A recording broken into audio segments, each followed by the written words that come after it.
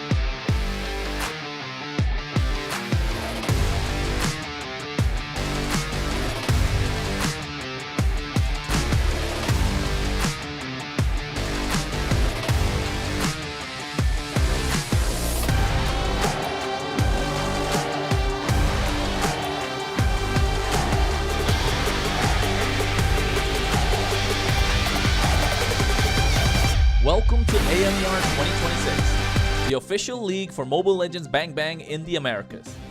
In this video,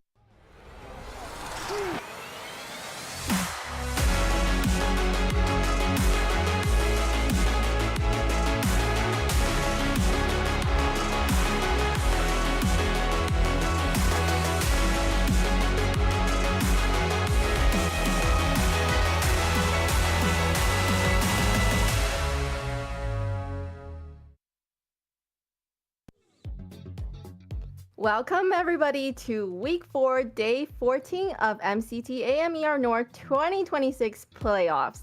Yesterday, teams battled through intense single elimination matches to keep their playoff hopes alive. But today, we officially move into phase 2 of the playoffs. Now entering the double elimination stage, the two teams that survived yesterday's elimination round must immediately face a brand new challenge as they go up against fresh opponents. We got some exciting matchups ready for today. Influence Rage takes on Stamina, who are coming into today after a strong 3-1 victory yesterday to keep their playoff run alive. And later on, we have Vendetta, who will face Leviathan, and Leviathan entering the series with a dominant 3-0 sweep in their opening playoff match. Welcome once again to MCT AMER North 2026. I'm your host Layla, and joining me today at the desk we have Kronos, ready to break down all of the key moment strategies and adjustments that we will be seeing throughout today's matches, and making his return to the desk, Trex. He is back once again to bring his insight and experience as we continue deeper into the playoffs. Trex and Kronos, now that we are entering the double elimination stage, we're going to talk about it, but let's go and look at the video of how the playoff is going to happen first. Welcome to AMER 2026, the official league for Mobile Legends Bang Bang in the Americas. In this video, we'll walk you through the format of the competition. The league is divided into two regions, North America and South America. Each region features 8 teams, for a total of 16 teams competing in the ecosystem. The regions compete separately during the season before meeting in the Americas finals. Each region begins with the Swiss stage. All 8 teams compete across multiple rounds. Teams are matched against opponents with the same win-loss record, ensuring balanced competition. Matches in this stage are played in a best-of-3 format. The playoffs are divided into 2 phases based on seeding. Lower-seeded teams begin in Phase 1, where matches are played in a single elimination format. Higher seeded teams advance directly to Phase 2, which uses a double elimination bracket. Matches throughout the playoffs are played in a best-of-5 series. In Phase 2, teams that lose in the upper bracket move to the lower bracket for a final chance to continue. The playoffs culminate in the group's final. The final match is played in a best-of-5 series to determine the group champion. The champions from North America and South America advance to the Americas finals. Here, they compete to determine the best team in the Americas in a best-of-7. Everything leads here. AMER 2026 starts now.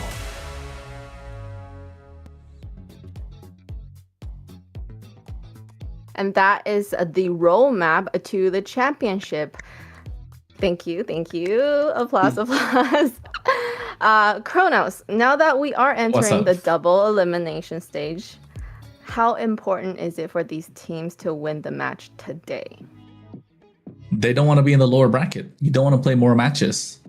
No one likes working extra hard, right? Although hard work is important, nobody likes working extra hard. Just do the right amount and you get yourself to the grand final. So if you are any team right now, you want to get as many wins as possible on the bounce in the upper bracket and get a direct shot into the grand finals. Of course, Alpha 7 and Night Horde are lucky to be the pre-seeded teams because they got seed 1 and seed 2.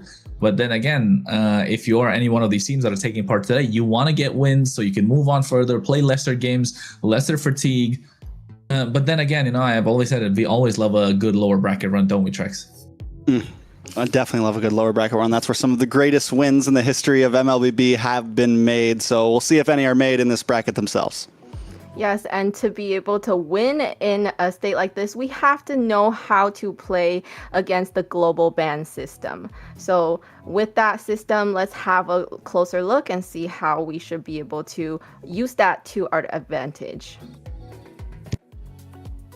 We'll have the global ban and MCT Americas to bring more dynamism and special strategies.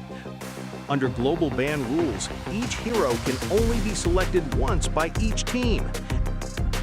After every match, the 5 heroes used are banned for the remainder of the series. The pick ban applies only to the team that used the hero. The opponent may pick it next game. In best-of-7 matches, the global ban resets for both teams if it reaches the final game. Expect new strategies, fresh picks, and much more.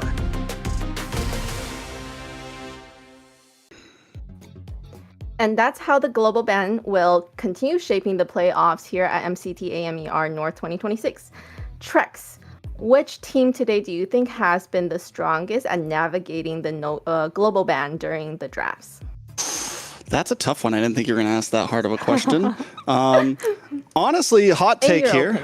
Yeah. Hot take. At least from what we've seen so far, we'll see if it keeps on working for them.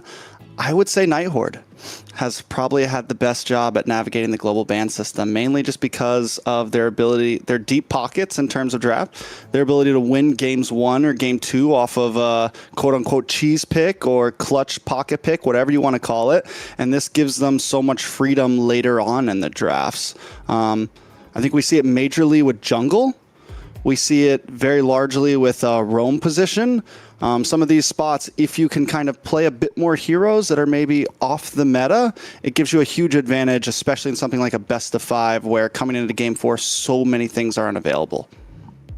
I have a thing that I want to say now. So we know the Nighthorde is very famous for doing something like that, but you weren't here yesterday, but I know you were watching Leviathan.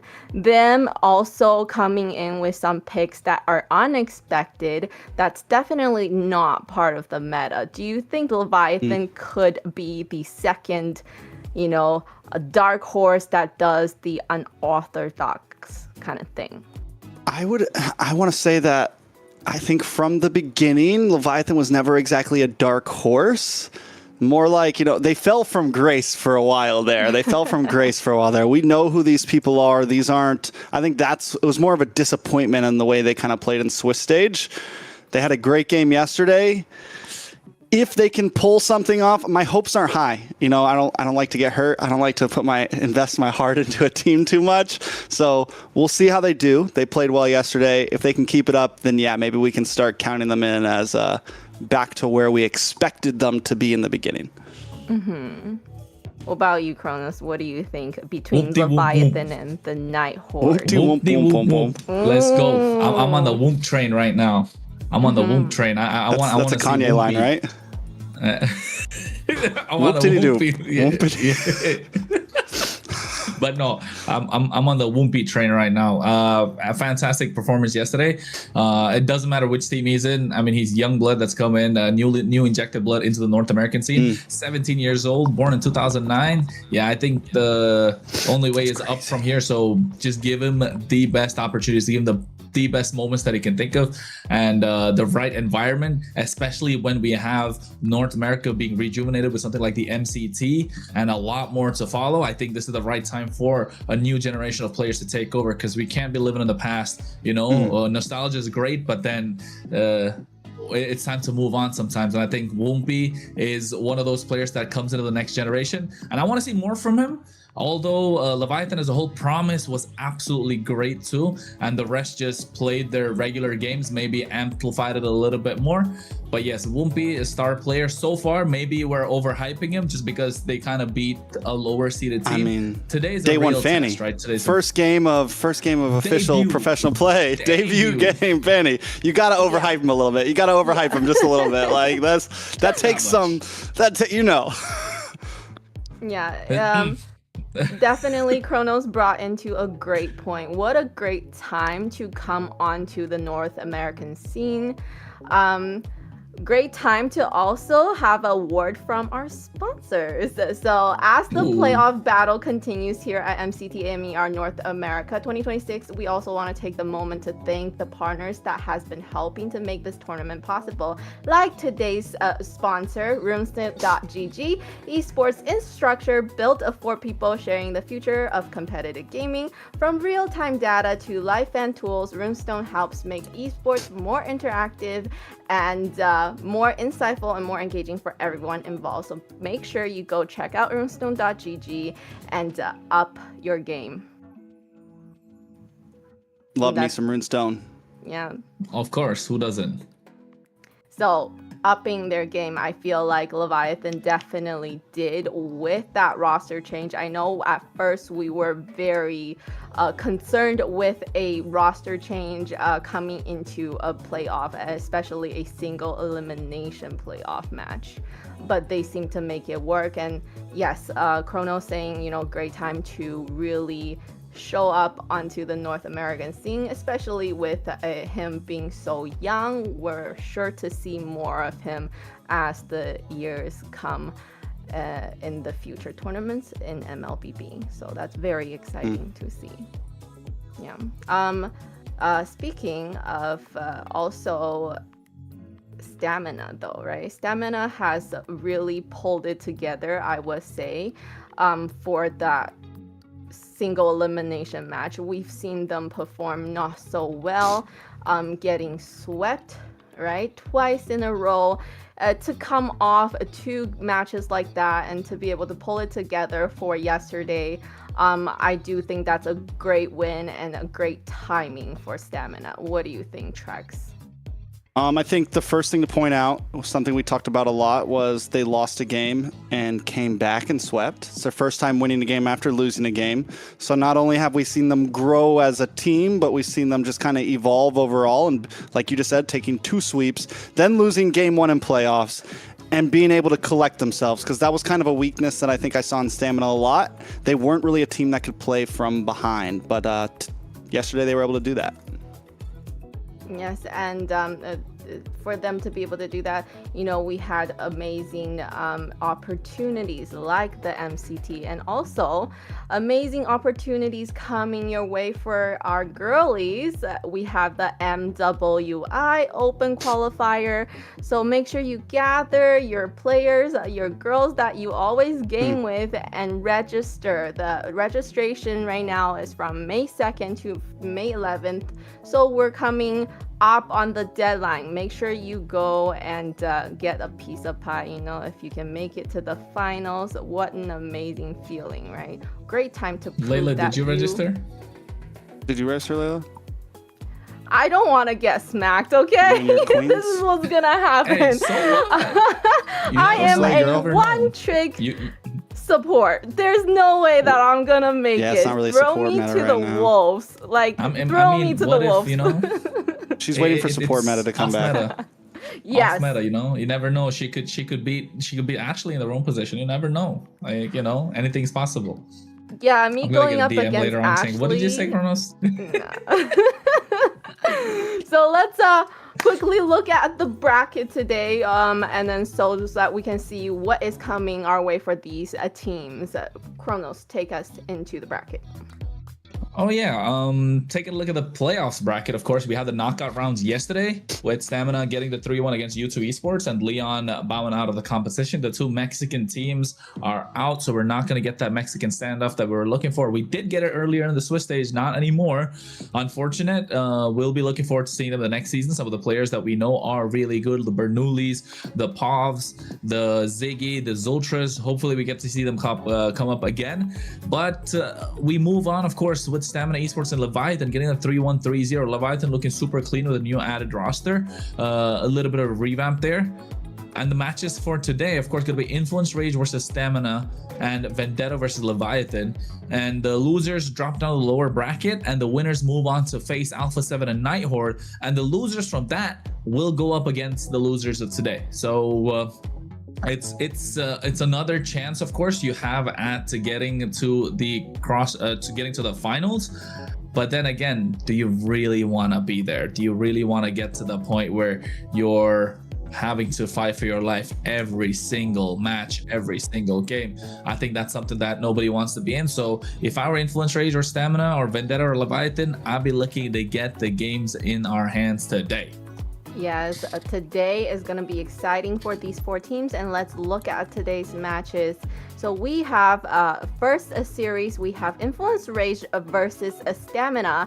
This is going to be the second time that they're going to be going up against each other in a best of 5. And then later on today, we have the second series of Vendetta going up against Leviathan in a best of 5 as well. Chronos, actually Trex, for the first series, I think earlier we did talk about this is a time for Influence Rage to kind of show Stamina what they can do because of what has happened in the first series. Why don't you tell us about it? For Influence Rage and Stamina? Yeah. It's tough. I think, like we said, Stamina Esports still have a lot to prove. Influence Rage already kind of proved themselves. I think both teams have had their moments of weakness, and Stamina Esports, it lasted a bit longer. Towards Influence Rage, they take a loss to Stamina in Swiss stage, and that was kind of a big, for a lot of us, we started questioning Influence Rage at that point, right? We're like, ooh, what's going on with them? They took a loss to U2 the day before. They seemed very off. And at that point, it was kind of, is this really a team that has the potential for playoffs? And then they take out Vendetta. They take out Leon. They just look like a whole different beast at that point. So we're only seeing the first moments of greatness for me from Stamina now here in playoffs. And I don't know if it's going to be enough for Influence Rage, honestly. I would still put Influence Rage as the favorites. Yeah.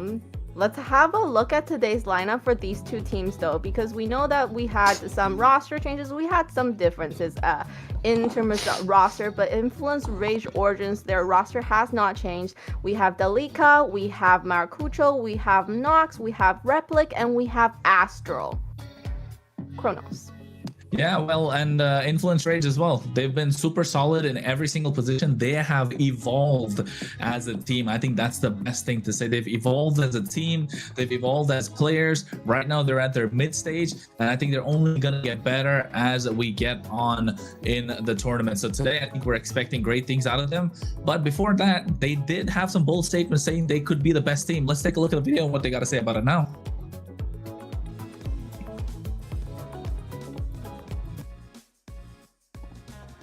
Hola a todos, soy Astro de Influence Rage Origins y hoy voy a estar respondiendo unas preguntas.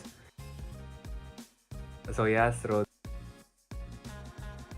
Hace aproximadamente 8 años fue Freya. Definitivamente caja. Puede ser Light de Aurora Gaming Filipinas. Replic, ya que con él me divierto mucho y admiro mucho su trayectoria en todo el juego. Natalia, la ulti de Marcel, el parpadeo, King de Franco, la legendaria. Me parece Kalea me parece que está súper sobrevalorado. Definitivamente Natalia. Sería sí, no creo que tiene mecánicas como tan complejas. A mi parecer Marcel, la pasiva de Marcel está súper rota. Definitivamente Replic. Mi jungla Maracucho se tiltea súper rápido. Puede ser Light o puede ser Keyboy, a mi parecer, de Onyx.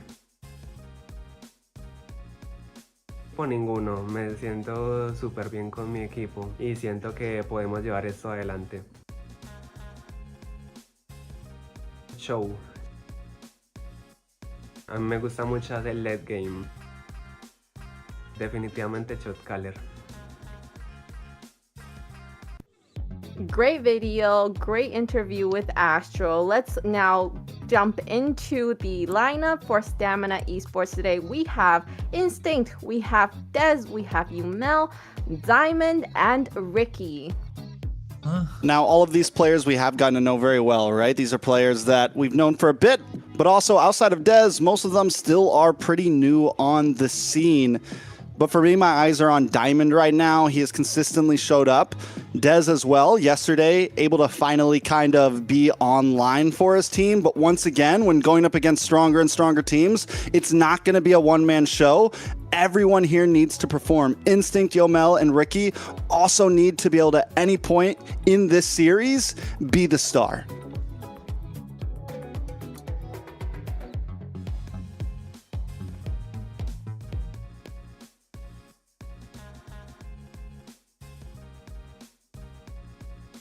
Des.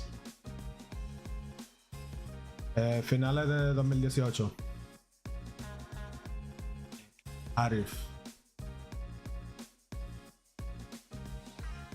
Marcel.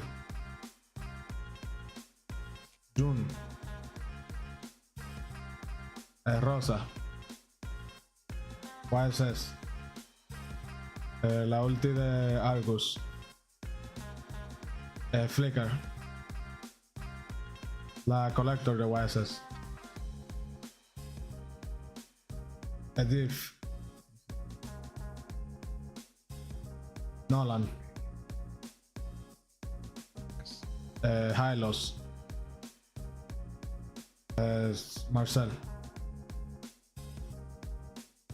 Jung. Instinct. Best player. Shark. Vaxia. Late game. Shot caller.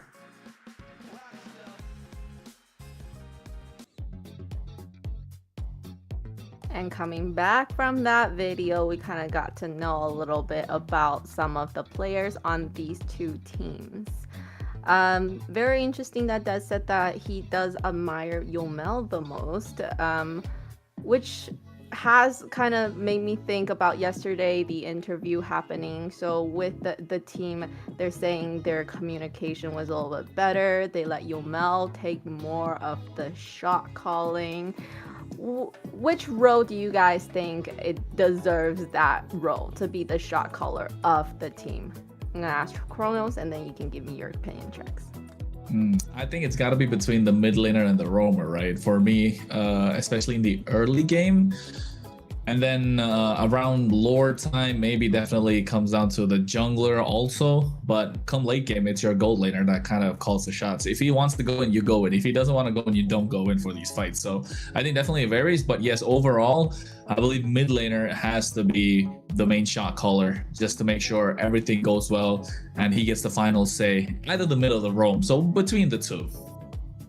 Yeah, I would agree. I think Rome is definitely whoever's getting vision, whoever's setting up these fights. Obviously, on every team, there's going to be a voice of reason, right? There's going to be your experienced player, someone who has done this, and someone that sometimes has to take on that captain role. In late game, there's going to be someone that I think shot calls in a sense for what we should all be doing right now, and that could be anyone. Maybe it's Dez, maybe it's whoever steps in that position. And then there's obviously the micro decisions of, we're taking this fight, let's go, or hey, I have a set, let's go. And normally, yes, there needs to be one person who does and all of that, but hopefully everyone is vocal. But I would agree, I think Rome is normally the best spot for that, I would say. Yeah, I couldn't agree with you more, because as a Rome, I Are you a definitely great do shot the caller, shot Layla? callers. Well, yeah? A support it's shot kind caller. of Hey passive. guys, I have my ult. We can go poppy poppy boom. Go get him, boys! Go get him! Go not get him! like that. It's more like I get caught by 4 enemy teams. They use all their skills on me, and then everybody else on my team is like, okay, this is the time to go in. They have nothing. Your shot calling's like, Sure, help! Layla. Help!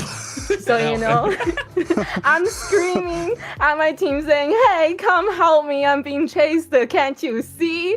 And then they go, okay, we wait for her to die. We wait for them to use everything they got, and then we go in. So Yeah, I bet her team's like taking Lord on the top side of the jungle, and then she's at like purple buff for the lizard. Like, hey guys, where are you? Exactly, fair enough. So let's go straight into the draft phase. Let's have a look. Dangerous grass we have today.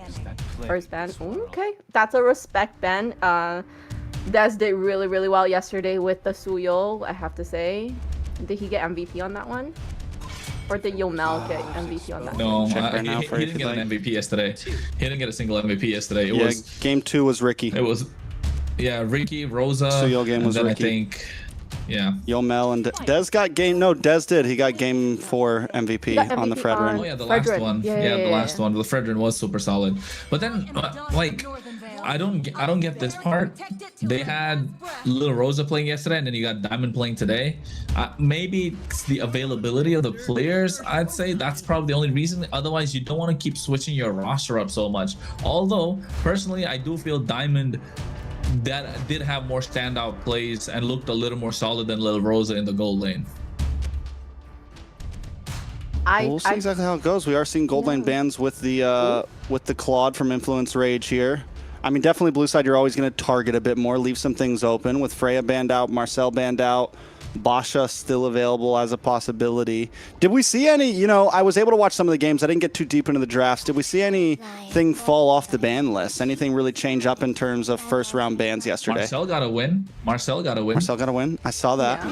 Finally. And Stamina, the ones to pick it up. And now Uranus on the first pick. Delicato was great on it. He got MVP for the week with this Uranus picked up as well. And also other picks. Even though Merciless did play a fantastic Uranus that week as well. But I think Marcel is banned out. I thought Marcel is left open. They just don't want to give it away. Here's but the thing. he said he's not going to pick it up, right? Who? In the video? Yeah, The he said in the Marcel? video, like, I don't care. No, the No, Basha, he doesn't care for it so much. Well, when Trex did some research earlier, I've noticed that Stamina literally first pick ban is always Marcel, and then second is always Freya. And there's something going with that ban that they have that they just don't want to play against those heroes at all. Well, they do decide to switch it up and pick up the Basha here. The only thing I'm not crazy about is that they locked in the Khalid along with it, which leaves any opportunity for flexibility here. If they did want to maybe swap Dez onto a more aggressive jungle, they've already kind of showed their cards of Khalid's our roam, Basha's our jungle, unless they do something crazy like EXP for one of these two, which I'm not insane about that. That wouldn't be the best. So we'll see how it starts. They do get some decent power picks though up front.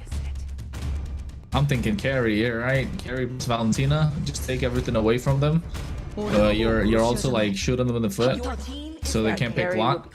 Harith is okay, but that's a lots of magic damage. Now you're relying on a physical jungler. You're relying on Potter draft. like a physical roam too. Yeah, it's not looking so good. It's the Wizards of Waverly Place at this point. But Harry Potter draft. Hey man, For the older people here. You know, I know, I agree. Harry Potter draft. Wizards of Waverly Powerless Palace for the younger kids. You know, whatever. I don't know who the palace is, but yeah. No, I agree. I think too much magic already, especially around mid-game power spike with this Harith being picked up. If you're Stamina, you're having a tough time in the gold lane, so take away. There you go, the carry, so they can't flex this Harith into the jungle, just in case. And now all of a sudden, Stamina look like they have a super solid draft. Whatever heals that could come out from the Uranus as well as the Harith are kind of negated by this Basha. So I think Stamina Esports first half looking solid. I like it. I think Stamina Esports as well looking clean. I do think there's still possibilities for Influence Rage. They just need a bursty jungler, like maybe YSS, but then they're just so divey, right? If they go there, they really have opened themselves up. But I guess if they pick up with like a Valentina and a Harith, I'm scared to not have. I mean, I guess you could pick up like Leo Mord, right? Leo Mord could work with this. You still get a kind of a bulky front side to protect the Valentina and the Harith, but at least you have some decent physical damage on your side. I feel like the Harley ban was probably a waste because there's no way they're gonna pick up Harley jungle with all the magic damage that they already have. They could, to be honest. They could. It just overload of magic damage just wins you the early game, right? And it's Maracucho. Yeah. Like, can we really stop them at that point? Magic damage is super strong in the early game. The late game, it does kind of fall off. Yes, they have Basha on the other side, but he's not going to be your primary target. So it's okay. Harley just better safe than sorry.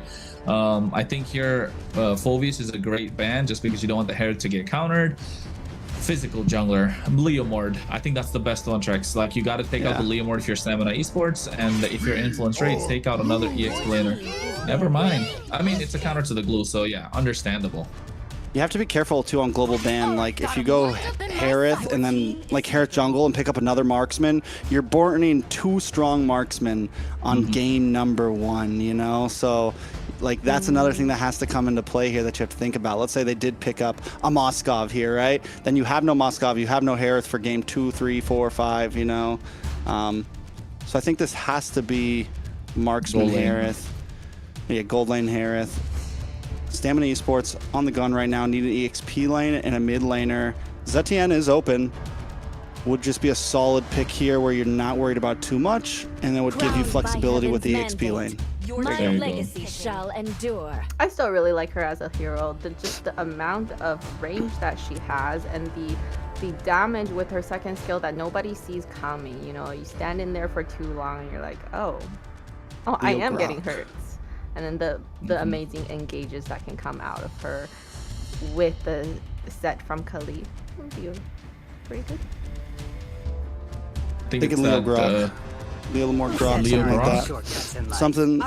Ooh, chip works too. Chip Leo is good. I think Leo, there's no other option. I would sail across the cosmos. No, That's so aggressive. That's so aggressive. I was thinking, my mind, is it, wait, Nolan physical damage still? Yes, Wait, yes. wait, wait. Yeah, Nolan physical. And, I just want to say something. What's up? On the video that Dez was saying, didn't he say Nolan was the most overrated hero? No, underrated. Underrated. Okay. I was It's like what? Nolan's an underrated hero. Okay, Thinks well, Nolan's it is very true. good. And I like the Nolan being picked up here as well because it can keep up with the farm and speed of the Baksha. So, like, fast rotations all across the board. And with the chip, oof, very aggressive. The carry should be running the flicker.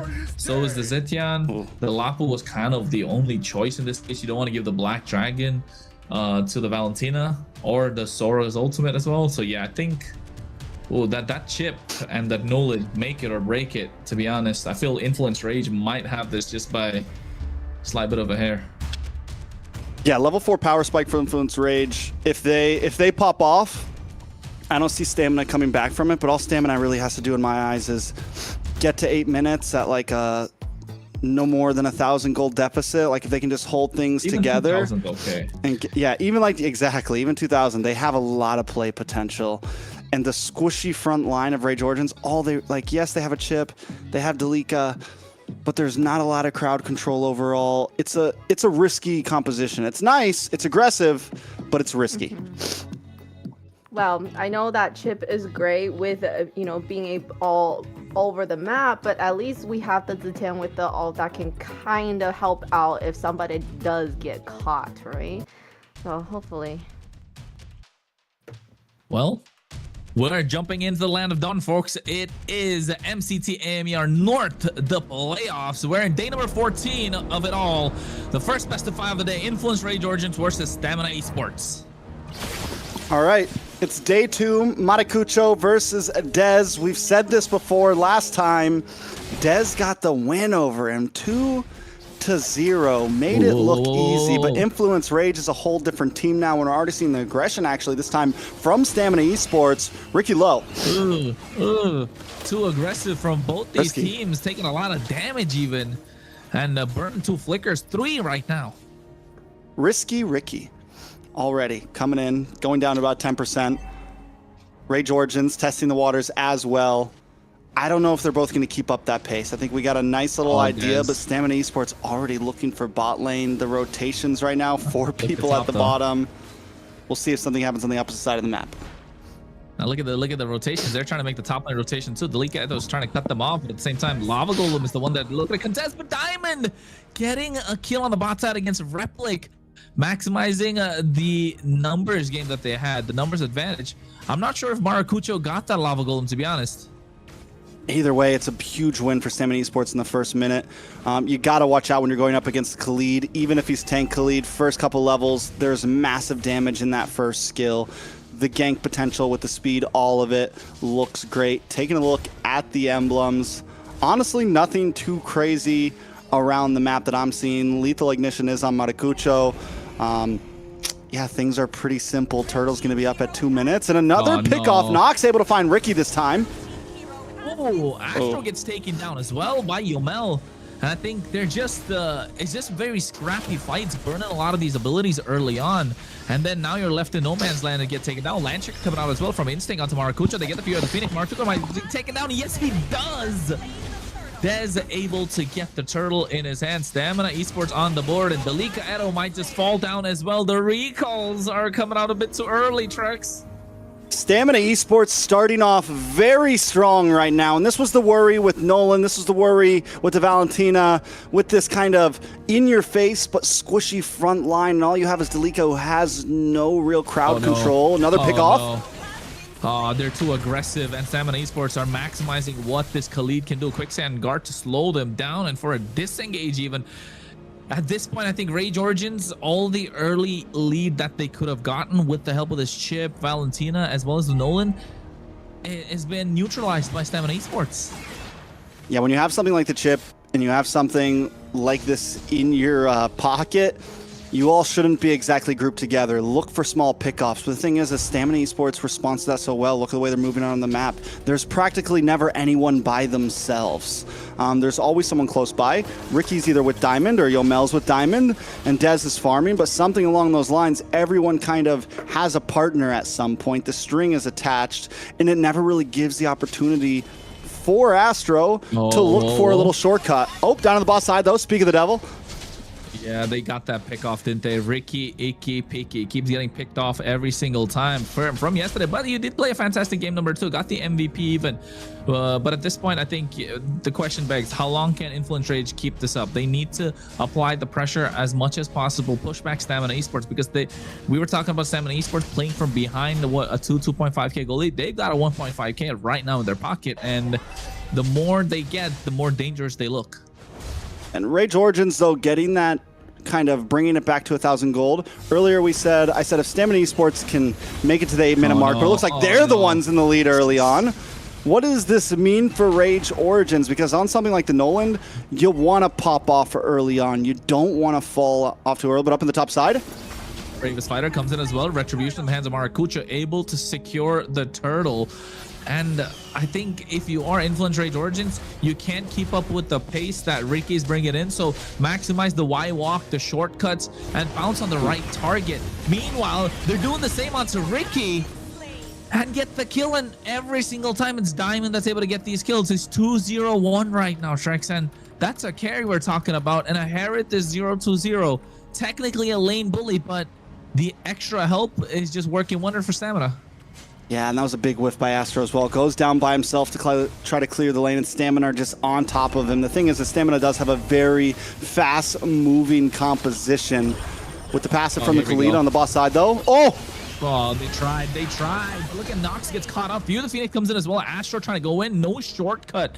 Or rather, doesn't want to drop it because there's 4 members standing there together for Stamina Esports. And meanwhile, on the top side, Gentleman's Exchange just... you know, calling it a day, proxying the waves and making rotation into these team fights much faster. Basically, half the game has been on this bot side. Yeah, heavy pressure from Stamina. They came in with a plan and they're executing it perfectly. What's Astro doing at this point? Gets caught out. There's the shortcut. They're trying to do something, but Maracucho goes to the back line. Diamond finally gets shut down with the help of Replic Synchro Vision. Landtrigger coming out as well from Instinct. He flickers forward, goes in for the Bravest Fighter. Combo! And I think he's trying to get taken down. Maracucho finds a double, so a 2-for-3 trade in the benefit of Rage Origins, but still Stamina Esports will be happy with what they got. Instinct did not have to commit to that, though. I think at that point it was you got what you came for. You lost Ricky.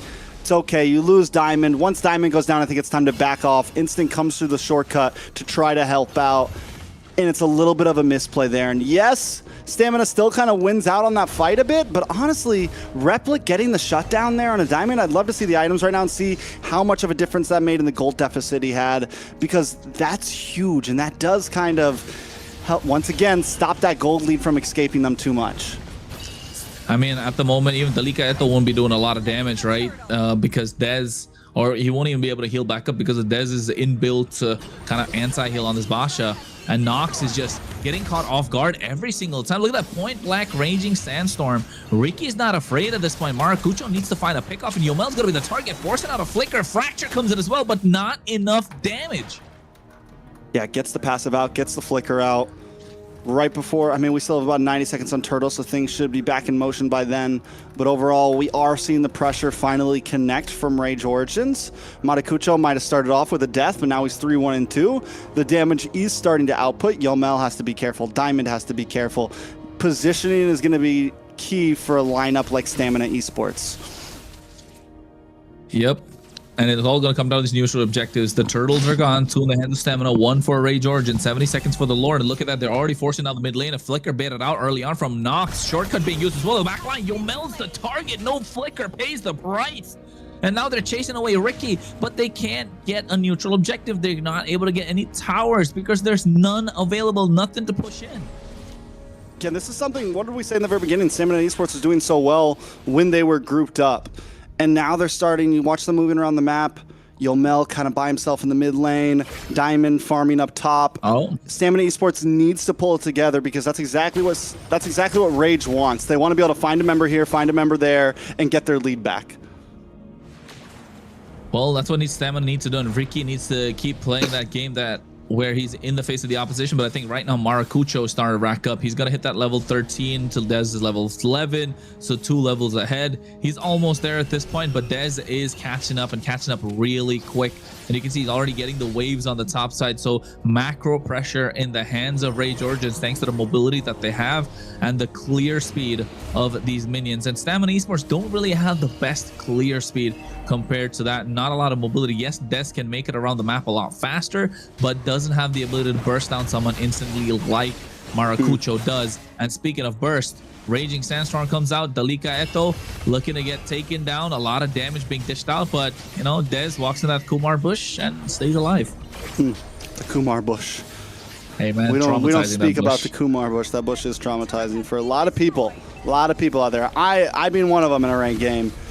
Lord is up though, and Rage Origins holding a very strong position. And this is honestly where Chip can come in clutch in some of these big pit fights.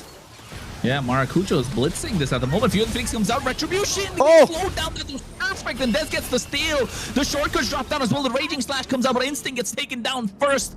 And Rage Origins, oh, they must be kicking themselves. That Fury of the Phoenix came in so clutch, and Nox not able to use an ultimate is just so tilting at this point. And Diamond looking to get on top of Astro. And Replica's going to be the target, but the Lord is going to be coming down the bot side slowly. Dez gets terrified in that push, and now Dalika Eto looks like he's going to be taken down.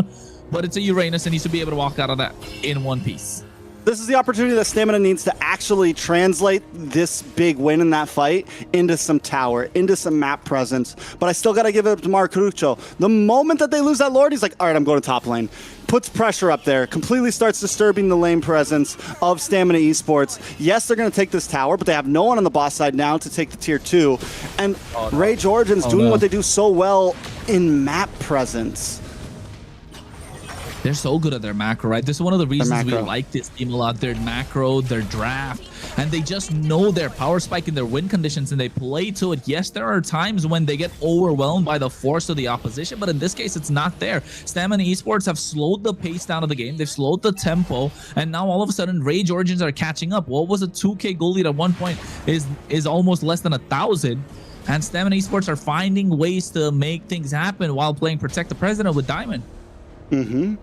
And if they can keep doing that, there is some opportunity for Stamina, for sure. I don't think this is completely in their realm yet. The composition that they have, like we said, it's very, it's front to back, it's box. We have our damage dealers. Ooh.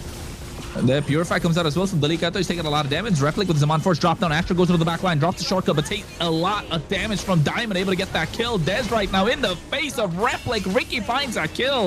And Maracucho has no interest to get into this fight because he knows that's a losing battle and gets a push on the bot side.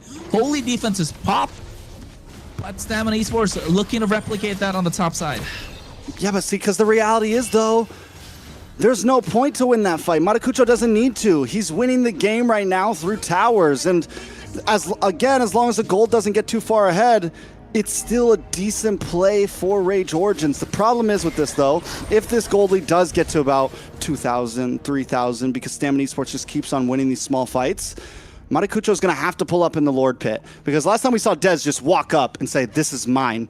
Like there was no real hard congestion. And the thing is that shouldn't have happened. Maracucho, you have a fracture, you have so many possibilities, but you said it, the Fury of the Phoenix gets the big stun. So Rage Origins, they can win in map presence, but if they don't win on those Lords, is it going to matter that much?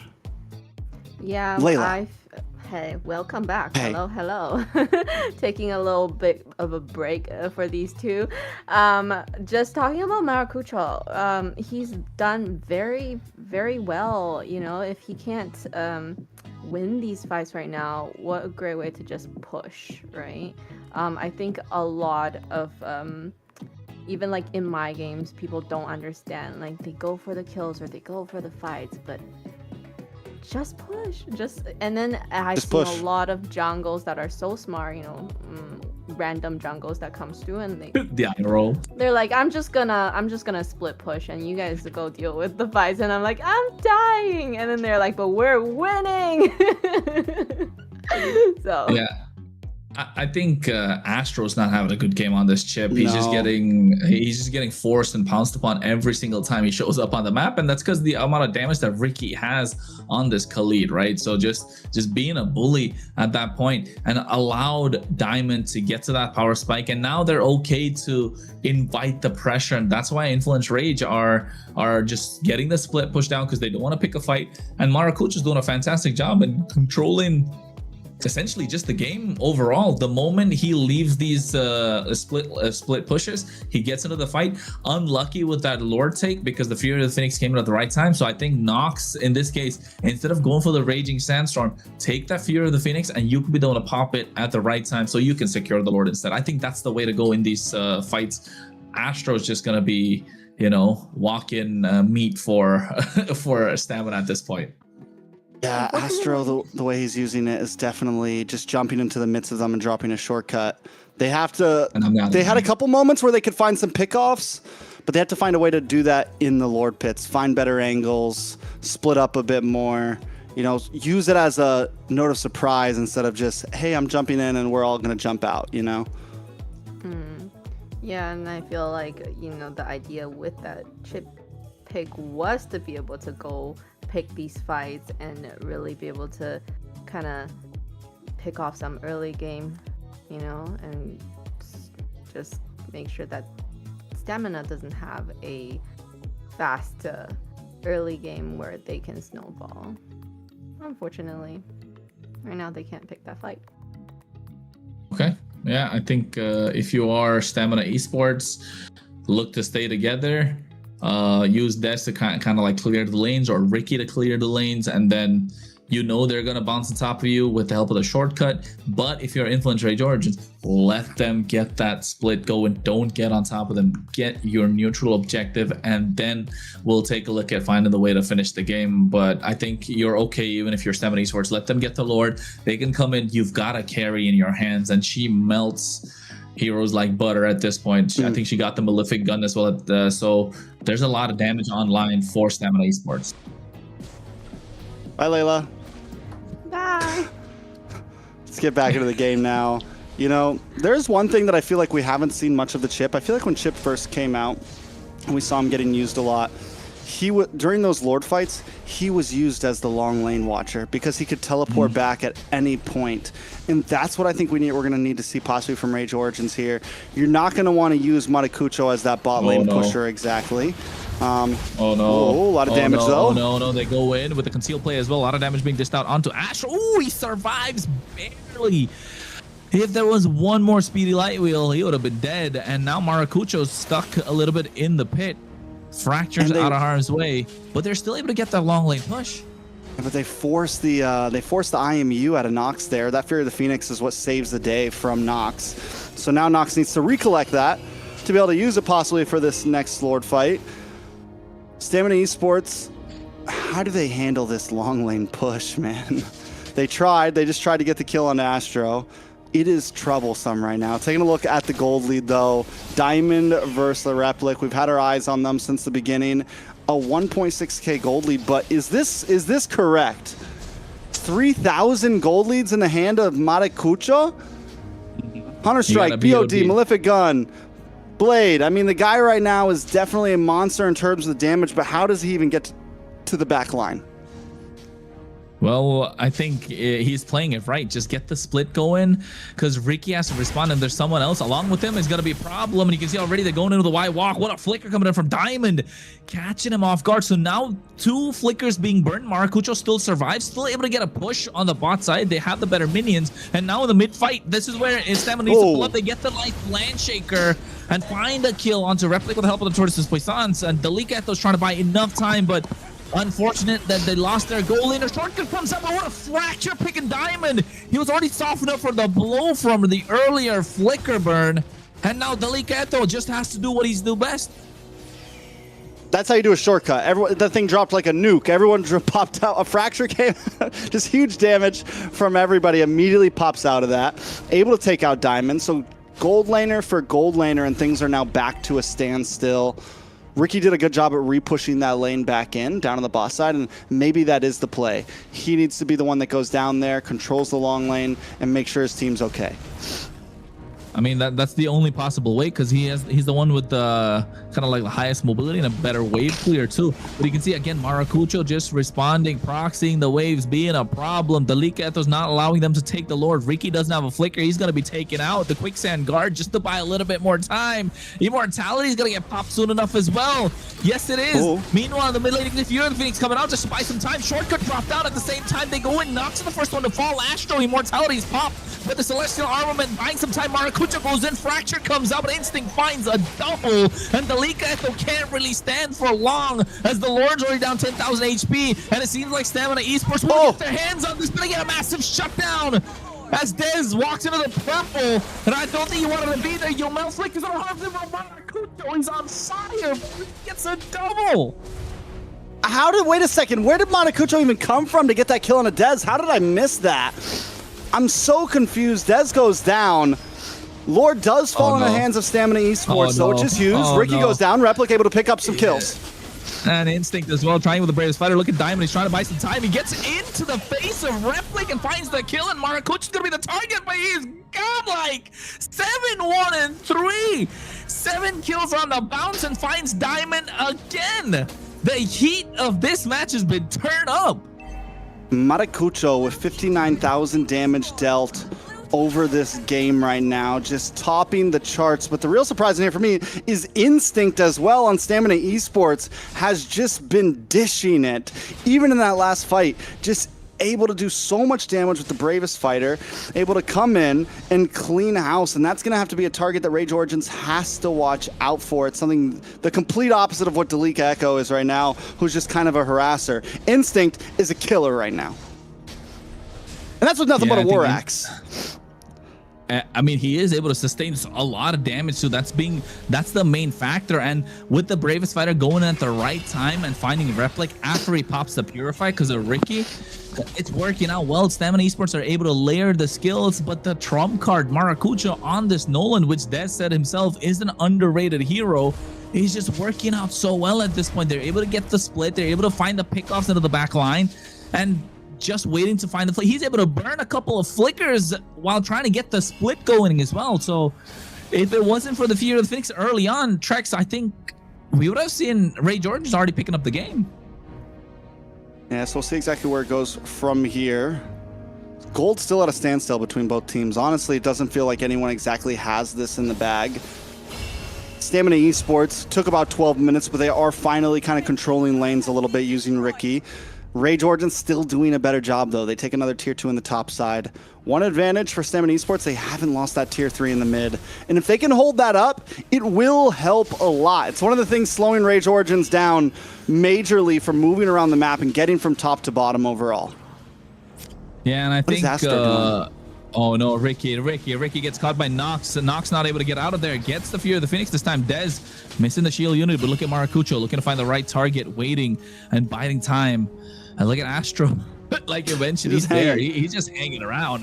Dangerous grass, baby. He let them, and he lets the. Oh, he's on dangerous grass right now.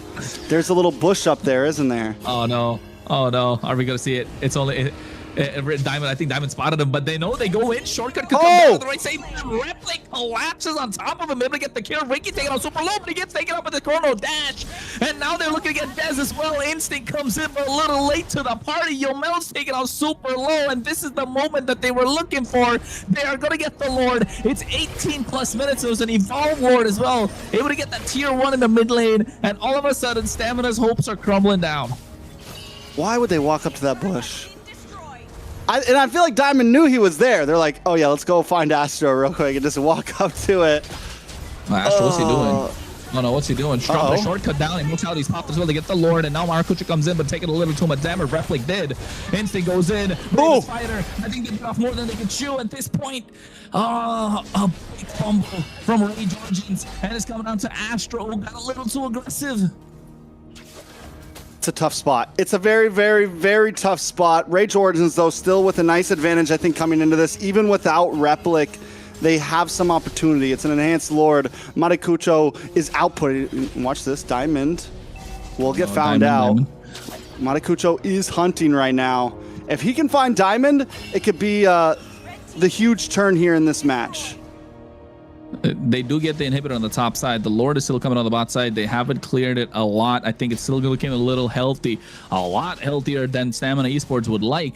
Influence Rage Origins. Astro made a mistake, and I think he's waiting for Replic to come back in to drop that shortcut at any single point. It's going to be Diamond's going to be the target. There you go. Shortcut comes down. Fear of the Phoenix is there. Diamond flickers on harm's way. Replic comes into the fight soon enough. Zaman Force can be dropped out at any point.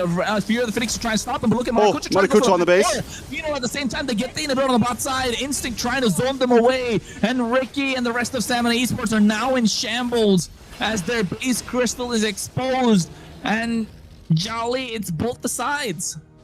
Even in moments like that small fight there, Maracujo coming in from the top side, he knows he's probably not going to destroy the base, but he'll pull 2 away and guarantee that that Lord is able to crush in more on the bottom side.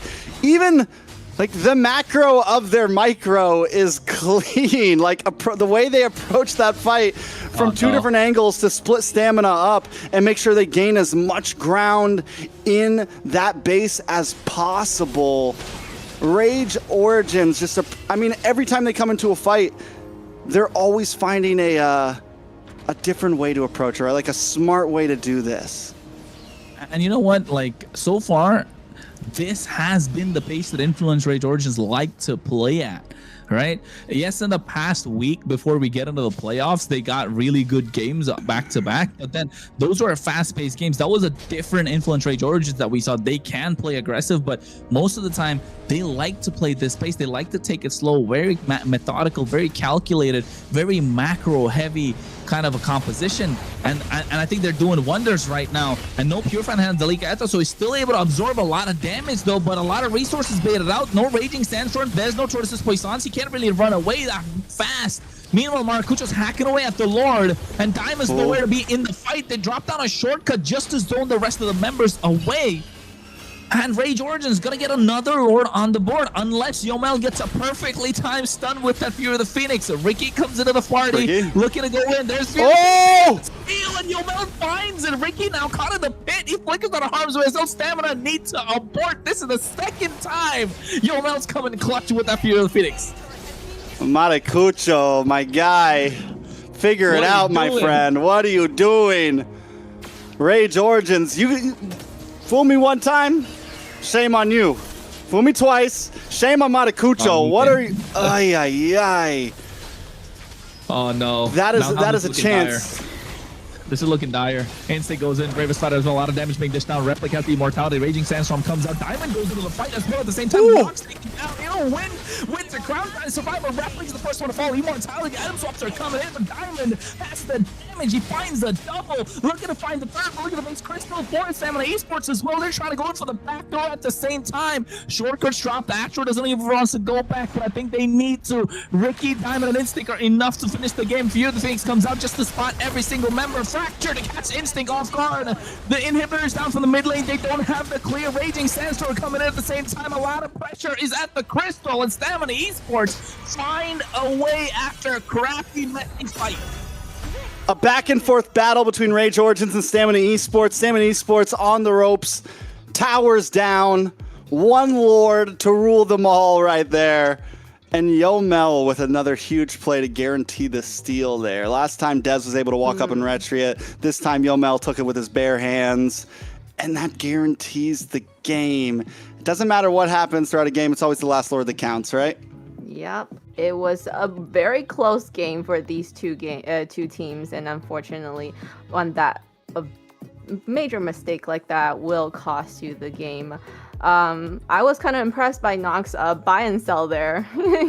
Nox was supposed to definitely die, survive that, you know, and so that was great. And then Yomel with the clutch steal for the Lord. You know, Ricky was able to be there, open up the map, give the vision that Yomel really needed to be able to ult and steal that Lord. Amazing. I don't know. I don't know what to say, man. I feel bad for Influence Rage Origins at this point, right? They must be kicking themselves. Hopefully, they're able to shake it off and come back in the next game. But overall, there were good parts for Stamina Esports, yes, in the early game, in the mid game, but mid to late game, they were kind of like headless chickens running around, and Maracucho was running circles around them the entire time. Yes, they did get away with the game. A win's a win after all, but how are they going to translate this into the next game, and are they able to find momentum? Because definitely confidence is on their side at Influence Range. If they can shake it off, I think they can come back strong still. This is a series, man. This is going to be a series. Yeah, hopefully this doesn't hit Influence Rage too hard, but I agree. I think the fact that they were even able to come back, because Stamina had such a strong lead early on in that game. The hard focus onto Replic. Stamina came into that game with a very good game plan.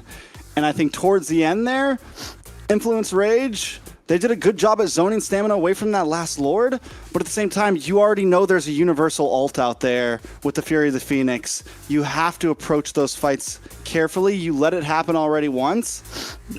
Letting it happen again is a mistake on the side of Rage Origins. And I do have to give it up to Stamina Esports, because that is, in the end, it's not like a lucky thing. It's nothing. Rage Origin makes a big mistake the way that they approach that last Lord, and Stamina Esports just take it. They take full advantage of it. I feel like definitely with the last Lord fight, if they can just hold out the Ricky, you know, just not having that kind of vision to be to really able to time that. Maracucho, though, yes, he made that mistake with that last Lord, but he has really done exceptionally well throughout this whole game. He's really been really stable. He hasn't done major mistakes until that last moment. So, you know, props to him to be able to hold it together when they aren't really starting off well, or, you know, so, yeah. I mean,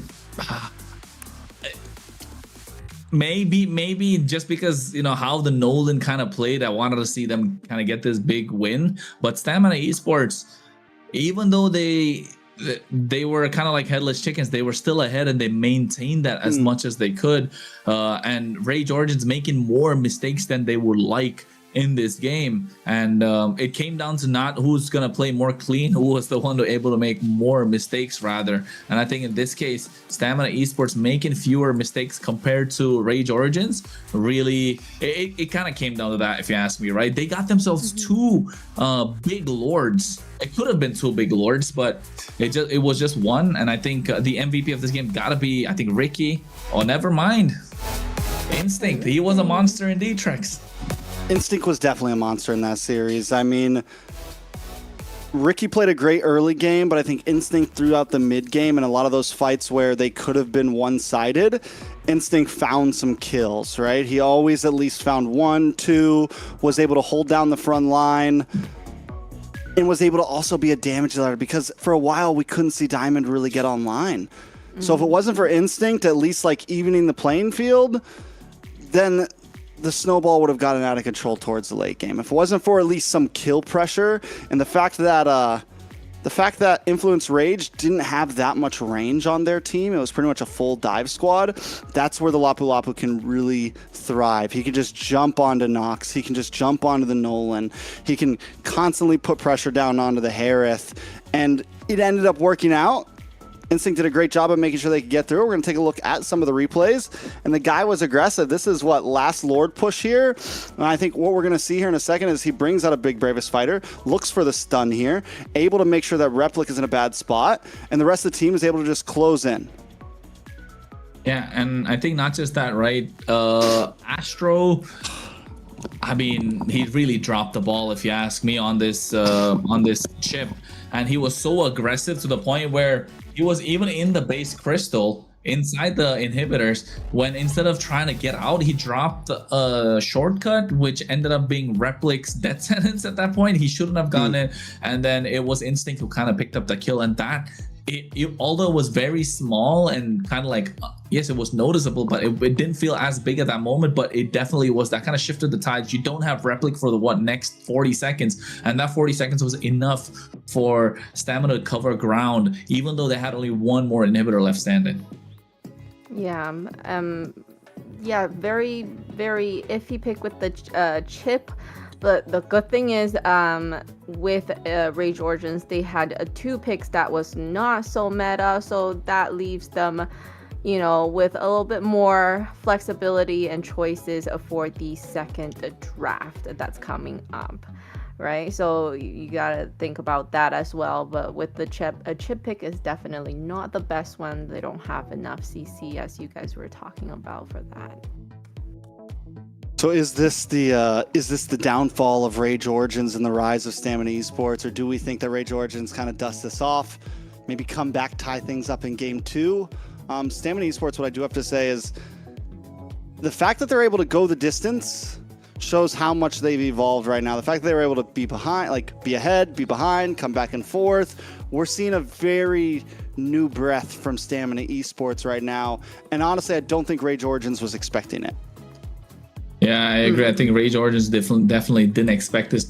Rage Origins came in with a lot of confidence, but at the same time, so did Stamina Esports. And don't forget, I think Influence Rage Origins kind of want this even more than Stamina. Although, yes, Stamina wants to move on the upper bracket, but Rage Orange want to prove themselves after the loss. They got the 2-0 when they got swept by Stamina in the Swiss bracket. So I think that could be a small bit of a factor that kind of edge Rage Origins to play a little more aggressive than they would like, especially maybe Astro. But yes, if you are Rage Origins, the one that's got to wake up has to be Astro, right? He in most of his, I mean, if you're looking at point fingers, I think that's one of the areas you would, with the chip playing a little too aggressive in the early and giving away too many kills. But if you're Stamina Esports, you should also try and lock in and see where your mistakes were more often with the macro that was played, and also overall it was a good game. So how are both teams gonna really come back from it? Because not like Stamina Esports played a really clean game, and Rage Orange needs to dust off the loss and come back too. So I think even though it's a second game of this best of 5, we probably are looking at both teams coming at this like it's a fresh game. Yeah, and then we're hoping that with I was gonna say, who do you think is the shot caller in Influence Rage? I think it's got to be Astro, right? It feels like it's Astro. I sure hope not. Not after that game. Not, yeah. Not.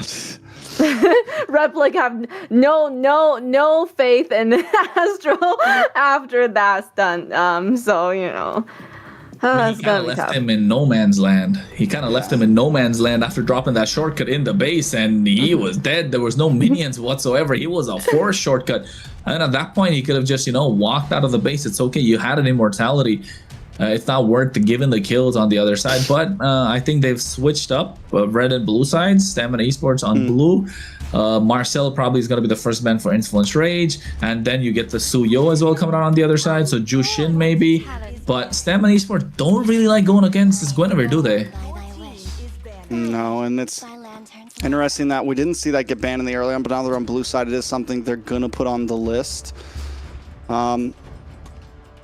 I mean, one thing I will say is we have seen Dez play some more utilities, some more fighters. That Guinevere does well against it. And overall, Guinevere, I wish I could see the win record, but I feel like Guinevere's got a pretty good run under her name right now in terms of how teams have been playing with her. She's definitely not always a first game, second game pick, but coming to game 3, she could definitely pull some wins onto the map. Yeah, she has done pretty well in the previous matches that we have seen her. I'm very surprised that Stamina did not choose the first ban as a Marcel. So is it because they have a renewed confidence in the Marcel and maybe they might pick the Marcel? I think this is Marcel ban plus Marcel, Jushin, and Suyo. That's if you're Influence Rage, you want those off the table. You don't want to give Stamina their comfort picks. They're the only team that got a win with a Marcel. Still, a lot of teams are wary about this Marcel, even though it's not got a lot of wins. There are ways to beat it, but it's you get the opportunity to play a lot more aggressive than the opposition would like. So yes, I would say Marcel, Suyo, just to make sure Dez doesn't get his hand on the Suyo, unless you want to give it to him after a certain game, or you've already ready and prepared to counter that.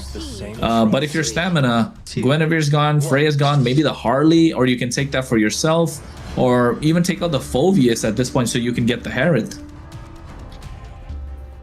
Overall, I think clean. I think Phoveus is open, like you said. I think, do they go for Uranus like Influence Rage tried to do last time?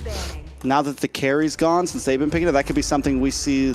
I'm wondering if we see something like a Fredrin pick from the side of Stamina here with the carry ban, the Gwyn ban. We did see Dez play a great game with it yesterday. And Stamina, the way they're playing right now, even from last game, very grouped up formation. We want to fight together. We know that Influence Rage likes to play the map, so we're going to try to reverse that and just stick together and force fights, right? So maybe it's something we're looking for in game number 2. I'm going to say if Influence Rage don't ban Suyo, this is a 100% pick for Dez, no? Up or does front? he not want to use that right away for this? With Harley banned out, Suyo could be a good pick here, honestly, up front. Suyo first It wouldn't pick. be a bad first pick right here at all. Yeah, you give Dez what he wants at this point. Get the Suyo first pick. It's okay. I think the reply on the other side is probably going to be a Phoveus plus something. So you're denying the Herod. But yeah, I think, is there a better pick than the Suyo? Maybe the Uranus, but then again, there are other options in EXP as well. Never mind, Eve is going to be since Valentina's gone, so yeah. Okay. And even if they get the Suyo here on Influence Rage, again, like you can still pick up something like the Fredrin here that does cleanly and can hold, and paired up with a Eve, you have great pit control. They've been doing well already in terms of neutral objectives. Stamina Esports could just keep it simple, but like you said, Influence Rage, Phoveus open, Glue open, a lot of possibilities for EXP lane plus Suyo. Maybe third pick Zetien on the side of Influence Rage. That's been the pattern, right? It's been the pattern of the third pick Zetien all the time. Just because you get a solid mid lane before going to the second phase of the draft, or it's the first pick after. Aggression. Already a lot of pressure on Yomel on this Eve. Interesting. They want to play early game. Is that what's going? I think Hilda's been good no matter what. I mean, I used to think Hilda was only good against aggressive assassin junglers, but at this point, Hilda can bully just about anybody. Yeah. There's the Suyo. And then what? The Claude's stolen away. Uranus? Terizla even? Terizla has been Hylos. doing Ooh. well. The slow. Lame. The Hylos is to counter Hilda, right? So that she doesn't charge at your backline as Yeah, you just fast. don't poke her in the head, you know, you just I think Hilda's still gonna be able to walk up. I think Hylos more for the glorious path to be a disengage tool and initiating tool, and also at the same time inside the RWM you're basically slowing them down so much they cannot move, and that's when Dez comes in. You know, Blade Surge, Soul Sever, Evil Queller gets a triple kill or something. So that's the idea, but that leaves the Sora open, and it's okay if for now for Influence Rage they don't mind playing inside this RWM because they got the Claude, they have the Sora. So yes, I think still 50-50, but I think Stamina Esports have a slightly better draft because they've got the Suyo, right? One of the high priority jungles in this current meta, along with the Harley. Influence Rage has just been drafting so aggressive, I feel like.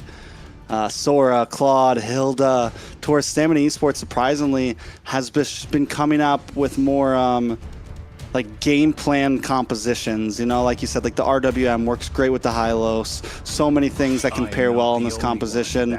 It's a much more we fight as a team. Everyone needs to be present. Towards Influence Rage, it's like Sora's gonna jump in, Claude's gonna jump in, Hilda's gonna run around. You know, it's two very different play styles crashing here right now. I think mentality has changed for both of these teams, right? With Influence Rage, with their new management, they're getting lots of pep talks. It's like, you know, we can do it. You know, they're probably taking more chances and things like that. And then with Stamina, with the Yomel doing the shot calling, they felt more like a group together, and so I feel like they are more stable as a team when they're playing. Magic is my life. Your team is banning.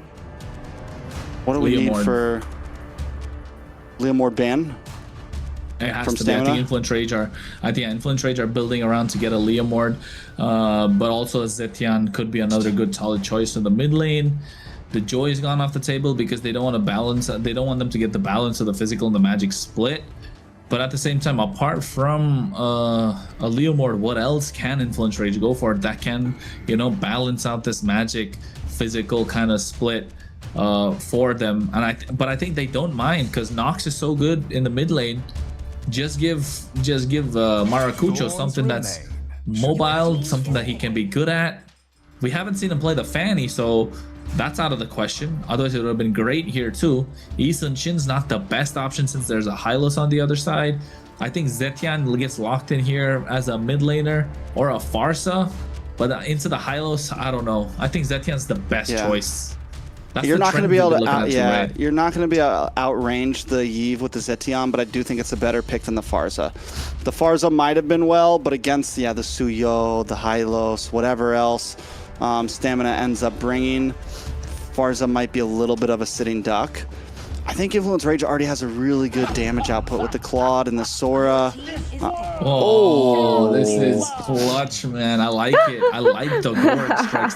They're working so well. You kind of put a stop to the plans before it even starts with those stuns, that this bouncing ball that gets them, and then you get true damage in your hands. So you want Stamina to dive, and the more they dive, the better Influence Rage can kite with the help of this Claude or whatever jungler they're gonna round it up with. But the Yu Zhong might be a little too much for the Gord right now. I think they would have, you know, they could have saved That's the right kind of dive. Yeah.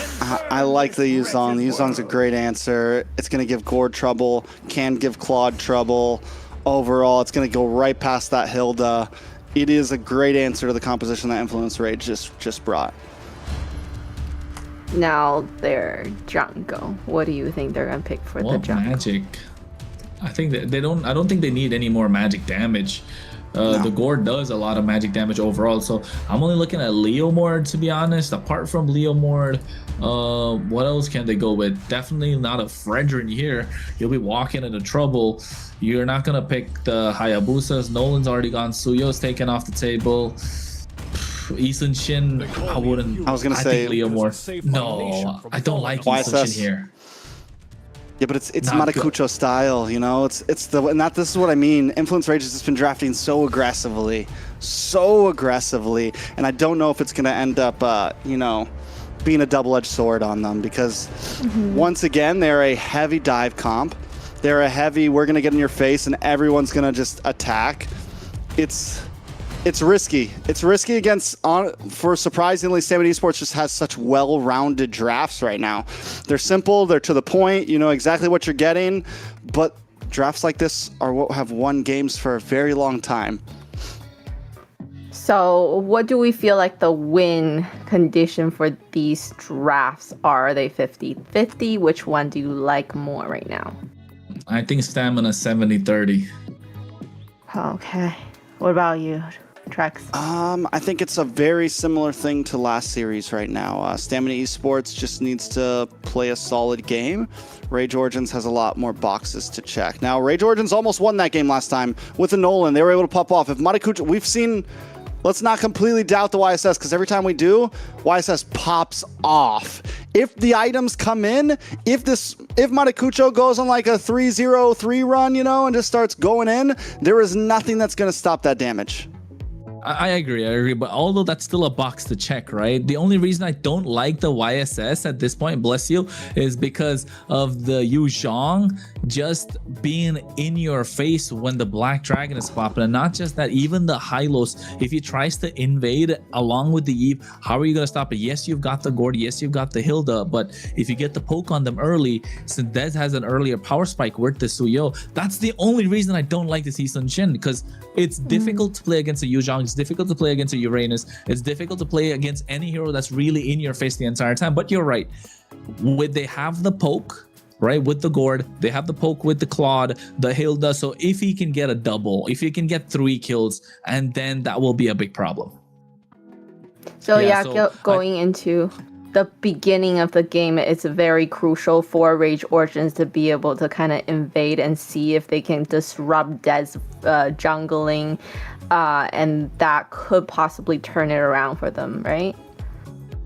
I think it's the early game that the Stamina Esports are looking to play super hard, as they've got a Hylos, they've got the Eve, they've got the Yu Zhong, they even got the Suyo. So everything on the board in terms of early game for both these teams, but Stamina Esports definitely have an easier win condition moving on to this game. It's game number 2, folks, in this best of 5, and I think if Stamina Esports pull this off, it's going to be match point. So Influence Rage looking for redemption, not just from the previous game, but also the previous time they faced each other off. What I will say in terms of this draft here, Influence Rage might have a slightly better time in the early game, because last time when we take a look at Stamina was very fast moving in those first few minutes. Oh my lord, already a lot of damage on a Ricky. Gonna be okay though. Gonna be okay. So this time, Ricky's not going to be able to move around as fast. He doesn't have the Khalid, so we're not going to see as much presence down in the gold, or up in the gold lane, down in the XP lane. Rage Origins has a bit more space here to play around and get Matakucho online, get Nox online. And they do still have a composition that's going to kind of play to how they like to play. Look for off lanes, use Matakucho as a lane pusher, use Replic as a lane pusher, play the map a bit. Delika, Eto as well. It's a fast-moving hero. You have the ability to jump into these fights and make things happen. So Rage Origins, even though it's an aggressive lineup, they can still very much play the map, and they're probably even a little bit faster than Stamina this time. Ooh, close. Forcing out a flicker from Yomel as well. This is what Astro needs to do on this Hilda, right? Not changing the playstyle that he had in the previous game where he could play super aggressive. So keeping that up. And now on this Hilda, it's shining a little bit more. Although on the bot side, you can see a 4-man rotation coming in. Delika gets taken down first split by Instinct, but Instinct traded back by Astro. Although Rage Origins do get a lot more assists on the board thanks to that 1 kill, and Dez gets the turtle started. Astro just saying hello, while Ricky trying to zone the rest of the members away. Astro on his own has a lot of damage, can get on top of Dez, but there's no way that Rage Origins can contest the turtle because of the Hylos. Yeah, very well done by Ricky there, and Ricky's done such a good job from game 1 to game 2 of even if he goes down, even if he dies like some... Dez! Dez just gets caught and chain CC'd to death with the help of a Mountain Shocker. Even this is what I was talking about, the gourd, right? I like it because it's so good because the stun, he caught Ricky again and the Blazing Door taken off super low. If it wasn't for the Revitalizer, Ricky would have been dead meat, and now SOD missing out as well at the same time. Rage Origins are checking these boxes a lot faster than Stamina Esports would like, Trex. Ricky's been limit testing and he's getting better and better at surviving. Last time he goes a little too deep, he might die, but now he's finding those moments where, okay, I'm at 10%, I can hang on, I can get away, and now he's on a hero, the Hylos, who does great at just that. You hit the Revitalize, you are hard to take down, you're annoying. Yes, it's an easy hero, yes, it's a brain dead hero, but it's still a thorn in so many teams' side, and that's why it plays well. Up in the top side, though. Mystic Gush, a lot of damage. Shifting Skies coming in as well, and look at the kill. It gets into the hand of Maracucho. 1-0-2. So they're starting to pick up the pace, and now you can see he's level 6. Usually at this point, you want the Suyo to be ahead, and even getting an invade is going to be a problem for Dez. Meanwhile, on the top side, Diamond's going to be the target. No Mountain Shocker, so I don't think they'll be able to get it. Nice SOD connecting his on to Astro, taking a lot of damage. Reckless comes in, BMI Blazing Door, looking to catch him off guard. But Diamond able to survive with the help of the Purify, escaping those stuns coming in from Nox on this gourd, while Stamina trying to do the same on the bot side. Diamond's able to survive, but Rage Origins as well. Don't push the envelope too hard there. Maracucho could have tried to go in for that kill. He could have dashed in, could have traceless, you know? Decides to play safe. Let's back off. We got some gold plating. Let's keep things moving. Gold's still sitting at a standstill between these teams. This is a turtle that I think Rage Origins needs to go for, but Dez has had the upper hand in all these pits. The Astro's gone, right? A little overextending a little too much, and now Ricky gets caught with the projectile, stunned up, and I think this is the problem. Again, the Black Dragon, along with the Hylos, Maracucho can't really do anything. He can't walk up to these neutral objectives. They need to get a little bit more control of the map. Unfortunately, Astro going a little too deep again means that they won't be able to get it. Mountain Shocker doesn't get it. Mystic Gush comes out along with a Shifting Sky, so a lot expended. The Petrify catching Endo, and Dez gets the kill. Rage Origins slipping up. Ricky hit him with that poke. Delika thought he was about to make a play. He walked up thinking, I'm about to catch at least 2 of you guys and bring him back to the team, and all Ricky had to do was, nope, not today. So at this point, I want to talk about Astro. Oh, never mind. Ricky. He's too aggressive. Astro's a little too aggressive than Influence Rage would like. Blazing Door comes out trying to clear the way. If they're still not able to do so, Stamina Esports picks up that tier 1 on the top side. But look at Maracucho. Stealing the orange, very well done. This is what Maracucho always does. Maracucho does a great job at playing the map. If my team's losing somewhere, I'm gonna find something elsewhere. Down on the bot side, they're looking for Instinct. Instinct does go down off camera, so well done. Rage Origins still finding play on the map. But like we said, Astro, I don't think Astro's too aggressive. He's too aggressive at the wrong time. It's okay to go in and die, but don't go in and die right before the turtles even... Maracucho. Unlucky, the SOD just connected right on the point. Unfortunate that Maracucho got caught in it and then gets taken down, but really well played from Stamina Esports. Why does Stamina Esports have Rage Origins number like this? We saw them sweep them in Swiss, but Rage Origins does play so well against so many other teams, but Stamina Esports, for some reason, just has their... Purify. Oh, he gets caught as well. The Shifting Sky is able to get that kill, but another stack of the Sky Piercer for Dez. And Stamina Esports, they keep getting the trade. They get one and give one back, but they're still able to get the kills in the right places, and they get a lot more farm on the map. They're opening up the map a little bit more for themselves, and they have the goal lead too. Yeah, and the kills are coming in perfect timing for Dez right now, right after he gets a Sky Piercer. He's 4-1-1 right now. Those stacks are going to start coming up, and it's going to be Demon Time Dez once again. Another turtle. Will the last turtle go into the hands of Stamina Esports? This is why, again, you see what I'm talking about, the Eastern Shin? It's so difficult to play it into the Black Dragon, but here, nice projectile, nice Mystic Gush, Shifting Skies coming as well, so Ricky gets taken out, but a lot of resources expended. Blazing Door coming out at the right time to catch them off guard with that RWM. And Rage Origins find a way to disengage and buy some more time for themselves. Very well done by Rage Origins there, but still, overall, you mentioned it, Maracucho having a tough time against Instinct, unable to find an angle in, and that's where I feel like Astro Astro needs to come and play. Dalika needs to come and play to open up space. Matakucho needs to look for angles. He can't be with the rest of the team. He can't. Vision needs to not be on Matakucho, you know? Yeah, and Glorious Pathway coming out from Ricky and slow them down. Gets the poke onto Astro as well. He's going to be the target. No flicker to escape. Dez goes in. Evil Queller tries to use a Soul Server. Instinct goes in at the same time. Look at the timing from Dez. Unstoppable. Petrify coming to stop the Blazing Door at the same time. There we go. They find the kill onto Instinct, and Maracuja finds a double. Dez on Demon Time gets the shutdown, finds a double of his own. And now Stamina Esports all of a sudden look like monsters. Yeah, now's not the time for Matakucho to try to take on Dez. He does get 2 kills, which is big, but honestly, with Dez having Skypiercer, even if Dez just gets 1 there, it's a win for Dez right now. The guy is 6-1-1. There is nobody's 1v1ing Dez right now. It's going to be a while until Matakucho can even put a dent in Dez right now. Nice RWM to help Vend. Yeah, nice shifting skies as well. We could see the Purify from Diamond, and Dez able to nullify that as well, able to walk out of there with help of the Blade Surge. So the idea was right with Dalika Eto, but the Flicker coming in as well. But Stamina Esports have their guard up the entire time. Yeah, that's the great thing about their composition, right? It's not only great for these big 5v5 team fights, especially in terms of neutral objectives, there's also great disengage. You can use the RWM as an escape tool. You can use the Black Dragon as an escape tool. You can use the poke and the Glorious Pathway as Ricky as an escape tool. But yes, the blitz is coming down, but it's not going to be fast enough. Stamina Esports looking for the engage. Again, look at the shifting skies. The Blizzard coming at the right time. Replic goes in, taking a lot of damage from Desto. Taking on Lupo. To the PMI, and Dez finds a guy like the Mystica comes out, but Stamina Esports just have the number of Rage Origins. Dez saw it coming. He dashes back, fine, Replic. You got yourself in a bad spot. You want to target me? I'm right by your BMI waiting right now. Re-engages, locks down. Replic bites off a little bit more than he can chew there, thinking he's helping out by pushing them away. But in the end, Matakucho already gave up on blitzing the Lord.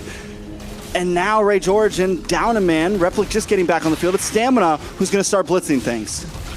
And they'll be able to get this Lord as well. Mountain Shocker comes in, but gets caught in the Glorious Pathway. Here's Instinct of the Black Dragon form. Dalika Eto as well as Maracucho slowed down quite a lot. 5 members from Rage Origins looking to get this tier 1, but I think Stamina should be able to defend. Projectile along with the Mystic Gush coming in as well. Shifting skies just to catch only 1 member. Ricky gets pushed back. They get the tier 1. RWM dropped down. Ricky taking a lot of damage.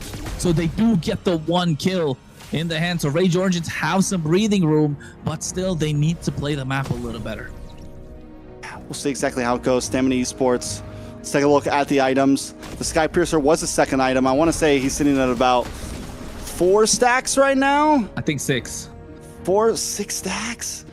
He went for that build, man. That sock, the Fury Hammer, and the Skypiercer. No, he got Hunter Strike before Skypiercer. Skypiercer was 2nd item. Well, it looks like it's. Doesn't that the order? It goes. No, he got the Fury Hammer and then get the Skypiercer and then finish the Hunter Strike. Skypiercer locked in as 2nd item and then finished Hunter Strike. So then he's at about. Oh my God, what's happening to Dez? Speaking of the devil, walks into a face full of magic gush. Yeah, I think this is too much. Like, this is where you say, like, again, biting off more than they can chew at this point. Dez, he thought he could get an outplay right now. All of a sudden, the lead that was there for Stamina Esports was about 1.3k gold lead is gone. It's completely gone. And the kill in the hands of Nox means that this Gord is going to be much more of a problem, and Instinct has a lot more to juggle. Is he going to go after Maracucho or is he going to go after Nox? I mean, I don't know. Look at Matakucho right now, pushing down the boss side. Mid lane's coming in. Beauty. 1 misplay and the whole game changes. Oh! Coming up the right side, Diamond goes so he Nox taking a lot of Maracucho able to find the kill. And just with that small mistake that Stamina Esports made earlier, Rage Origins are quick to capitalize.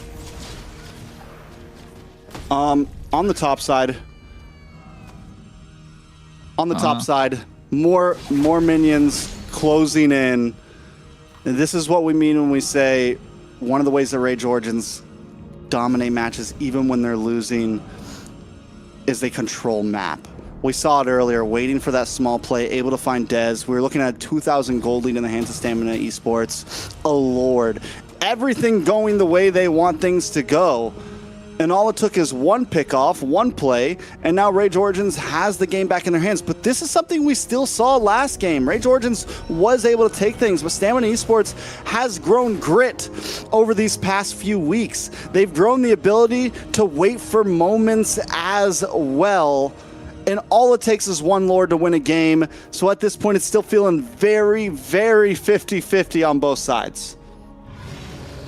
Yeah, at this point it is 50-50, but then again, if it came down to those Lord fights, I would give it to Stamina Esports because of the way they can zone out Maracucho, right? If it's a full 5v5, so Rage Origins need to position themselves much better, find the right angles, but they're blitzing their Lord, and Diamond's nowhere in the fight. He's looking to get that SOD on point. He has been landing that, to be fair. Mountain Shark comes in as well at the same time, and now you can see they get the Lord in their favor. Delikato with a nice shifting skies. The projectile comes in. Rick taking a lot of damage, should be taken down instantly, but the Petrify, the 2-man, 3-man knockup, but Maracucho able to get that in traceless on point as Repli gets taken down. A good trade for Rage Origins as they get the Lord. Huge play from Dez there, able to find Replic. All Maracucho can get for himself is Ricky, and as we know, Ricky's willing to die for the team. He's willing to die for the boys, especially in a trade like that, taking out the gold laner. Lord gonna be marching down though, Stamina on the defense. If somebody goes down here, it's huge. No, Diamond went down, and it's the right person to go as well. I think it's not looking good for Rage Origins at this point. Or rather, Stamina Esports. All right, so tower's gonna drop. Everybody good. Does Rage Origins. A nice delayed Lord means they can try to get even more out of this. An inhibitor down on the bottom side. Rage Origins doesn't have a wave on the mid. They're going to have to pace this fight. And look at Maracucho still. The bottom lane has been his all game. He's going to move up to the mid and try to take this tier 2. Yeah, and Dez right now not able to clear off the Lord. 12,000 HP on that. Delika gets the Radiant Armor, so he's going to tank a lot more damage. Look at the Mountain Shark along with a Mystic Gush coming in. Ricky going for a whirlwind, but at the same time, the backline is slowly connecting. The Black Dragon goes in. Petrify catching 2 members. And Replic with a BMI Blazing Duet going in as well. Purify not available, so he's not going to be able to use that. And now Delika gets caught by Diamond. And Stamina Esports finding a way to defend, but that was a tough defense stats amount. Yeah, and even there, Diamond's damage just isn't quite there yet. You see how long it took him just to take out Delika? It almost, I don't know, I want to look at the build real quick because he seems a little slow right now. This doesn't seem like a Moskov that's just like bam, bam, bam, bam, bam, bam, bam, bam, you know? We need Diamond to start getting to that point where he can actually take a fight into his hands because Dez is doing his best. Dez is doing his best. But Dez can't just hang out for the long run. Here we go, though. Pick off. Nox taking a lot of damage. What a shutdown in the hands of Instinct. SOD could have got that too. But I think they would have been slightly happy if that kill went to Diamond or Dez, right? I mean, at this point, a kill's a kill. Sadly, it's 28 seconds on the clock. We're not too far late game. All 5 members will still be up for Lord, but it does give Stamina a little bit of presence on the map to be able to try to look for control. Ricky, man, he's going for a ride. He's on a roller coaster. Every time he goes in, Shifting Skies comes in, but look at the Petrify, but Replic in the back line, Blazing Duet. Yomel has to get out of harm's way as well to help with the Flicker. RWM dropped down, taking a lot of damage. Maracucho baiting on the winds of nature from Diamond.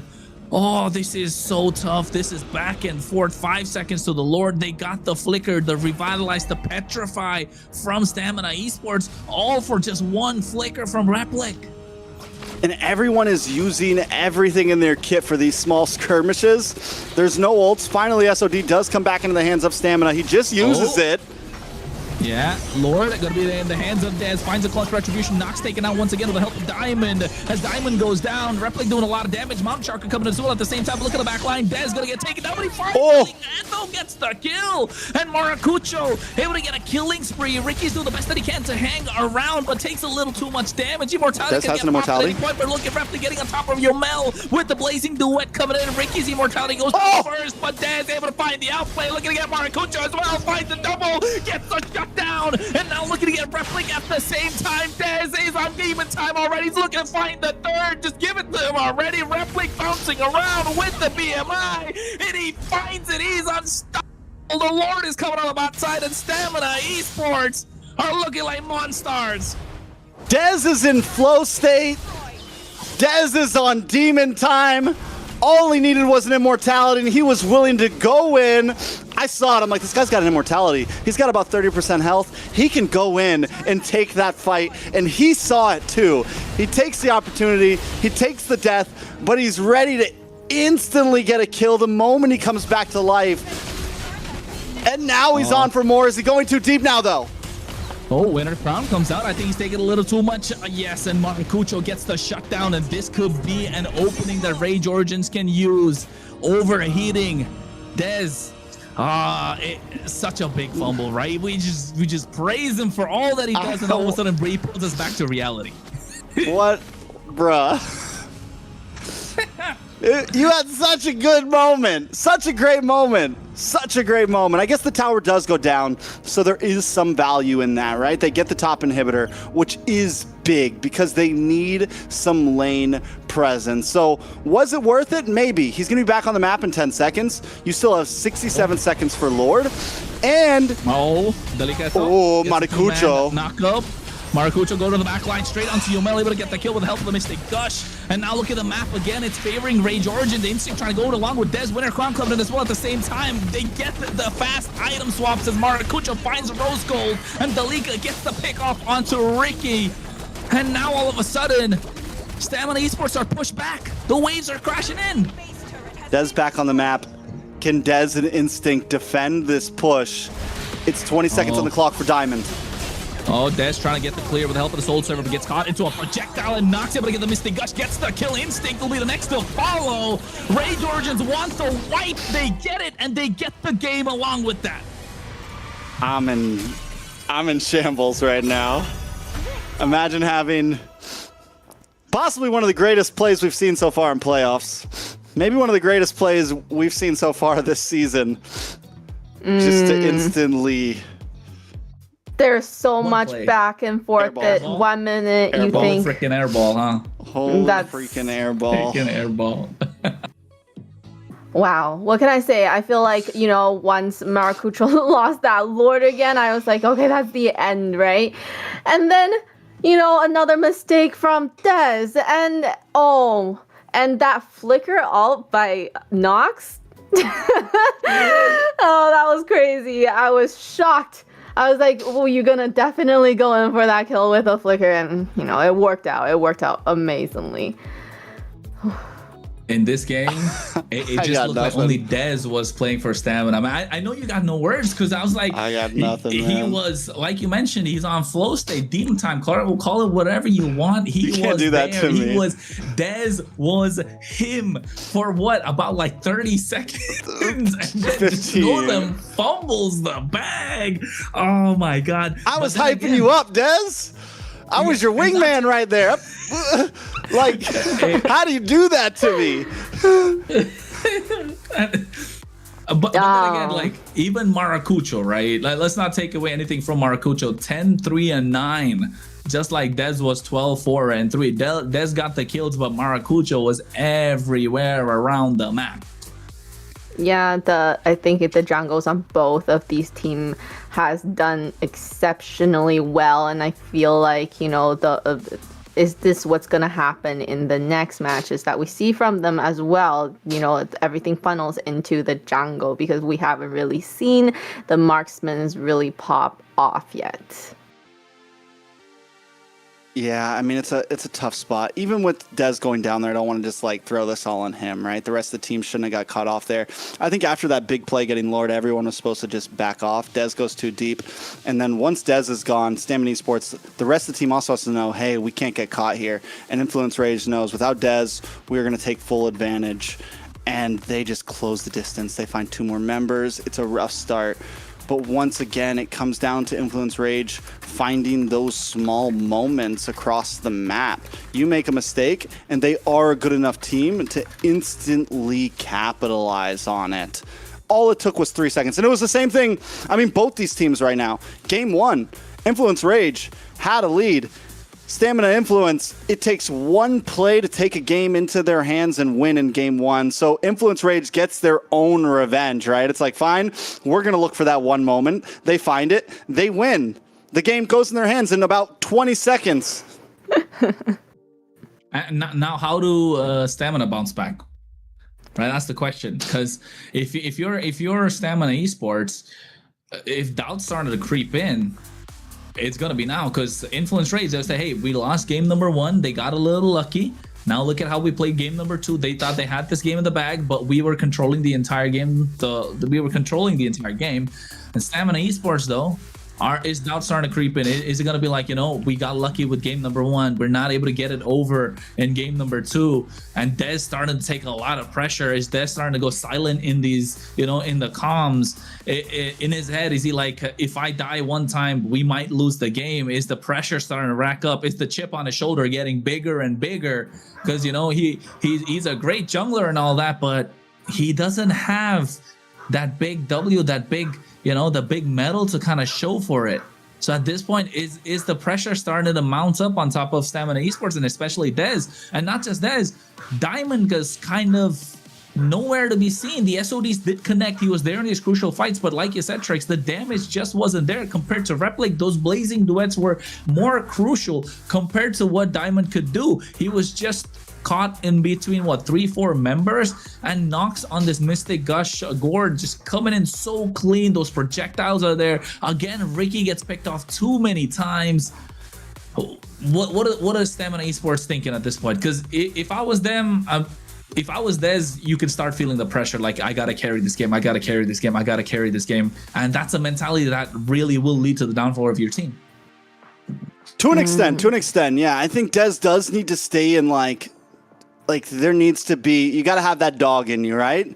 You just have to know when to not always go full out ferocious, And there was a moment there, this moment here, where he was online, and this could have been GG's for Stamina. I still think it's 50-50. I think both teams are going to be able to find moments. I think we might be in for a long night tonight, to say the least, is what I'm saying. Is Stamina Esports completely takes the dub on game 1 off of one moment. Rage Origins does the same. Maracucho, though, with the MVP, he's looking to be top. He's muy caliente. He's looking to be the best around right now, and he's hunting for it. The part being, he's consistent. That's what makes him so good, right? Compared to Dez or compared to any other jungler at this point. I mean, we haven't seen a lot out of best players, so even Shiro at this point, I think he's been more consistent than Shiro in the jungle. So yes, for Influence Rage Origins, Maracucho is a key player, and the problem for other teams is you don't have a way to kind of stop him because his hero pool is so deep. I think one thing I still need to see from Maracucho, though, his retro game.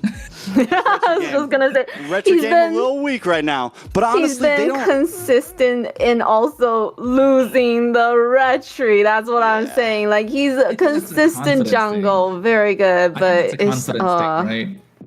Could be a space thing, it could be an angle, whatever it is. Maybe it's your team not creating space for you, I get it, but something has to be done for Rage Ord. If they can just tighten down on their Lord Pick game in terms of neutral objectives, Stamina Esports might not stand a chance here. The moment we start to see Rage Origins really taking neutral objectives, I think that's when we know it's a wrap for Stamina Esports. Stamina Esports, on the other hand, Dez, if he can keep on playing the way he's playing, there is still a big chance that Stamina Esports can do this. So the who has more pressure, right? The Maracucho, with that one moment that he really needs to be able to, win, or Dez needs to play the whole team really, really well. Like, who has more pressure? Yeah, I think Rage Origins has been winning games without winning objectives, right? Like, they're winning through map, they're winning through other things, they're map control. That's why it's like, if they can get their neutral objective game down, then it's a wrap. So we'll see. Not just neutral objective. To be honest, they control the pit quite a lot. Their map control is really good, and their wave control in terms of how to get the long lane pushed in with the extra minion. So like, if 4 versus 3 minions, and then the 4 minions get kind of a push. So yes, they have everything. Even in the Lord pits, even the turtle pits, their position is really good. It's just, I think they're allowing the opposition to walk in, and I think the decision making in the heat of the moment is just not the same for everyone. I think it's not, maybe not crazy in terms of everyone having their own opinion or their own shot call, but it's just maybe probably Maracucho saying, hey, you guys got to stop him. He's going to come in and take the retribution. But by the time they stop him, it's too little too late. So these small things, although it seems like small things when you dig into it, but from a macro perspective, it's such a massive objective, right? That's such a big play.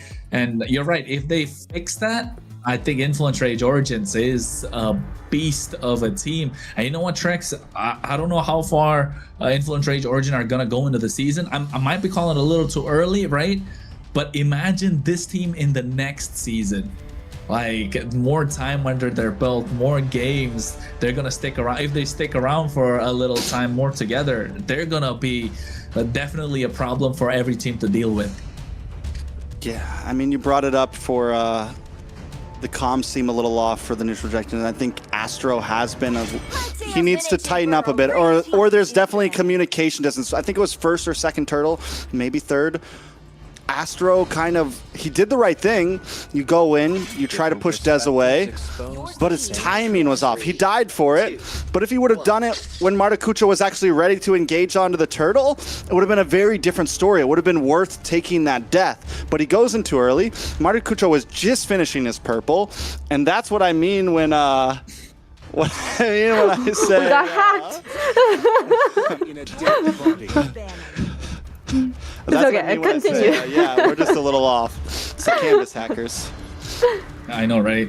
Where are you guys at? We got to report you.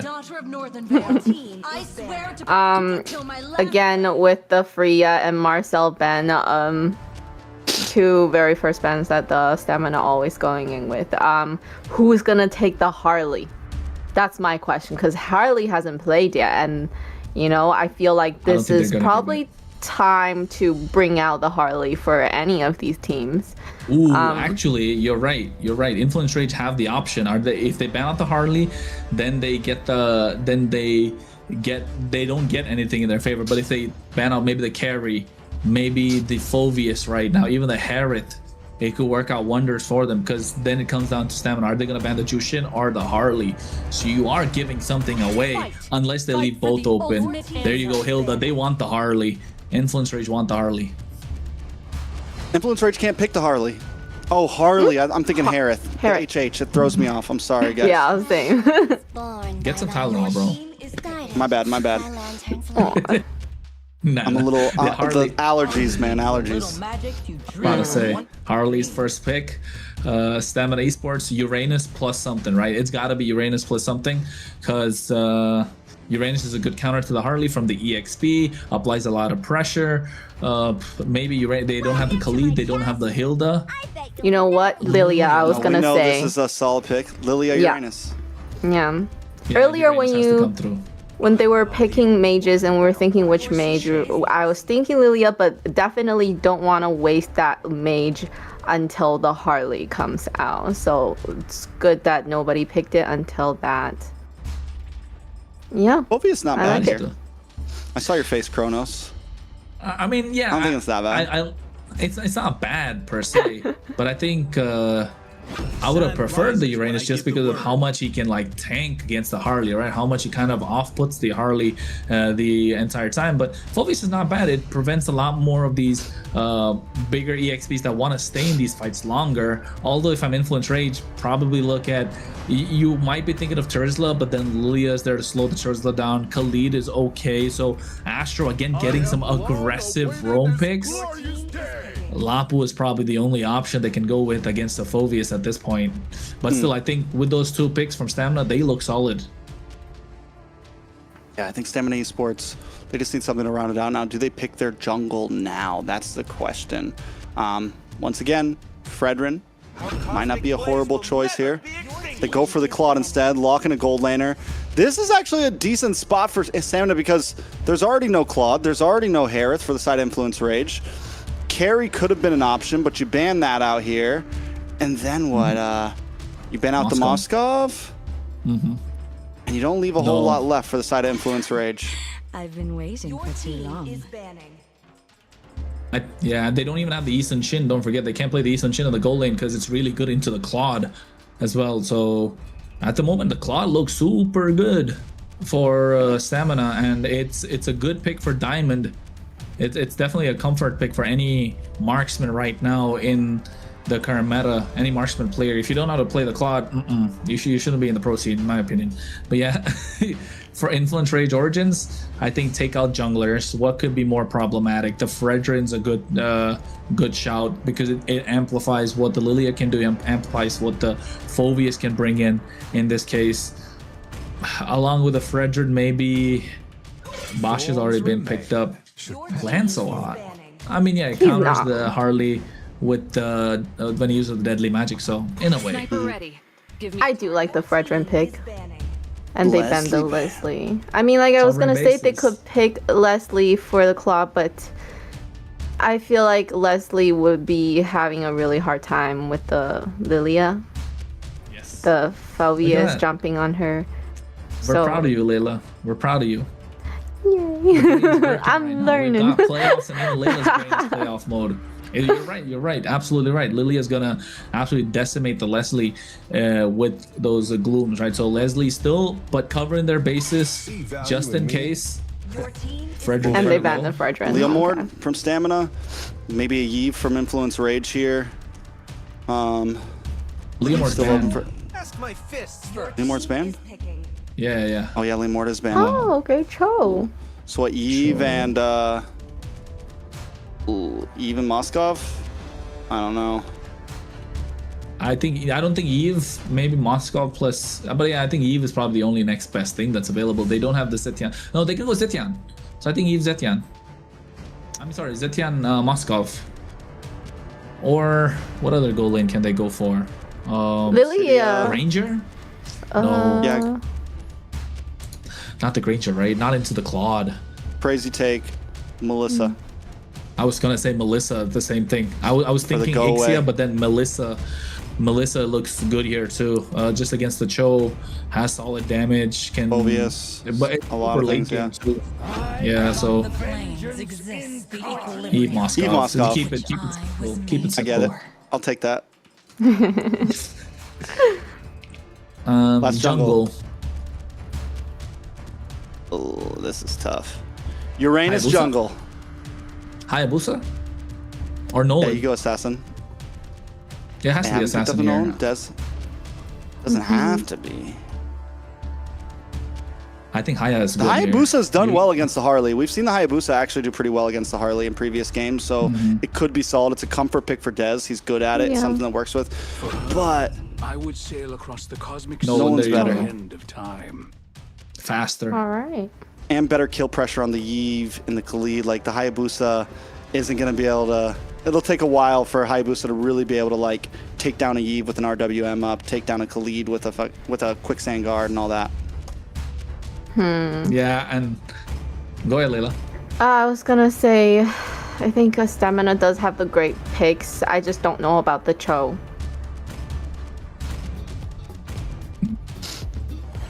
What? Please let me know. Educate me with the Cho pick, please, somebody. The Cho is for the kind of like. The Cho is for the Riz. To play aggressive. Cho is the Riz. Cool. What do you mean? It's for the recalls. It's able to keep up the pace with the rotation that Astro brings on this Khalid, right? Astro's Khalid is super fast, so you want to keep up the pace, making sure you don't fall behind. And not just that, the knockups from the Jeet Kune Do definitely can prove to be a problem for this Harley. And every time the Harley comes in with the hat trick, the Way of the Dragon is gonna be that presence where he's gonna have the presence of mind to always go back, because the Way of the Dragon will be a problem for him to deal with. So I think that's the reason. But at the same time, it is a 1-1. Seems like we're in for a long night, ladies and gentlemen, but a long and entertaining night nonetheless, because we are going into game number 3 in this best of 5 and what's turning out to be a fantastic series. Let's see if Stamina Esports can pull through here and kind of rubber band this back and forth here. If Rage Origins clears through on this game, I think it's going to be a tough spot for Stamina Esports. Whoever wins this next one, I got a feeling might just come through with the 3-1 here. This is where the bubble might just pop. Ricky, though, already being aggressive. Dez. Dez gets first blood onto Maracucho. And this is what you want to do if you're a Nolan.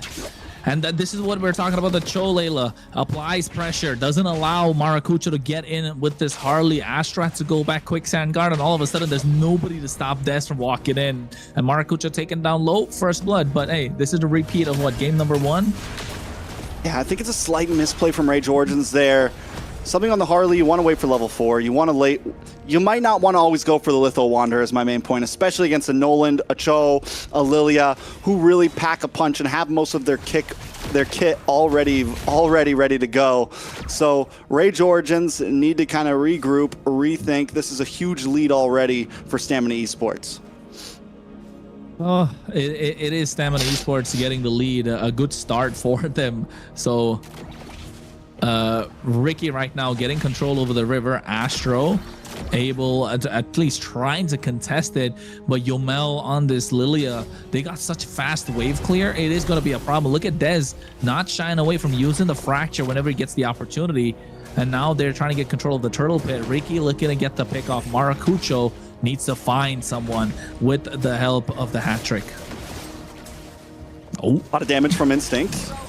Yeah, it goes in as well. Taking out a lot with the help of the deadly magic. And look at the land checker with the bravest fighter coming out. Oh, Dalika taking a lot. The flicker. Jeet Kundo knockup. Able to secure that 1 kill. So they get 2 for the price of 1. And Nox trying to buy some time, but Yomel does have the black shoes, able to get out of harm's way. Ricky goes in with the help of the Jeet Kundo. And now the turtle is not going to get contested. SOD connecting and almost catching them. I thought for sure he would commit to that, honestly. If I'm him, I might have committed to that SOD there. But I do notice Replic is at about half health, so maybe that's the reason. Nobody remembered whether Maracucho had the deadly magic or not, so they play it safe. They get the turtle. They get a 700k gold lead. I mean, a 700 gold lead. On top side, Stamina Esports looking for pressure, and it's the same for gold lane against Diamond. Yeah, and oh, Maracucho able to find a good pick. Yomel even had the black shoes, or probably just got it. Now, if you're Rage Origins, you want to start racking up these kills. Stamina Esports needs to keep the pace up, because Dez has been, like we call it, on demon time. 2-0-0 on this Nolan. A fantastic game from the Suyo, just making small mistakes. Hopefully it's not going to come back to haunt him. Replic able to get that gold crab right now. Look at Astro. Playing a lot more slower compared to game 1 and 2 tracks. Which is surprising because he's on a Khalid. You think that he might be a bit more in their face, but maybe, you know, they get back, they say, hey, we need Astro, slow it down a little bit. You know, wait for the call, wait for the move, stay with the team, don't get too ahead of yourself, because that's where we've seen Astro make those mistakes. And if he can do that, that is huge.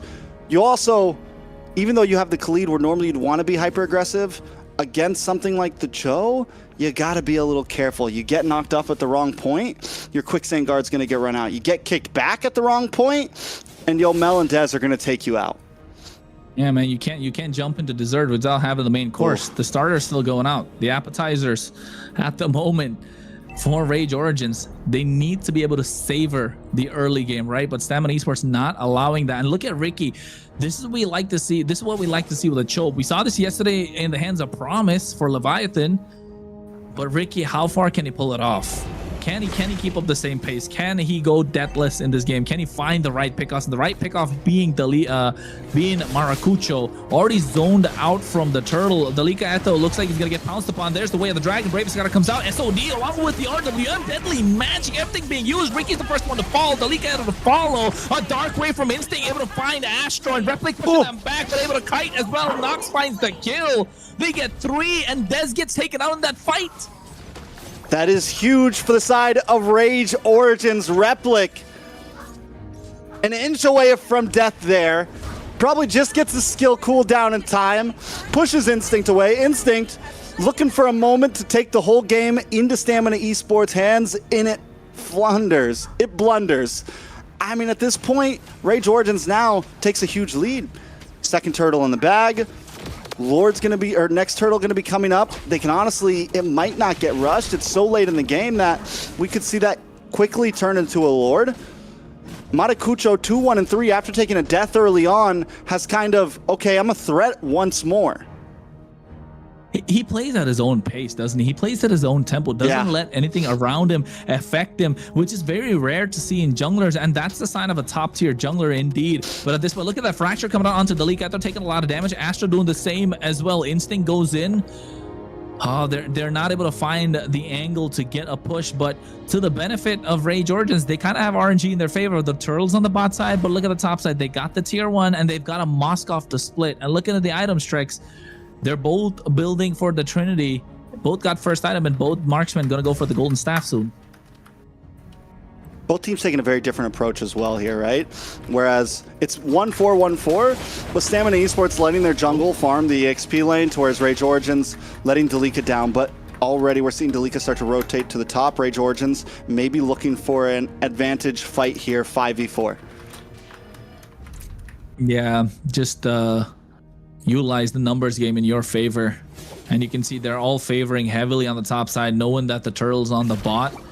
And I think any team that goes against Rage Origins need to watch their map. And Stamina Esports have been doing that really well. And in this game, to be honest, we want to see Diamond pop off, unlike last game where he was not really there anywhere to be seen. Yomel with the same. And Asher right now, I think is a little too deep. Ricky flickers. Oh, and at the same time, so did Astro. So both roamers having the same idea.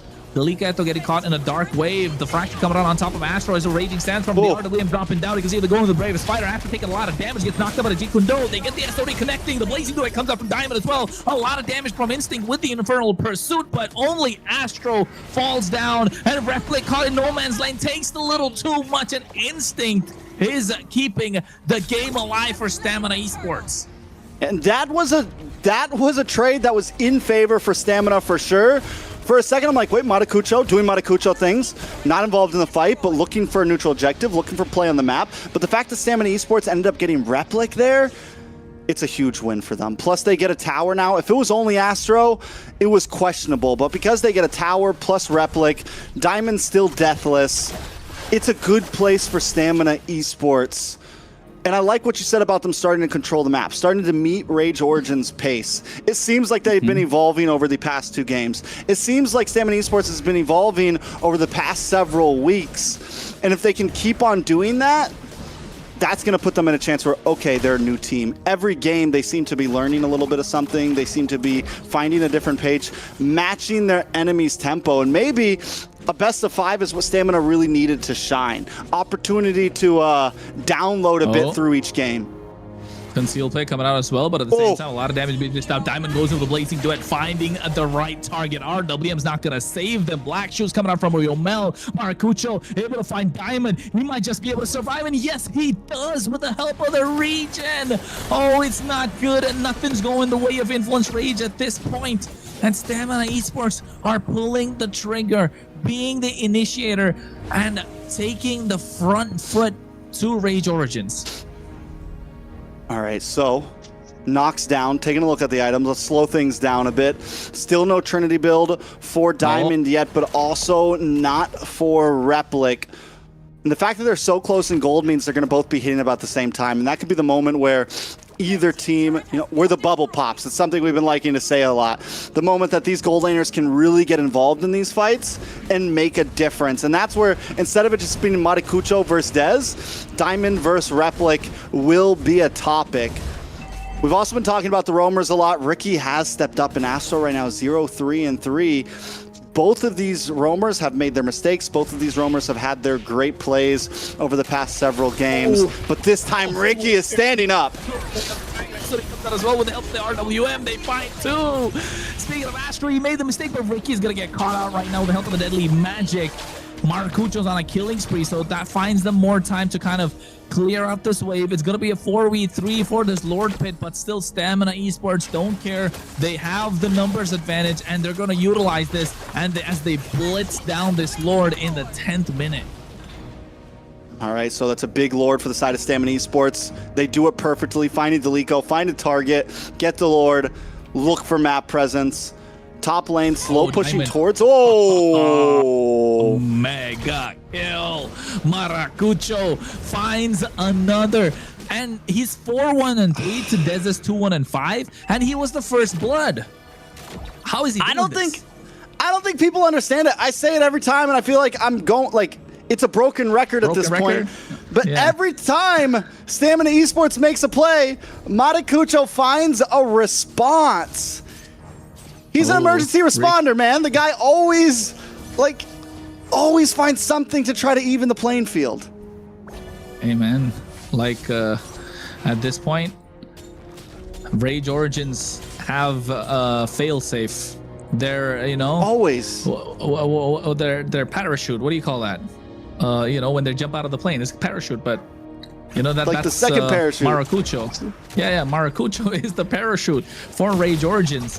Ricky, though, he already used the conceal. Jeet Kundo always going to be a threat. He's looking to get the knockup and find the right target. He gets the final knockup. Yomel, Black Shoes. And look at the amount of damage. He's done Instinct as well, just able to tank quite a lot. But he gets caught in the RWM and they find the opening to get the kill. Astro, though, just taking away the attention of Stamina Esports. The Lord is crashing on the top side. Tier 2 is going to fall down soon. But the Way of the Dragon connects onto Astro. He's finally able to buy some time. Astro connecting. As Repli comes into the fight, Dez goes in. Fracture, not able to find the target. But I think Stamina Esports got the job done. They got a lot of damage to these towers, although they would have liked to get a little bit more like the Tier 2s. For the pace of the game, First Lord, not a horrible push, especially since they did lose Diamond in the beginning of that push. Obviously, you want to be able to take all the Tier 2s around this time, but the fact that the gold was at about an even stalemate there, not bad for Stamina overall. Instinct, though, needs to start being a bit more careful. He's not going to be able to be the big engager that he was in the first 10 minutes. The fact that Replic now has Trinity build in, the fact that Nox is doing more damage, you go too deep and you're going to get instantly shredded down. You're not as bulky as you were before. So Instinct, hopefully that reality check just happened and he knows, okay, I need to think about how I'm pacing myself in these engages. You know what, though? I like what Maracucho's been doing. He's not afraid to... Oh, never mind. Ricky goes in with the Dragon, but a nice flicker coming out from Nox as well, and Astro goes in at the same time with the Raging Sandstorm. SOD connects. They're able to find the Immortalities get popped. SOD, you come in. Dez looking to find someone off guard, but Repli able to find the Spear of Misery. Gets the kill as Dez caught in no man's land. And now they find another that's 2 down and out. Yomel's taken down low, but gets the last basic attack, and Maracucho finds a triple and a shutdown to follow. 4 down and out for Stamina Esports in what looked like it could have been dangerous for Rage Origins. Is looking to get turned around, and I think they want to go for the base crystal. No Holy Shield. The Waves marching in down the mid lane. They're going in and they're looking to cause an upset. They get the end. Blazing Door, it comes out, but it's not going to be enough. Rage Origins off of one fight get the game. Once again, Stamina Esports pull Anakin Skywalker. They go up against the high ground, man. They go up against the high ground. The RWM drops, and Dez thinks he can just jump in there. The whole team, they take these fights that sometimes they just shouldn't. You don't have the high ground. You can't just jump into that. Instinct did it in the earlier fight. We said it. They have to be more careful about the way they engage. They no longer can go up against Replic. There's a lot of damage now on the side of Influence Rage. And they do it once again. Even after they get caught, they could have disengaged. They could have looked for a re-engage after once the fight kind of slowed down. But they risk it all on one big moment. And Influence Rage find it. Yeah, and I feel like... Look at that replay from that play, right? Dez gets caught at the edge of the RWM, goes in with the dash. Look, he wanted to get on top of Nox, but Dalika Eto was there with the bravest fighter, and he dropped down that land shaker to able to, you know, slow down Dez, catch a stun, and Dez gets stunned when he walks in, and then gets pushed back by the Spear of Misery. So that play, Dez got a little. You're fighting against the high ground. Yeah, he got He's looking like Anakin. Man. Yeah, and at this chopped point, in half. Unfortunate. That's what happened. Rather, in this case, speared into half. And I was just about to say before that fight, I'm liking what Maracucho's doing. Able to use the deadly magic even on the Phoveus. Even though he's a tanky member, he's not afraid to use it. And just when I said it, like, boom, the fight just broke out. And a big fumble from Stamina. Everything was working right in their favor for Influence Rage. The Waves were marching in at the right time. Who wants the Lord? Just call the game. And 92% kill participation for Maracucho, 7-1-4. And taking a look at the highlights of the game as well. Layla, what was your favorite moment? My favorite moment definitely has been always these games with these teams, right? They're able to, at the later game, to be able to flip the game and make it be a completely different turnout than what we suspected. Maracucho definitely, you know, in the beginning he gave that one death, but then after he's like, I'm good.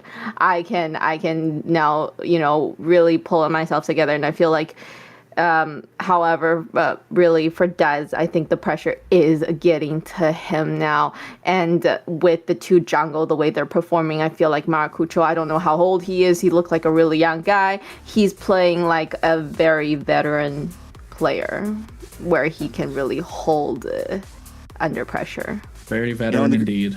In the great words of Steph Weezy, veteran caster, he used to say this every single day. Pressure either builds pipe or makes diamond. It either busts pipes or builds diamonds. And right now, Stamina Esports, the pipes are busting at the seams. We're seeing the mistakes happen. And a lot of times games don't come down to who exactly is the better team in a sense of we're both just going to play our best and who's going to be the experts here. It comes down to who makes the most mistakes. And Maracucho has not been making any mistakes. Two-time MVP now. Once again, on the hair. I mean, on the hair at this time. 7-1-4. And the guy is on the... I don't know why I keep doing that. They're both small. Yeah. They're both, you know, they both dash around. They both have H's in their name. It's fair, you know, it's fair. I'm getting old. The dementia's kicking in, you know, whatever. You're fine. But you're right. I think Maracucho making fewer mistakes. Here that's the main thing. And why did Dez do play, this? Right? He goes in. Look at that. He goes in, gets caught, gets stunned, and then immediately. Right? Like, unfortunate. The angle just wasn't there because Nox was in a really good position. And again, Diamond not able to find these skins. Look at Maracucho, triple kill. On top of that, he has been the linchpin for Influence Rage Origins. And Influence Rage Origins are looking like a well-oiled machine. And you know what? I think when you go up against Maracucho, the junglers kind of have to go the distance.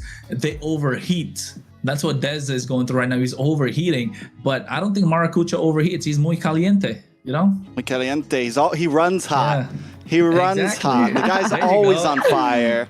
Yeah. You know? It's true.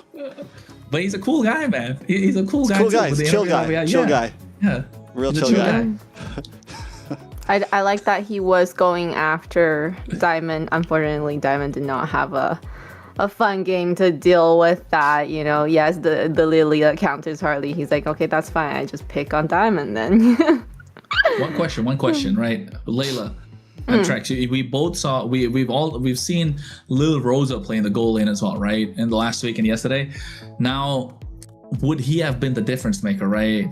Woulda, coulda, shoulda, but I don't like to talk about it, but with this constant swaps that Stamina have made, Ricky, Bless, now Bless is not there anymore. Song comes in, but Song's not allowed to play yet. But at the same time, you've got Lil Rosa that gets subbed in. There's Diamond that's there. With all these changes that's taking place constantly, just yesterday we thought Lil Rosa looked super solid for the entire team. Now all of a sudden, Diamond comes in and they're not looking so solid like they used to a couple of weeks ago because they got their time with Lil Rosa, although Diamond was popping off back then. So now are all these changes getting to their heads, or like is this kind of breaking the stability of the team?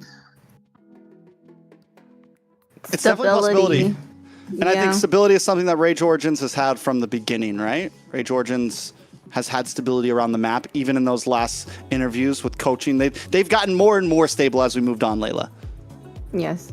Yeah, talking about stability, yes, definitely the Rage Origins looking very stable with the gameplay that they do, the team fights that they have.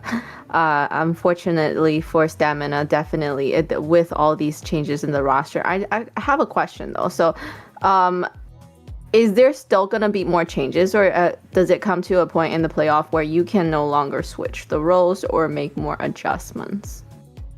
You can always, if you have bench players, you can always switch roles. Yeah. You can switch with your bench. Before playoffs, teams were allowed to make some small roster changes, transfers, things like that, pickups. but there was time limits. No longer can people make, like, if they put in their whatever it is, paperwork, whatever they got to do. That happened. There was a cutoff point. It happened before playoffs, and now I think it's like a week to two. I don't know the exacts. I hate to quote it, but there was definitely a time limit or a time distance of when that swap happened to when that player was available to play. And that's like what you were saying, Kronos. Who's the player that Stamina introduced to either their bench or team? Speaking of, Little Rosa back on the map. Oh, there we go. Oh, well then.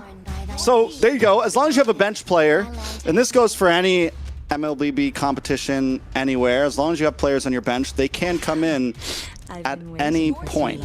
A lot of teams thrive off that, especially there's been some Malaysian teams that have like swapped back and forth throughout games just to try to like that was part of their strategy almost, you know, switching styles up, switching things up. Not just that, even Twisted Minds in MPL Philippines, right? I think a week ago, Tracy just made his debut, and all of a sudden he was MVP and Team of the Week. So yeah, that switch coming in mid-series too. So I think it's definitely possible, but then again, it begs the question: is it too little, too late? Can he be the big difference maker? Influence Rage Origins already at match point right now, so essentially you're not playing a BO3. You're playing every game as a BO1.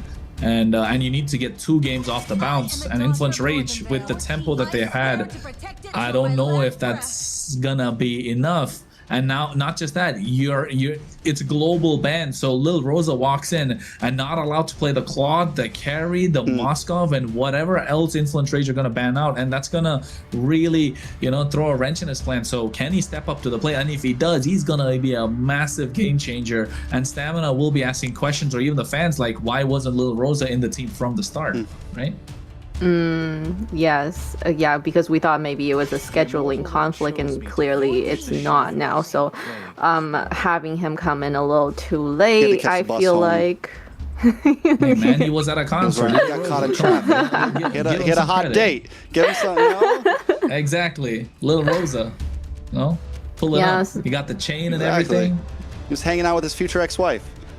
Oh, hopefully, it was worth it, because now he's really got to pull it together and hopefully make it an even 2-2 for Stamina here.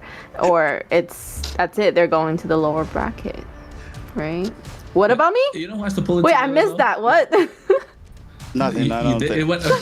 For some reason, Kronos loves my jokes. That's why me and him are always on test. Someone has to laugh at the things I say. It's fun, bro. It's fun. Get the hospitality lingo and all that trash talk behind whatever goes on. But you know what? Who has to step up though at the moment? I think it's Astro. Right, Influence Rage have been doing well, but Astro has been and you give Marcel away to the only team that's won with Marcel. And it was Little Rosa with the team that won Marcel, so Give him the Kronos. Granger, maybe Granger. A lot of the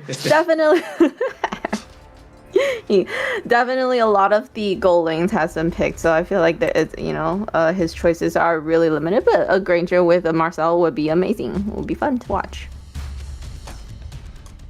Stamina Esports 100% win rate with the Marcel. What else? You know what else is no, they're not 100%. They've lost before with the Marcel. Yeah, it was like day one, didn't that? With something, I don't know. Yeah, probably. Oh, okay. I was about to say, Lancelot, Maracucho. He runs hot. He runs hot, baby. Maracucho. Muy caliente. This guy, I feel like he's the only one who's really been playing the Harith, right? I mean, who's been playing the Lance a lot. I was like, are you going to try to say Harley? You just want the hair. It's the hair. I was about to say, like, there are a lot of people that's watching in MPL Philippines and also the MPL ID channel. So make sure you guys like, subscribe, and also go and check out the MLBB Esports page while you're at it. And the rest of you too, wherever you're watching, make sure you like, man. TikTok, Twitch, Kick, whatever it is. So make sure you like, because this series is definitely a banger. And they get the Granger and the Kimmy. I'm not sure how to feel about the Granger and the Kimmy into the Lancelot. The Kimmy, yes, The Granger, I mean, I see he can kite, right? That's probably And why. it's meant to pair up with the Marcel. That's the major reason. Like, it's not about exactly how we're going to do against the enemy. They're focusing more on what are good skills to pair up with the golden hour that will, you know, range skills that stack up. And then once the golden hour ends, boom, you know, those types of opportunities. So I get it, but you're right. They're not going to do great against the Lancelot. They're squishy. Squishy. No flickers either, really, just dashes. Oh, wow. We've seen this. We've seen this. Oh, no. They're the only team to do it. They're the only team to do it. This is going to be exciting to watch, not going to lie. Oh, jeez. I'm so excited. The neighbors are going to complain again. But then Odette. But here, right now, there's still 2 more options left. And I think they picked up the Odette in the first phase because Stamina Esports probably know the way to counter it. And for those who want the lore and everything, you know, Lancelot, Odette together, side by side too. Cute. Yeah, sure. Cute. Oh, no, Lancelot, you never know. My bad, my bad. I don't follow the lore, man. That's what I have you here for, Kronos. No, but now they can kind of like get a knockup, right? They have the roam. The Sora has to get banned out. I think that's a good way to stop the what do you call it? The Swan Song. Does that count as a knockup? It does, right? The Shifting Skies. I feel like so. Yes. Yeah, should be. You Well, get- whenever can you pull- pull, yeah. yeah, he knocks him up. Yeah. Yeah. So. Yeah. What about? Oh, Gwynny's banned, so you can't go for Gwynny. So how Fredman does is this still work now? open for stamina. Doesn't matter. Okay, yeah, I think the 1 dash. I mean, at least it can hold itself. Can you taunt Odette out of her Swan Song? No, only Or knockups. only suppression. Only knockups Only and hard knockup suppression. and knockup and suppression. But the problem is, why would you want to go in there, especially No if hooks it's like in a golden hour? You wouldn't want to go in there with that. You would have to wait. I'm just thinking about something that can at least hold its own and not get bursted down. Oh, it's tough. I think Sora's got to get banned if you're Influence Rage. You're thinking of what else could be a problem. I think Sora is probably one of the best ones, just because of how you can use the Shifting Could be Skies. a good answer. Right? I know they already have their roam. Fredrum banned. Telling you guys, Fredrum's just a solid jungler. He's not the best, he's not the worst, but he can always hold his own and help you secure. And especially with the way Dez has been securing objectives, like he's a go-getter when it comes to the retry game.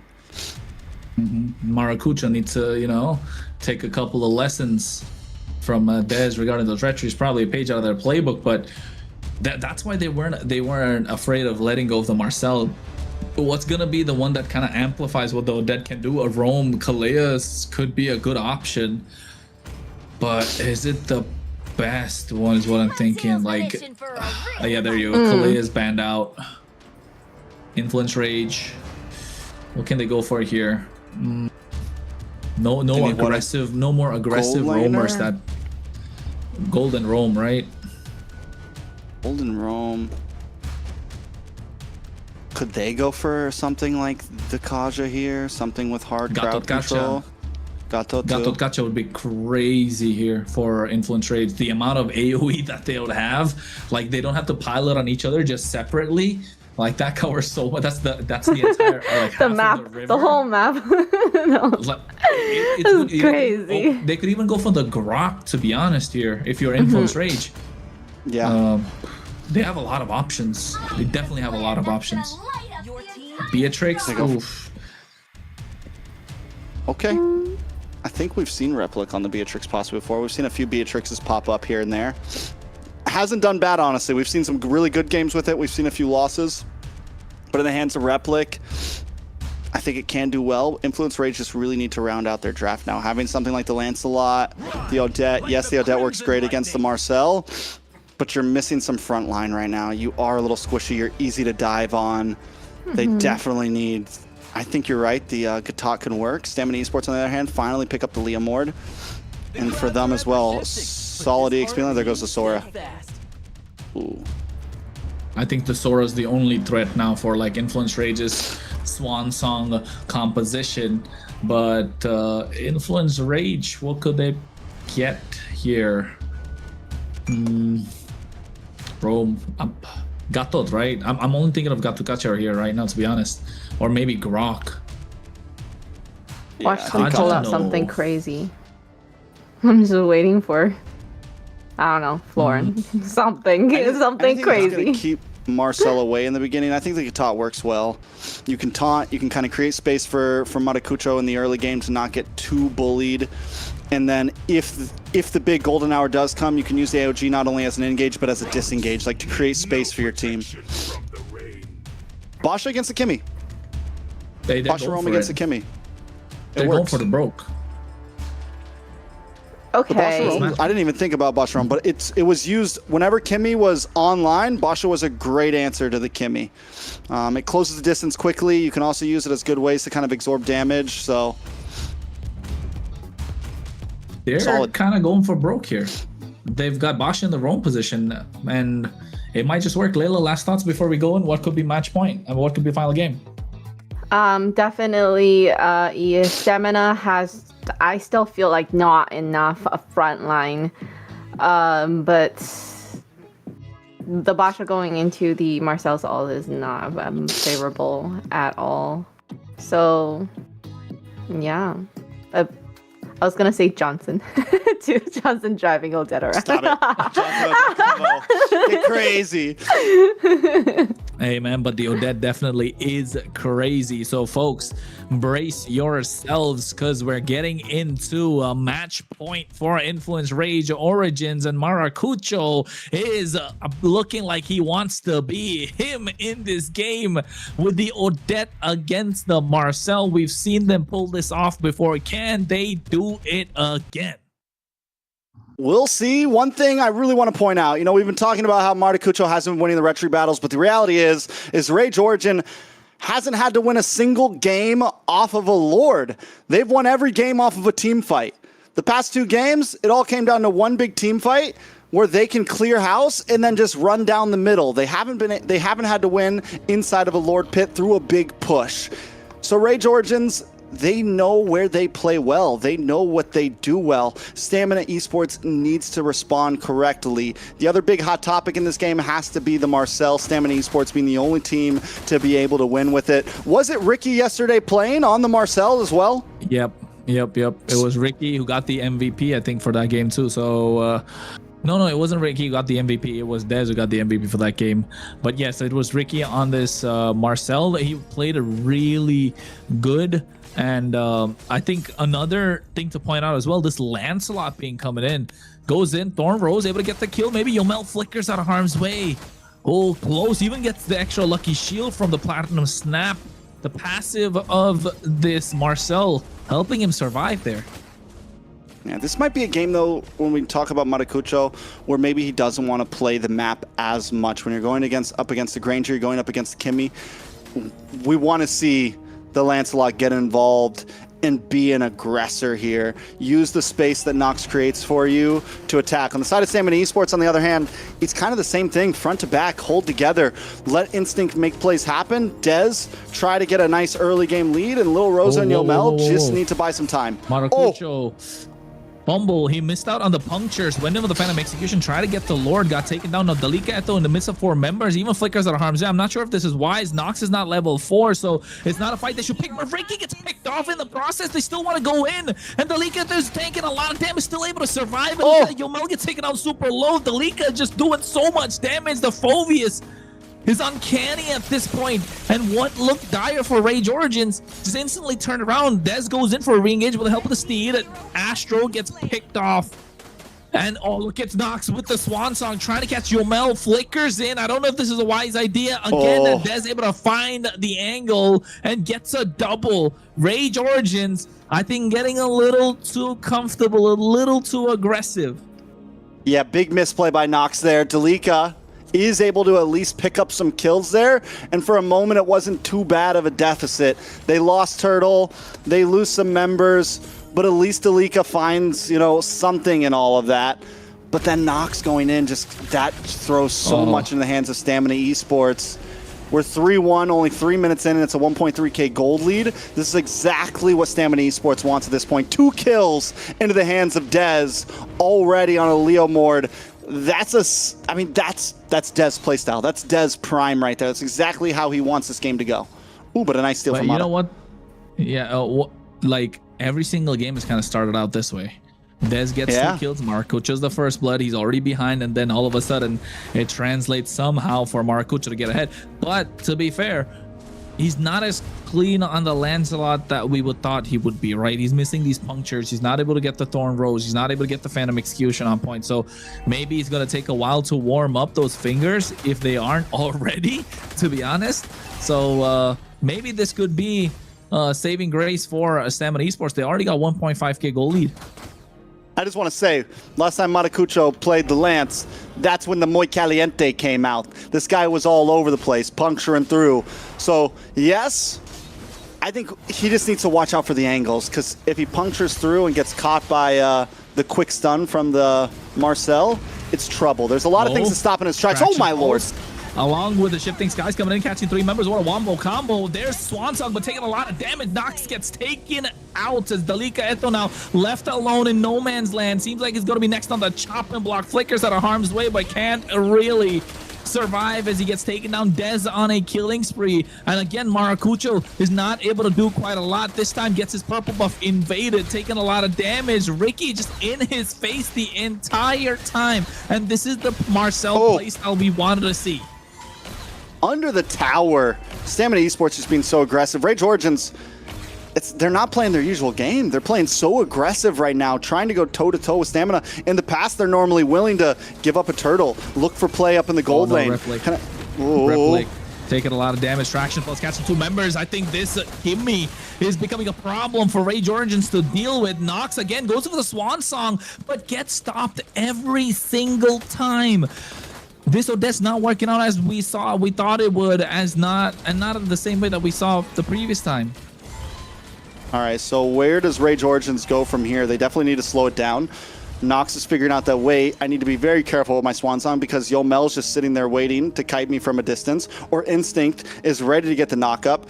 Rage Origins cannot come into these fights just very telegraphed, because Stamina Esports wants that. They've been a team that loves to fight as a group. They build compositions that love to fight as a group. They want you to meet them head on.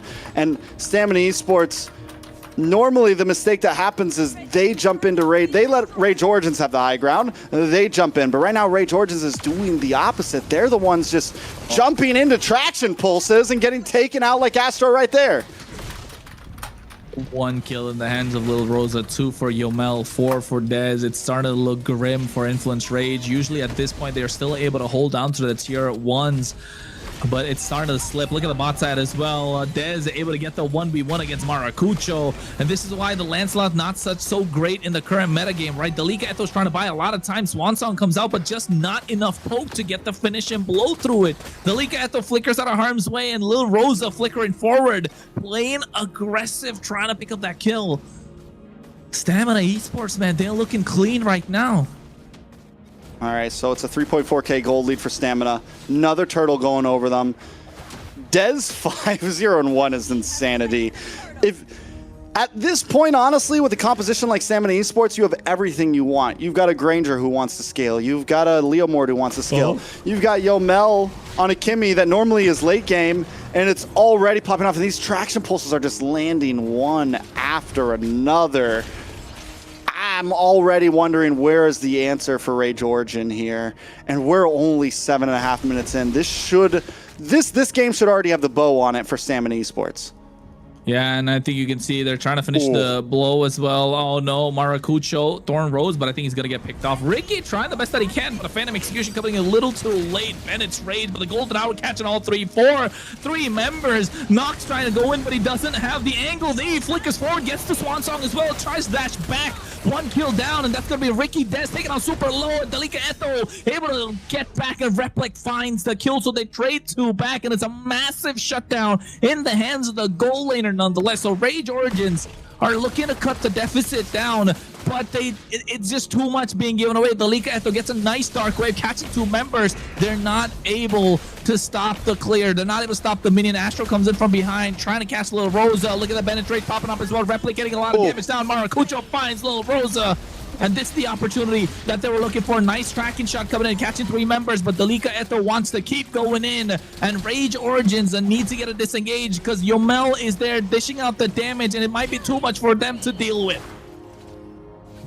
Holy Lord. Rage Origins just took that 3K gold deficit, cut it in about a little over 3K, and have cut it in about half. It's a 1.6K gold lead. Matakucho now looking for space up on the top side, but Dez still taking buffs. Stamina Esports not letting this slow them down too much. They just need to make sure that they don't lose the map, because we take a look at the map and once again, off lanes are closed in for Stamina Esports. This is the Rage Origins MO right now, constantly pressuring the off lanes time and time again. Stamina Esports last game did a good job of keeping up against it. This time, once again, they're falling behind. At least the mid tier 3 for Rage Origins is down, and coming before this Lord can help to be an advantage. Let's see if Rage Origins finally step up their neutral objective game on this first Lord. I mean, even the goal lead, right? It's about less than 3,000. This is where Rage Origins want to keep Attraction Pulse missing, Dark Wave missing, Dalika Eto looking to get caught. Ooh, the Shifting Skies. Not able to catch him. I think he got caught in place with the help of the tracking shot. They get a golden hour onto 2 members, but nobody to follow. So Ricky, I think that was a false engage. Everyone want to get the mission abort. Now look at Maracucho goes through the back line as well, looking to get a Thorn Rose, but the Phantom Execution come out at any point. And it's Rage dishing out a lot of damage, and now all of a sudden Rage Origins looking strong. They're grouped up together, but the position of Dez and Lil Rosa, the synergy is starting to show. Dark Wave from Dalika Eto and Stamina get their Lord started. Once again, Rage Origins lose position on this. They're going to try to create space. Stamina Esports taking it slow, letting the Lord reset. I don't know. Do they try to rush this? I think for one, Stamina Esports is playing this kind of smart. Where do we go from here? Dalika Eto. Dalika Eto has, yeah, I think he's been the cornerstone for Rage Origins in this game. He's been the one to buy a lot of time with those Dark Waves, with those Infernal Pursuits. So if it comes out at the right time, it could be disaster. So Replic getting the Horned Lizard instead of Yomel at this point. I don't know if he has the Malefic Gun. That could be a game changer. We'll see exactly how this goes down. Matakucho going to steal the purple here. Dez not even worried about his buffs at this point. It's all committed onto this Lord here. Keep our eyes on Matakucho. He's going to look for a backdoor here. Oh, no. At least onto the team. Trying. Thorn Rose comes out as well. He's trying to make it on Hound's way. Punctures on top of Yomel. No Phantom Execution used up, or he doesn't have it. Bennett Rage coming out, and Thorn Rose just trying to buy some time. He gets taken down, but you can see Instinct goes for the Shifting Skies at the same time. Astro with the Revitalize trying to survive. Ricky zoning them away, so they get the pick off. It's the jungler. They want to get a push into the mid wave so they can secure the Lord. Tortoise's Poisson's used up as well, and Stamina Esports should be able to secure this one. Very unusual for Matakucho. I see what he's trying to do, but vision is given the moment he goes through those 2 towers, and Stamina Esports turn back. They're not worried about Rage Origins on their backside. They're able to get that kill on Matakucho. I think he thought he could do a little bit more there. Thought maybe he was going to be able to puncture through, get away, but time has already shown that against this composition, there's too many stiff arms to stop you in your track when hitting those punctures. He wasn't able to get away, and losing that gives up the Lord. So a big mess up on the side of Rage Origins, especially Matakucho.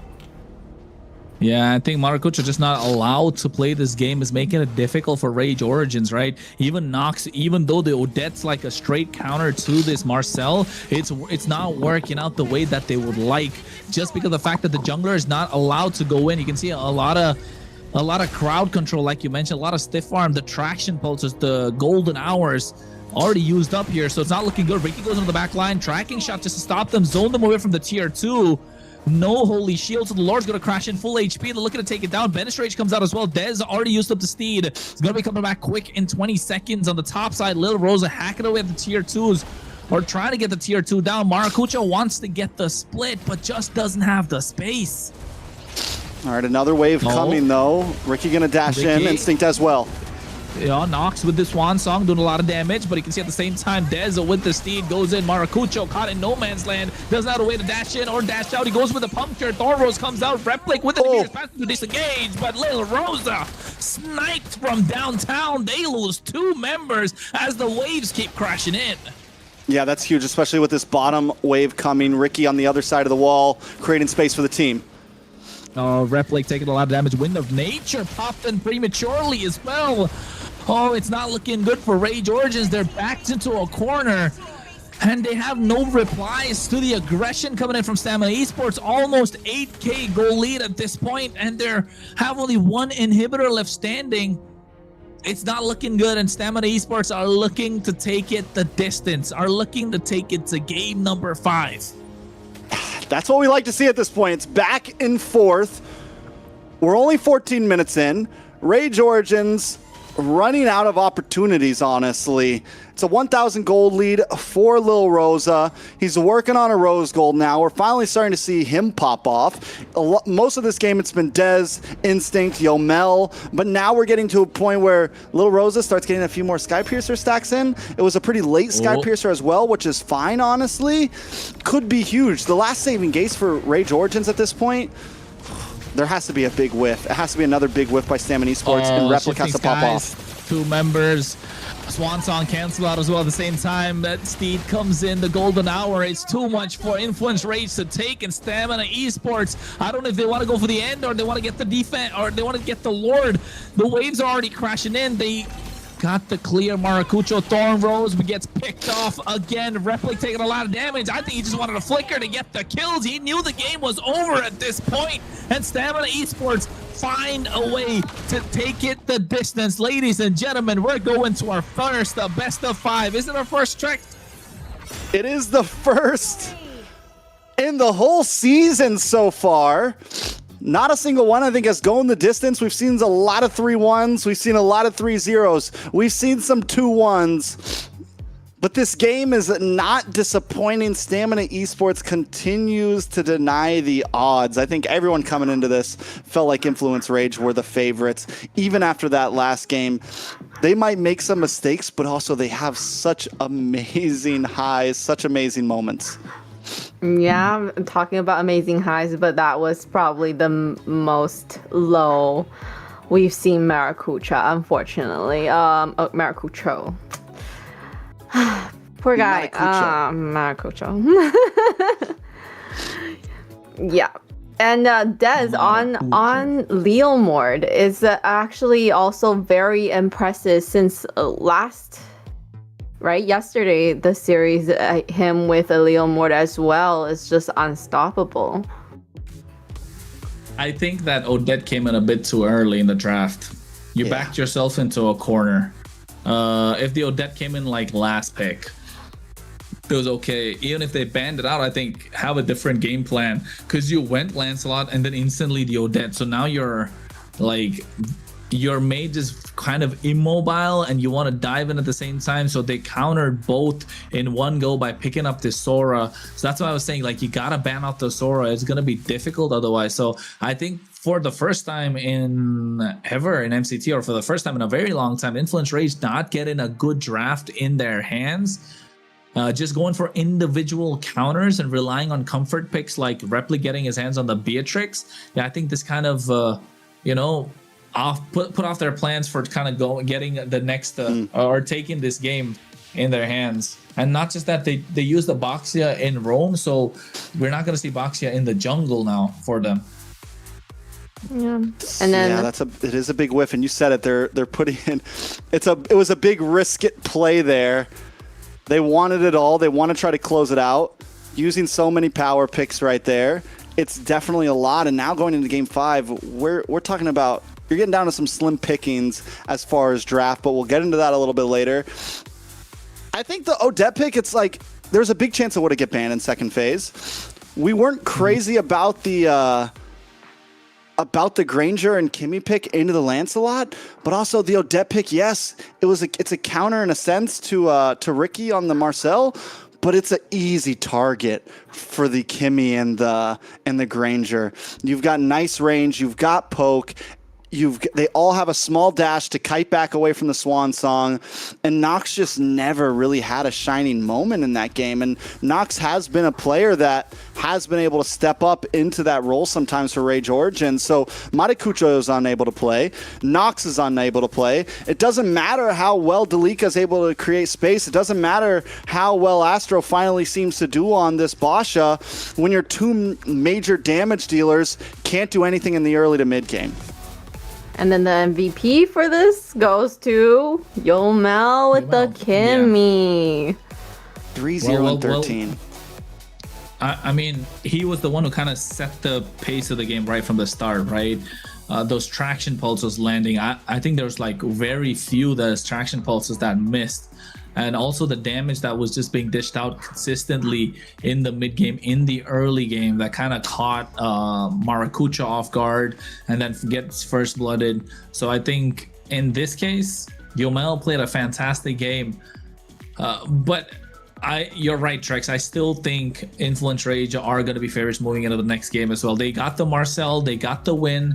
It's fine. So now how do they get another win at this moment? Because every single game, the draft has been kind of like 60-40 or 50-50. And in a 50-50, Rage Origins always get the better of them.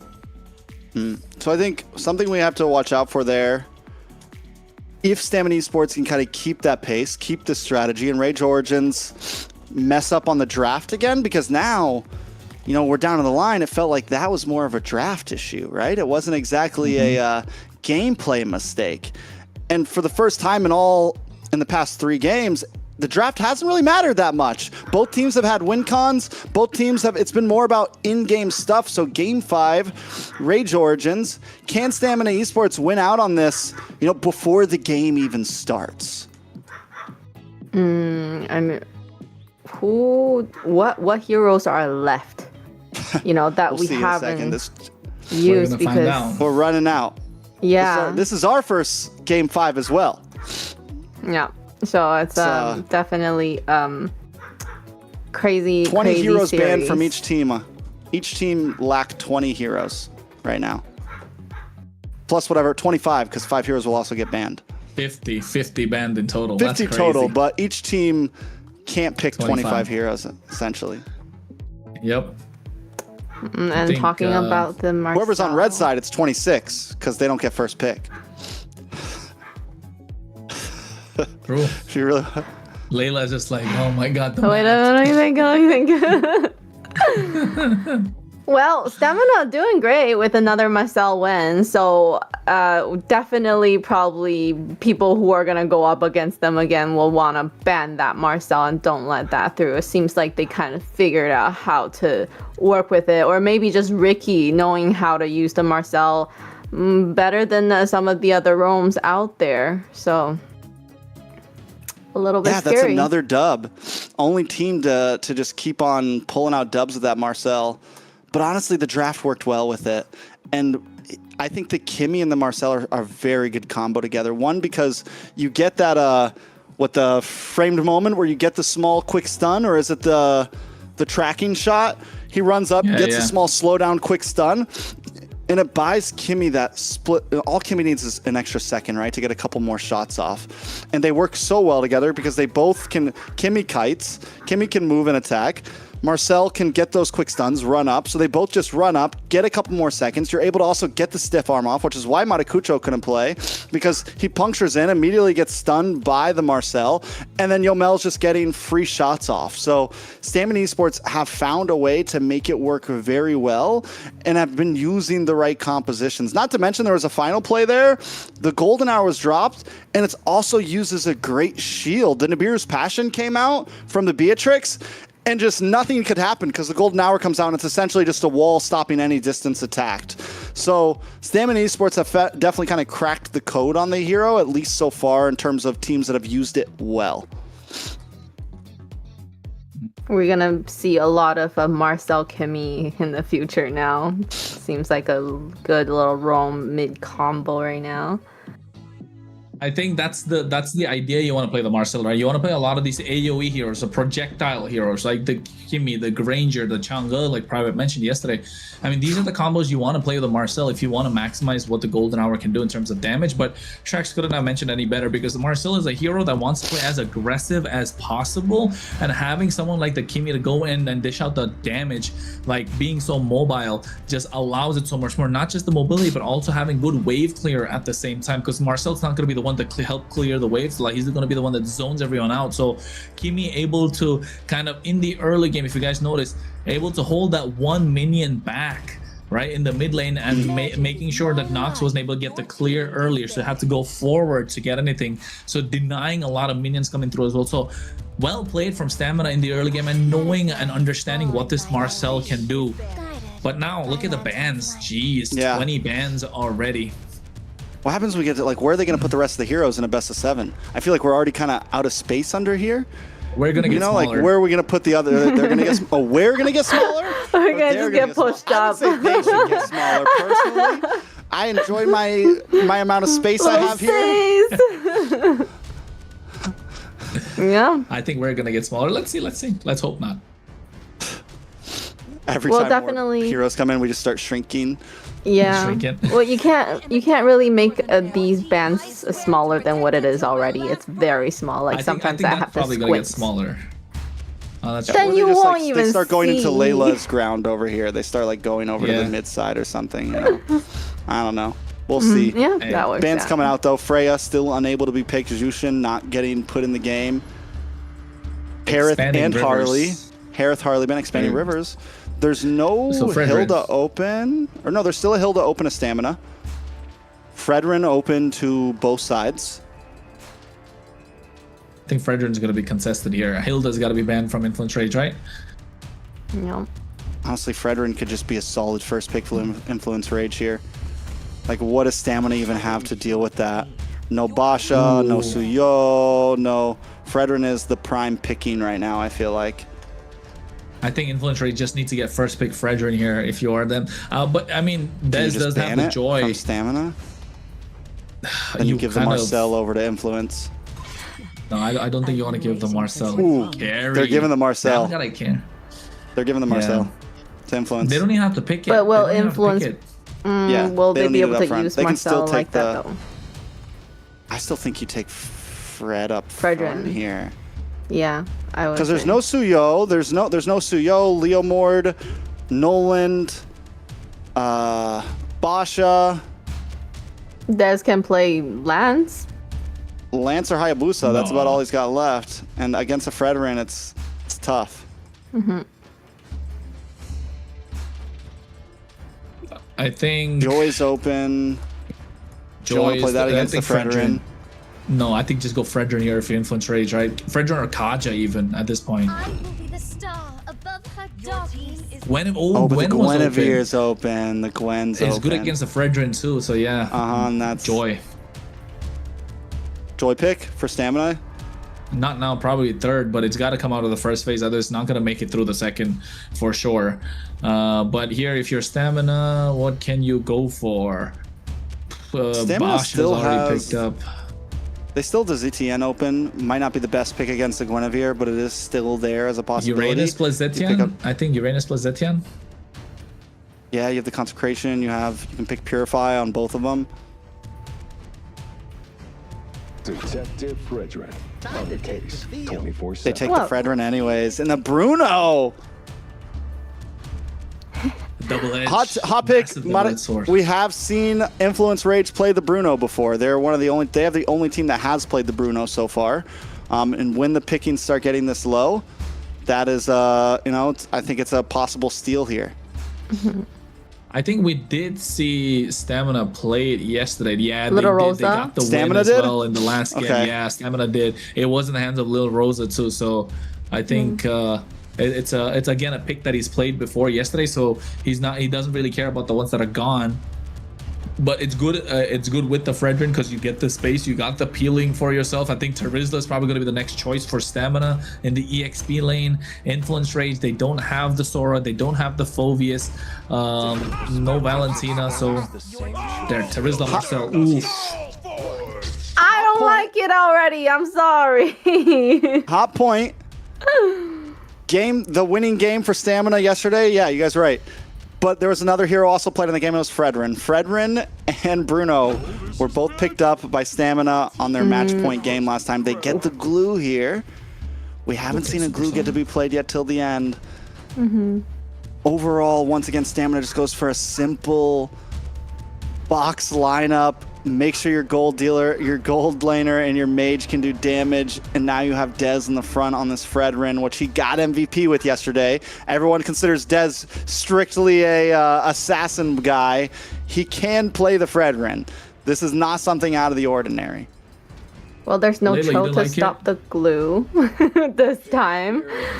So that's good because we remember Ricky had a hard time as a glue when there was a Cho, just kicking him back. I like the Terizla a lot. I really like the Terizla into the Fredrin because you're not allowing the Fredrin to move. I was gonna say Granger has to be the first ban from Stamina because otherwise, no chance this is gonna be allowed to play the game whatsoever. So they get the Granger off the table. They don't mind. I think they can't even play the Herod. So what other burst marksman can you go for? Yeah, I guess, right? We saw work well with the Marcel last time. You know what would be crazy for Stamina though? Faramis. Or even for Influence Rage. So like imagine Faramis in this lineup, like super tanky from both these lineups. So yeah. I think Stamina are thinking that they're probably gonna pick Faramis or ban the Faramis for themselves. I mean for the other side. I don't know, I think you could risk it. I don't know if Influence Rage wants. Oh, there's the ban though. Whoa. I'm surprised they don't want it for themselves. I think Fortune Rage teller probably here. looking to ban out maybe a Valier at this point, right? Valier, Fredrin, Glue is I cannot move meta, and then Bruno just free hitting from behind. Is there a what else? gourd out? I mean, even for honestly, for Stamina, you could put a lot of mages in this lineup and be pretty okay. I mean, heck, you can drop in a Vexana for all you want. Louis too, yeah. Get crazy but I with think Louis Louis. does well for Influence Rage. Louis does even better for Influence Rage rather than Stamina. Yeah, there you go, Valier. I told you guys. Even though there's a Gwenny on the field, oh no, and the Trizla, no, Farza won't work really here. Gord, right? Gord is now kind of like your answer in this case. Gord or for Stamina? Yeah, for Stamina. Gord or what else? No, I don't know about the Vexana. I think you maybe wait on the mage pick. Maybe you just pick up your roam here. Yeah, I Do they take the chip this time? Oh, that's crazy. No, I think this is Glue Roam. Glue Roam. And then you go like Lapu EXP. Oh, they already still take the Uranus, Uranus, can't they? Oh, CC. Oh, that's good. For some that's damage? really good too. To make up for the Fredrin? They're looking really good. These game 5 drafts is coming in clutch for Stamina, and Influence Rage better pull up something really quick. I think Influence Rage has to pick Kimmy here. You need something for the Marcel. Kimmy plus Hanabi? You can kite. Kimmy. Hanabi doesn't look bad here, to be honest. No. I know. I'm just Leslie? kidding. Like Leslie, yeah. Earlier I was we were worried about the Leslie's Leslie, another right? option. Yeah. Don't go Layla. Clint. Like I think Layla's too late. Melissa. Finally get to Melissa. Well, oh, I don't know how to feel about this. Not Melissa. bad against the glue. The CC is going to destroy it because CC doesn't need to get close to you. CC will be able to attack you even with the go away out.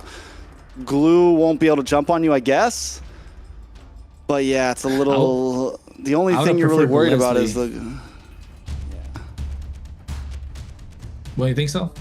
I mean, you do outrange. At least you. Maybe you. How do you do in lane against the Bruno? You can maybe. Good. I mean, if Influence Rage plays aggressive to the gold lane here, I think that's a big win con. Maybe look for an early pick onto Lil Rosa here. Play aggressive onto the Bruno. Get Replic online. Farsa. Ooh. I was saying any mate. Melissa's gone. 'Cause the thing Melissa's is, gone. Guinevere and Terizla aren't going to want to waste their ult on Farza in a big Lord fight. They want to try to disrupt Fredrin, right? So Yomel's going to really have pretty free range here. Ay. Well, there you have it. Match point, baby. Match point, game 5. We have these guys, they're locked in. Stamina look like they have a really good setup here.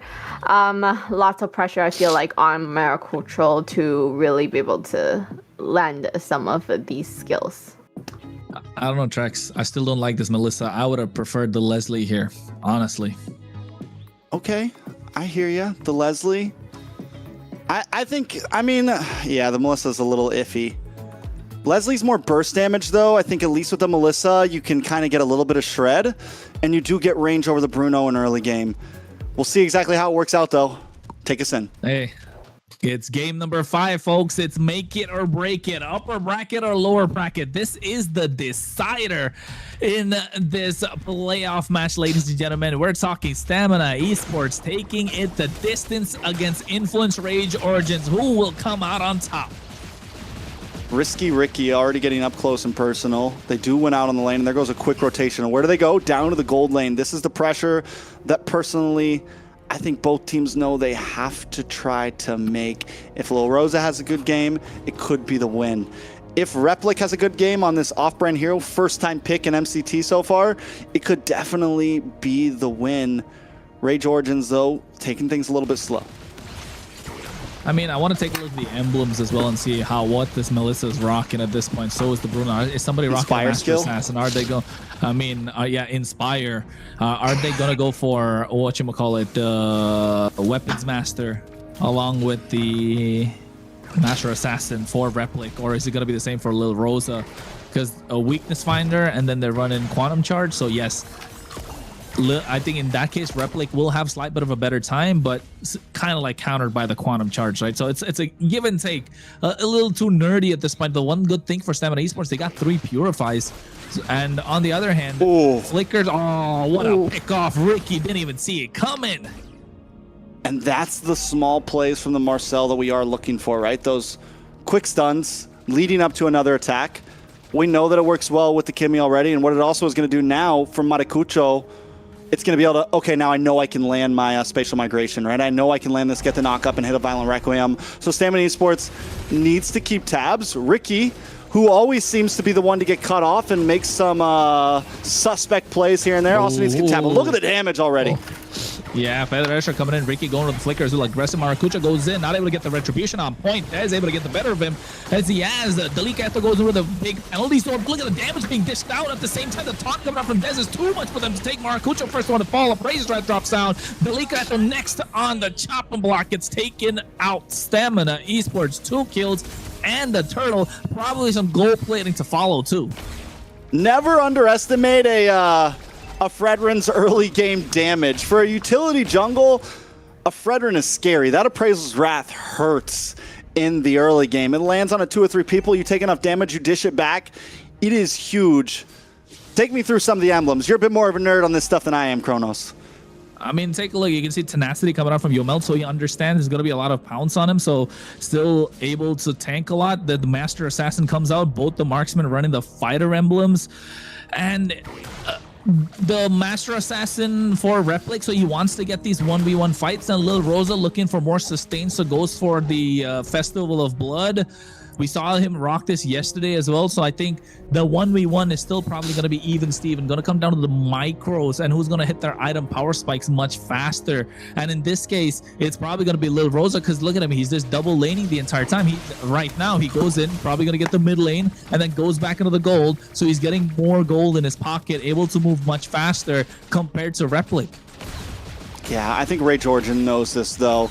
It's a slow play game. Don't rush things. Stamina Esports, though, once again, like what we've seen all of these games so far, want to play aggressive early on, want to try to get an advantage. We're seeing Ricky get a nice grab. No Feather Edge try. Maracucho is going to get taken down, but you see nice use of the golden hour, but a little too late. Dez goes in. A little Rosa gets some damage onto him as well. But this is what I was talking about. No Purify, so how are you going to stop them from going in? It's not the best look for Rage Origins. I think they've kind of plateaued a little bit. They've overheated. Only Maracucho was the one who could be in the fire, but seems like the rest of Rage Origins have slowed down a little too much for their liking. Yeah, and this Farza's going to thrive with the Fredrin and a glue in front of it. There's no way to break through that. Yomel's got free form. Another turtle going to the hands of Stamina Esports here.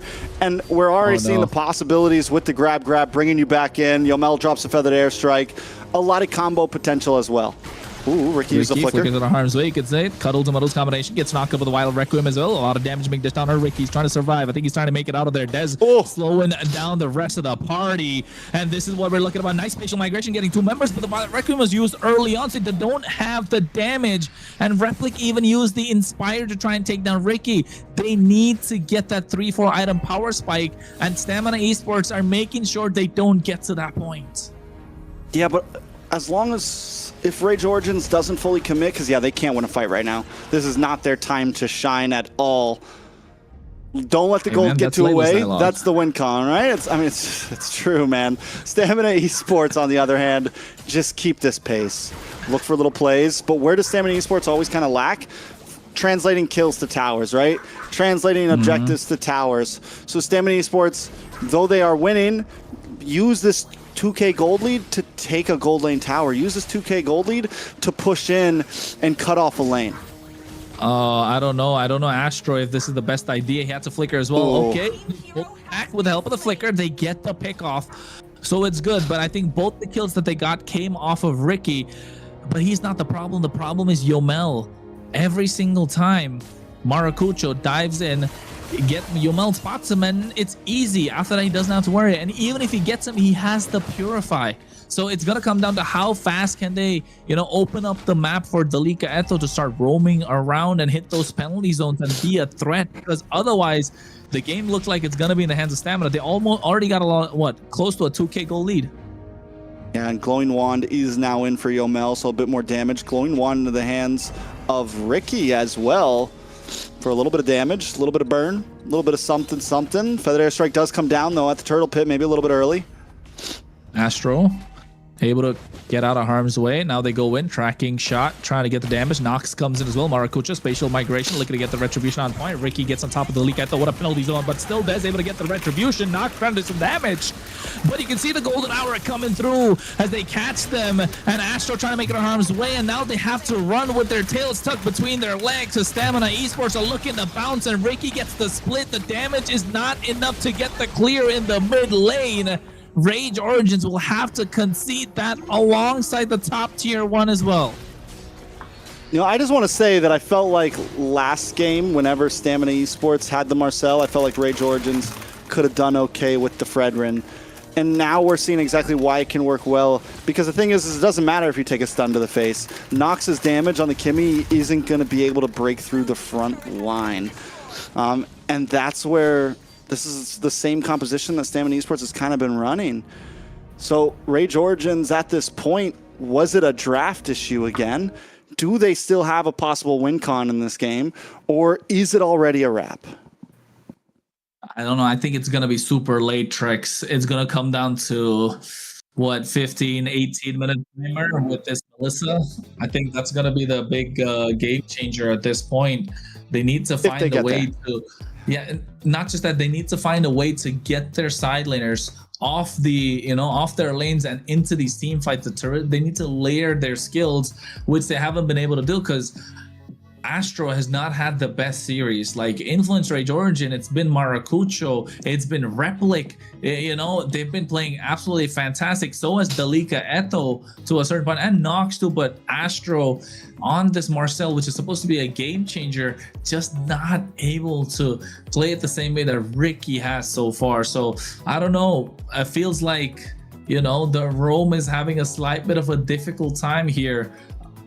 But if they find the right opportunity, the right moment, I think Influence Rage can make the comeback. But so far, Stamina Esports look solid. It's easier to execute. That's the best part.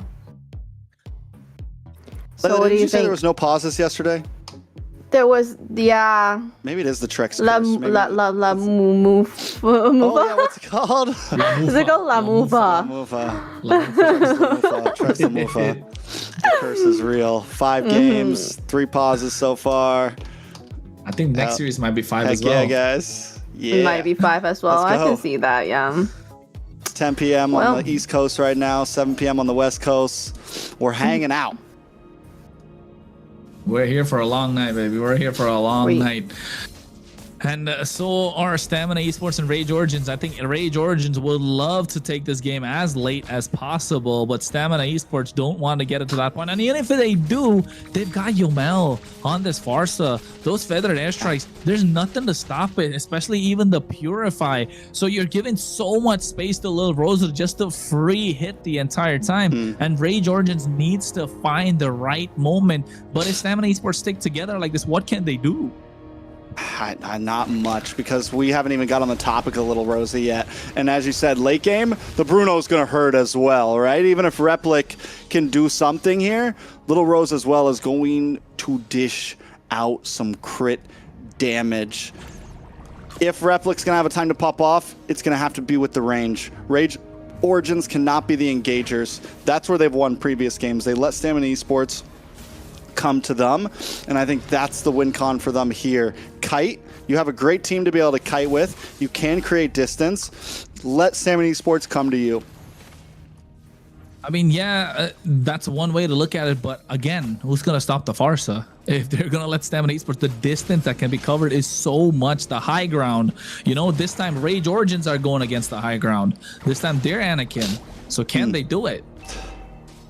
We'll see. The possibility is there, but Stamina Esports with a 4.5k gold lead already. It's looking grim for Rage.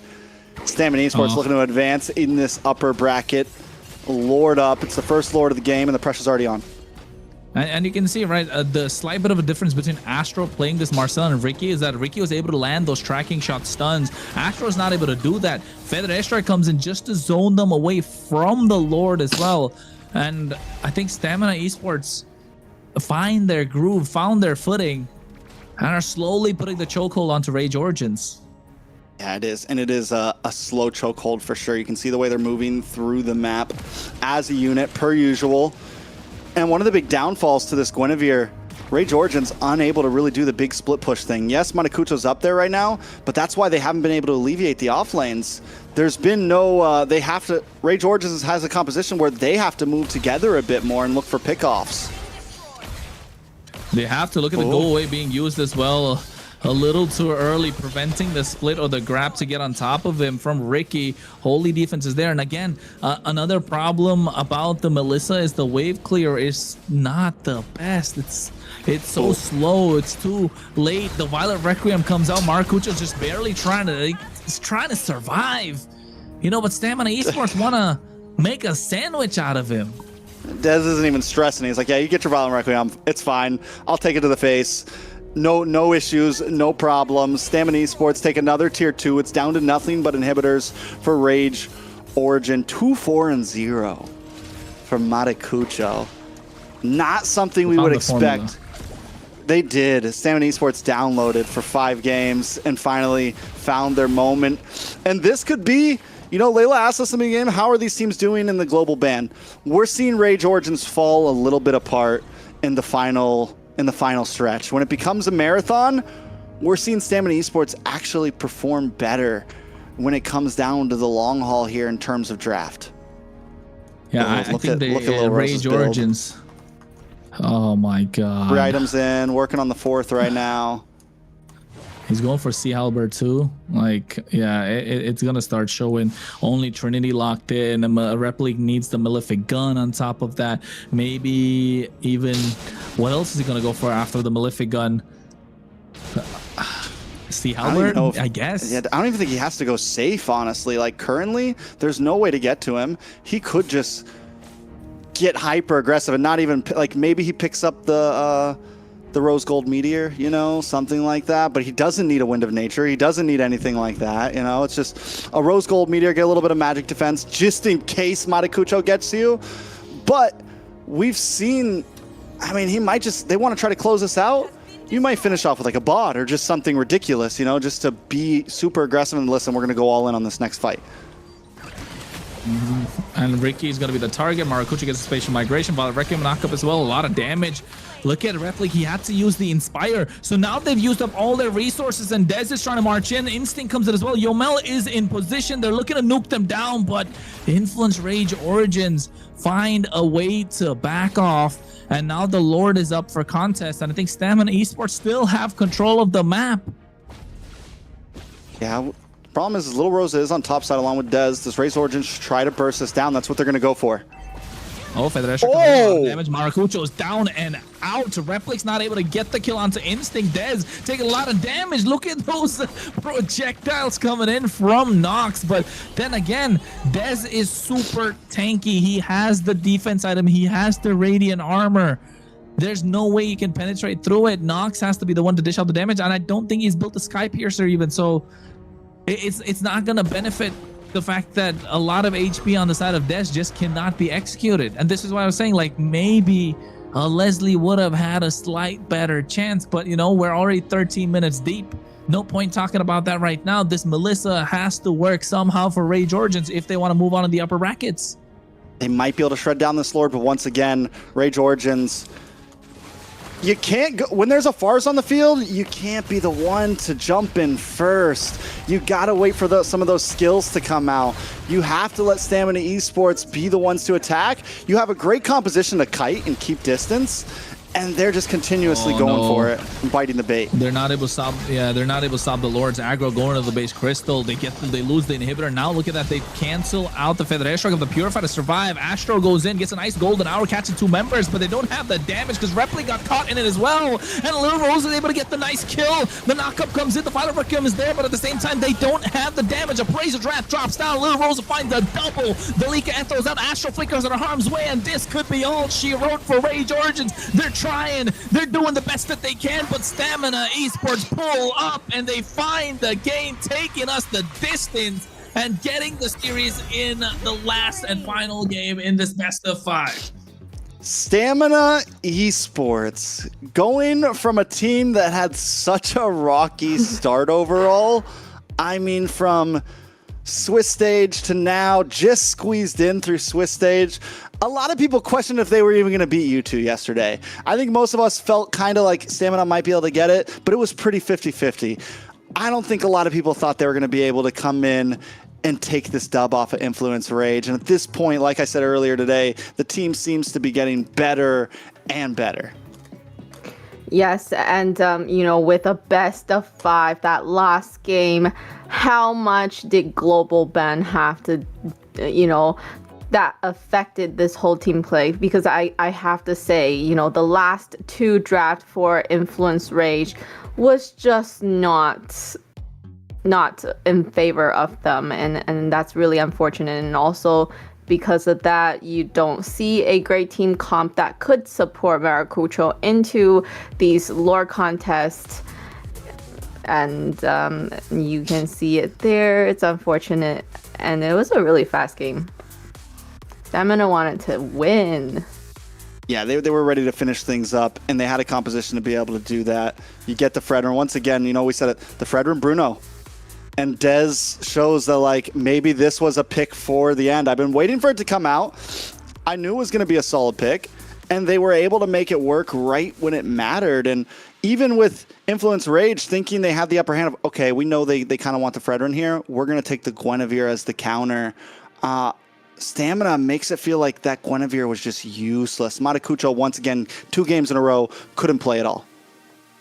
And I think even the Terizla they picked up in the first half along with the Marcel, so it was good, but they didn't see the glue coming, right? The glue, I feel like, was too problematic for them to deal with. Yes, Ricky got taken down 4 times, but it's always on the back of your mind. This glue, how do we stop this glue? That's why I said, like, I'm not really a big fan of this Melissa. Okay, you can get the kills onto French and you're able to close the distance onto Lil Rosa in this Bruno, but how are you gonna take down the glue? You're gonna spend the Inspire, the Cuddles, the Muddles combination along with the Go Away just to take down 1 member, and even then you weren't able to get Ricky, right? So maybe I mean, call me a broken record, but I think in this case, yeah, this is where you pull out the Leslie, the true damage, the burst is going to start showing. And then maybe Ricky is too afraid to go up close because it's not a combo skill where you got to use it along with the Inspired to get the kills, right? It's just there. It's a basic attack that will keep racking up. And, you know, it's just poke after poke after poke. And you add it along with the Kimmy. And next thing you know, Maracucho can jump in, get that finishing blow. But hey, you know, coulda, woulda, shoulda. It's not going to happen. Stamina Esports find the angle. Ricky played a fantastic game. Mel was good. Dez, Instinct, Lil Rosa.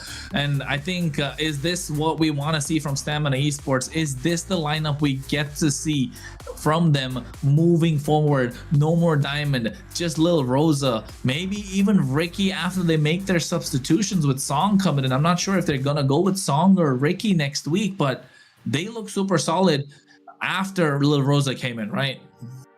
I mean, even before they won their game 1, right? Stamina Esports, or no, they lost game 1, won game 2. I don't want to completely count them out, but Dez finally securing an MVP, Layla. Yes, and he also did that with the Fredrin yesterday, so we're good to see him be able to pull off something less than, you know, we have a new thing for him now, right?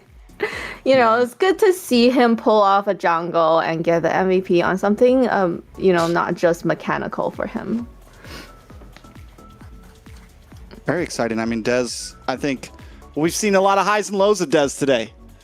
A lot of highs and lows of Dez today. It has been a journey for him, a journey for the team overall, I think. But Stamina Esports, they're like the underdogs that you can't help but root for, because every time it seems like the pressure is max on, they somehow squeeze through, man. You know, so can they keep it up? You know, one thing that they never let go of, that retribution on Dez. It's been clean. He's been demon time on that today. And again, looking at his build too, right?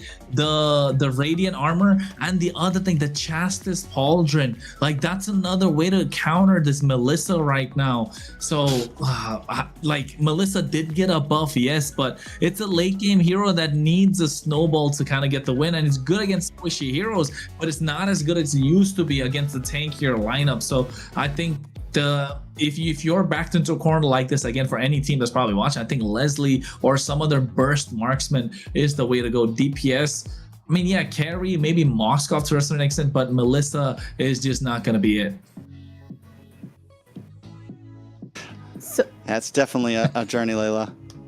I was just gonna say, amazing best of 3, and you know, unfortunately for Rage Origins, they will be dropping down to the lower bracket, where they're gonna have to fight through many matches before they can see grand finals.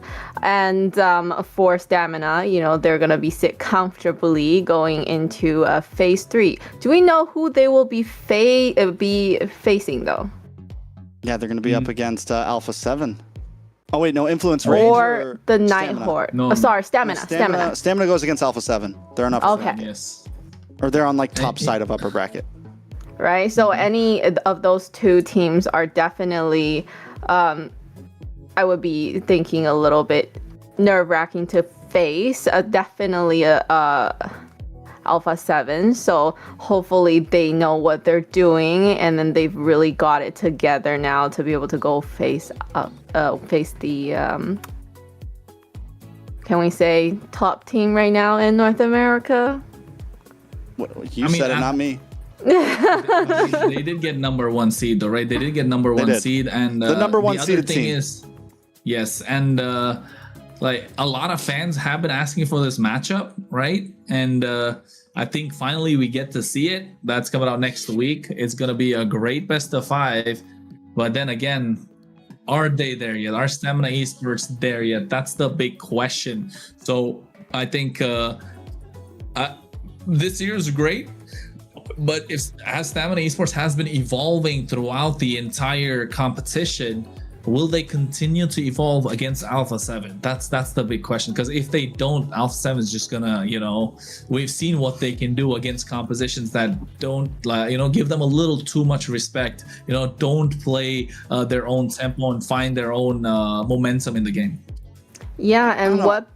Oh yeah, go ahead. No, you go. Oh, no. You finish what you have to say first. Okay, I think if Stamina Esports, it's less than a matter of draft and compositions. It's more a matter of like execution, right? Because I do think the drafts that they're making are simple but very well put together. Simple. They always work well together. The skills, the heroes, and that's what you want to face up against Alpha 7 with. You don't want to get too crazy. You don't want to get too off the walls. You want to keep it simple and just try to win the game through skill, right? And that's where I think influence rates started to fall apart there towards the end of that last series. Their drafts got too off the bar. They weren't able to really hold it together, and Stamina just every draft was just boom, we know what we're doing, boom, we know what we're doing, front to back, box, make sure our mage and our gold lane are in good spots, or Dez has something that he can pop off with. Very telegraphed drafts, but overall, it was easy to execute. Yes, execution on a great drafts like that has a lot to do with their coach. So we're gonna get Coach Bear on an interview so that we can we have definitely some questions for Coach Bear. So hello, thank you for joining us. We have now Coach Bear from Team Stamina Esports. First of all, congratulations on the win. And it was a very intense series. We have best of 5, all 5 games, especially with so much pressure surrounding these playoff matches. My first question for you would be, what do you think was the biggest factor that helped your team secure the victory today? I feel like my player all mentality is very good, even though we are in the 1-2 score, but they still can manage it and go through to another match, and we can win the match in the end. So I really grateful that I have them and they can play like that in the tournaments. Like it. Follow up or Kronos, you got a question? Coach Bear, congratulations on the win. Stamina Esports has been evolving every step of the way throughout the competition, right? But the question I want to ask is, what's with the lineup? Why so many changes, right? We had Diamond before, he was playing well, and then Lil Rosa comes in, he's playing well, and yesterday Lil Rosa played amazing, and then all of a sudden today you start with Diamond, you get Lil Rosa. Is he your trump card? What's going on? Are they fighting? Did Lil Rosa have a date or something? He was late to the game? Yeah, to be honest, Rosa is the main roster in our team. But I just want to give Diamond a chance to play and giving him some play time. And in the end, and I feel like Rosa is more suitable with a team. Then I just bring him back to the team to play with us in the match 3. Okay, so I'm going to ask 2 questions then, because I want to follow up on that. Coming into some possibly harder matches, will you still give Diamond play time, or are you going to kind of starting off with Little Rosa? I know you don't have to say that, but is that kind of the goal, to maybe like use both throughout the rest of playoffs? I think for now, still not sure, but we're gonna have a scrim later, but I think we probably might play with Rosa. Yeah, for now, I think. Tricks. Well, just off of that, back. What about Song now? You got Song as an addition, right, to the team, the new roamer. So is he gonna play? Is Ricky gonna play? There's been a lot of changes at Stamina Esports. We're asking questions. We have questions. You guys did this. Yeah, you guys did this. So you can't blame us. Yeah, I also know like we have a lot of changes, but I mean like I'm a head coach, so I want the best for my team. That's why we always try to find the best way how to win the games. But for Song, maybe for now we're not sure. Maybe he just our secret card. So just let's see it later when we fight Alpha 7. Oh, Tricks. that will be interesting. I'll let Layla have. There's only one more question. I'll let Layla finish things up. One more question. Do you have the time for the one more question? Yeah, I do. You're going up against Alpha 7 next week. That's the real topic here. Any words to them? Anything you want to say? You're going up against the number 1 seeded team next week. Give us something. How do you feel about the match? Yeah, I think it's gonna be an interesting match because like we already fought them in the scrims and we really feel they are really strong team. So yeah, just good luck, have fun, and just give our best later in those tournaments. Perfect. Once again, congratulations on the victory. you. And thank you so much for taking the time to join us at the desk and answering our questions. We'll see your team in phase 3 and good luck. Okay, thank you very much. Sorry. All Sharks. right. I kind of wanted to ask that about Song. Like, it made It's so okay. many changes. They made too many changes. Yeah, Sorry, so Layla, from we get excited sometime. The two of us, we get really excited. No, that's and we just- okay. The That's adrenaline, the okay. testosterone is running. Great question at the end, though. Yes, we do want to kind of see where they are in terms of mentality or how ready they are to go up against a seed 1 team, right? And definitely, do you think Song would be a sub or? I don't even think they know. I think it's like, okay, you did really good the scrim last night. You're starting, and then second half we're gonna sub in this play. You know, like I think, which isn't always bad. You know. Yeah. So we'll see.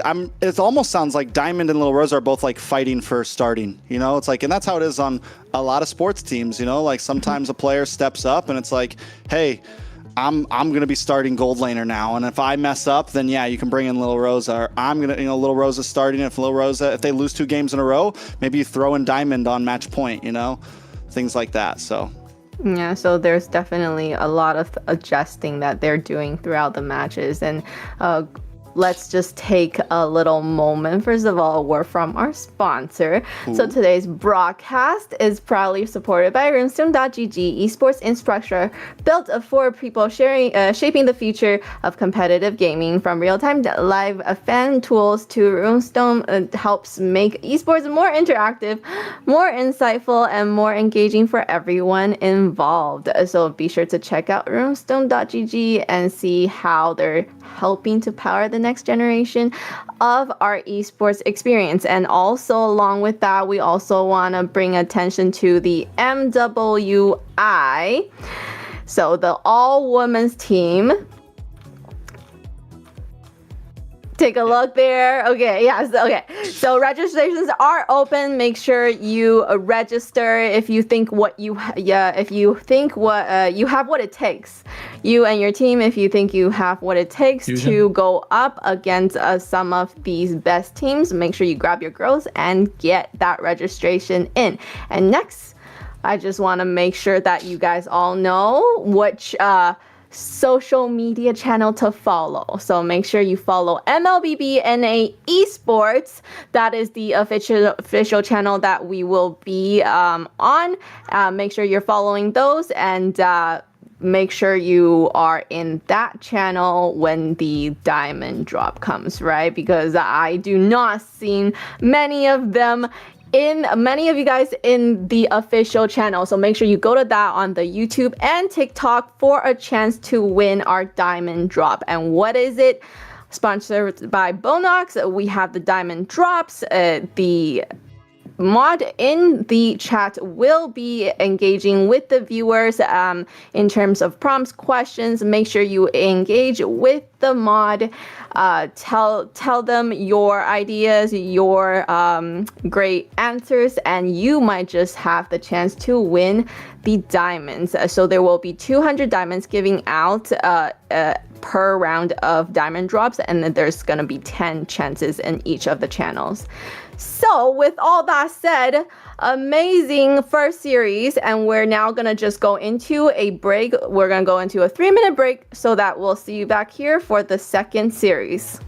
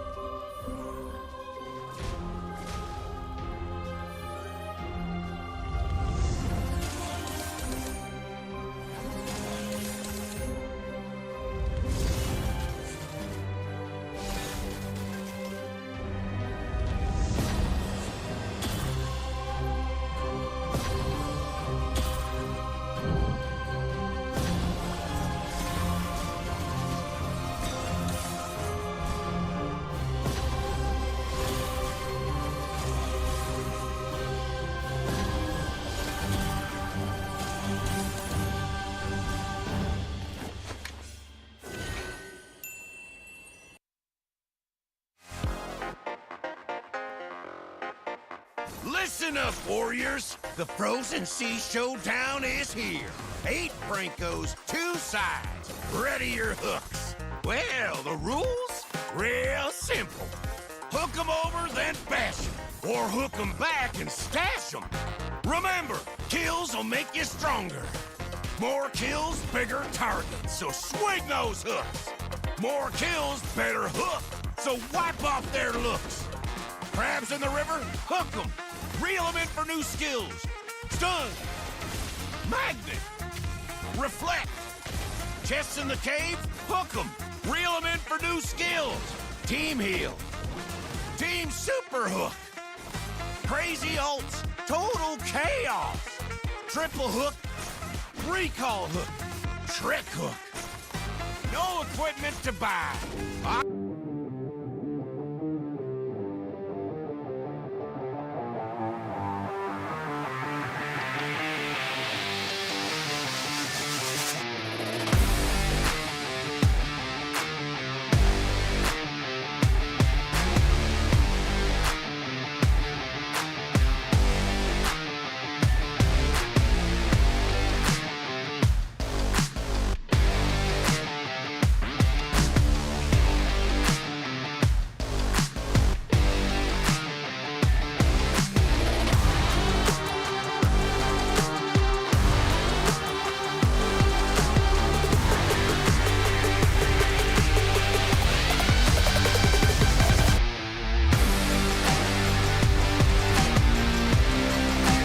Welcome back, everyone, to the second series, or the second half of our Week 4, Day 14 of MCT America's North 2026 playoffs. So that was a quick little break. These guys got in here in the nick of time to be able to, have you guys see them here. So good job. Everybody back? I hope you guys are back as well, viewers. I also want to take this chance to thank the Indonesian and the Philippine viewers. Thank you for supporting us and watching this stream. So we really, really appreciate it. And also, make sure you give us a like if you haven't done that yet, okay? And make sure to do it on the official channel as well. All right. So, moving into second series of the day, Leviathan versus Vendetta. What are we looking at? How are we feeling about Leviathan with the new roster? Like, how are they gonna go up against Vendetta, though? We've seen them perform really well. Woompy. We are Woompy fans. We've seen them do really, really well, but that was against Leon. So now going up against the fourth seed, what are you trying Vendetta, to say, right? So what do you mean that was up against Leon? It was up. Well, I'm not saying anything, but they were seed 8. Okay, so now is it gonna be twice as hard because Vendetta is seed 4? Okay, so there you go. So what do we see? What do we see for it's gotten better. Leviathan? You can't pull one over her now. Yeah, I've been trying all night. Doing homework. So let's just Vendetta. Yeah, before we talk about how Leviathan is gonna do, let's look at Vendetta's lineup, what they have to go up against. So on Vendetta, we have Merciless, we have Tarzan back, we have Churrobami, we have Melon, and we have T. Yeah, and you can see this lineup. They have made a change. The Bam brothers no more. We got Coach T added to the mix, gonna be in the roam position, and we'll see what this team has to say about themselves just in a bit with this short clip.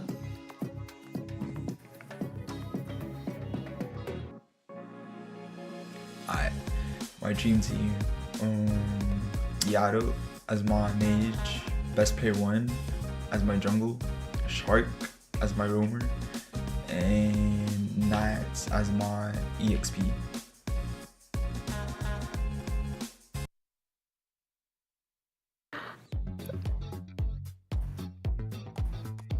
And we're back. let's look at Leviathan. Leviathan, we have Bethlehem, we have Wumpy, we have Yato, ISO, and Promise. Yato's gonna have to go up against Melon here. So even though that's his dream mage.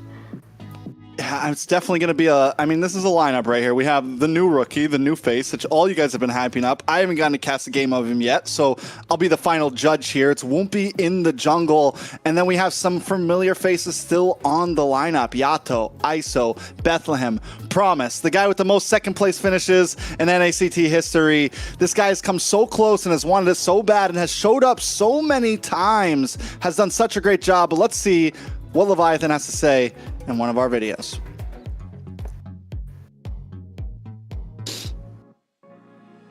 Mage Churubami, Gold Kisler, EXP Nat, Tank, ooh, Shark.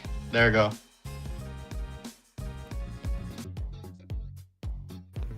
Did you catch that? He said tank. He didn't say roam. He said tank. So very important. And also we see what he prefers in terms of what kind of roam he likes, right? Sad for me. Obviously, he doesn't like the supports. What's your dream team, Layla? My dream team? She wants King Kong, Kyrie, Carl TZ. They can't both be on the just team. Give me 4 junglers. Just give me... Well, would they ever, right? Kyrie and King Kong? I don't think so. Not even for Layla. Okay, so we have first match coming up for Vendetta and Leviathan. Coming on to what we just left off about Leviathan, are they ready? Are they ready to take on Vendetta, right? And Vendetta with that interesting sub or replacement with Coach T. Coach being part of the fight now, that's a little different. So who's gonna be listening? Are they gonna be listening to Coach? Obviously, right? Let's be honest here. Let's be honest here. Coach T was honorary coach. Was honorary mention coach. T's been a member of the community for a very long time. Very long time. He's been a great player. He's had some great moments. Is he competitive ready? That's kind of my question right now. And last time we saw a big sub happen for Vendetta, things did not work out well. It's when they took that loss to Influence Rage. Tarzan wasn't part of the team. It was Ashley coming in. But still, we've noticed that when some key players do exit out, Vendetta has a bad night. Don't get me wrong, T's a great player. But how long has it been since he's been in a... competitive professional game? We're not talking scrims. We're not talking anything like that. It's been a while. It's probably been like 7 months. Let's be honest. It's probably been since last spring. So it's been a while. Could be a major, could be a problem.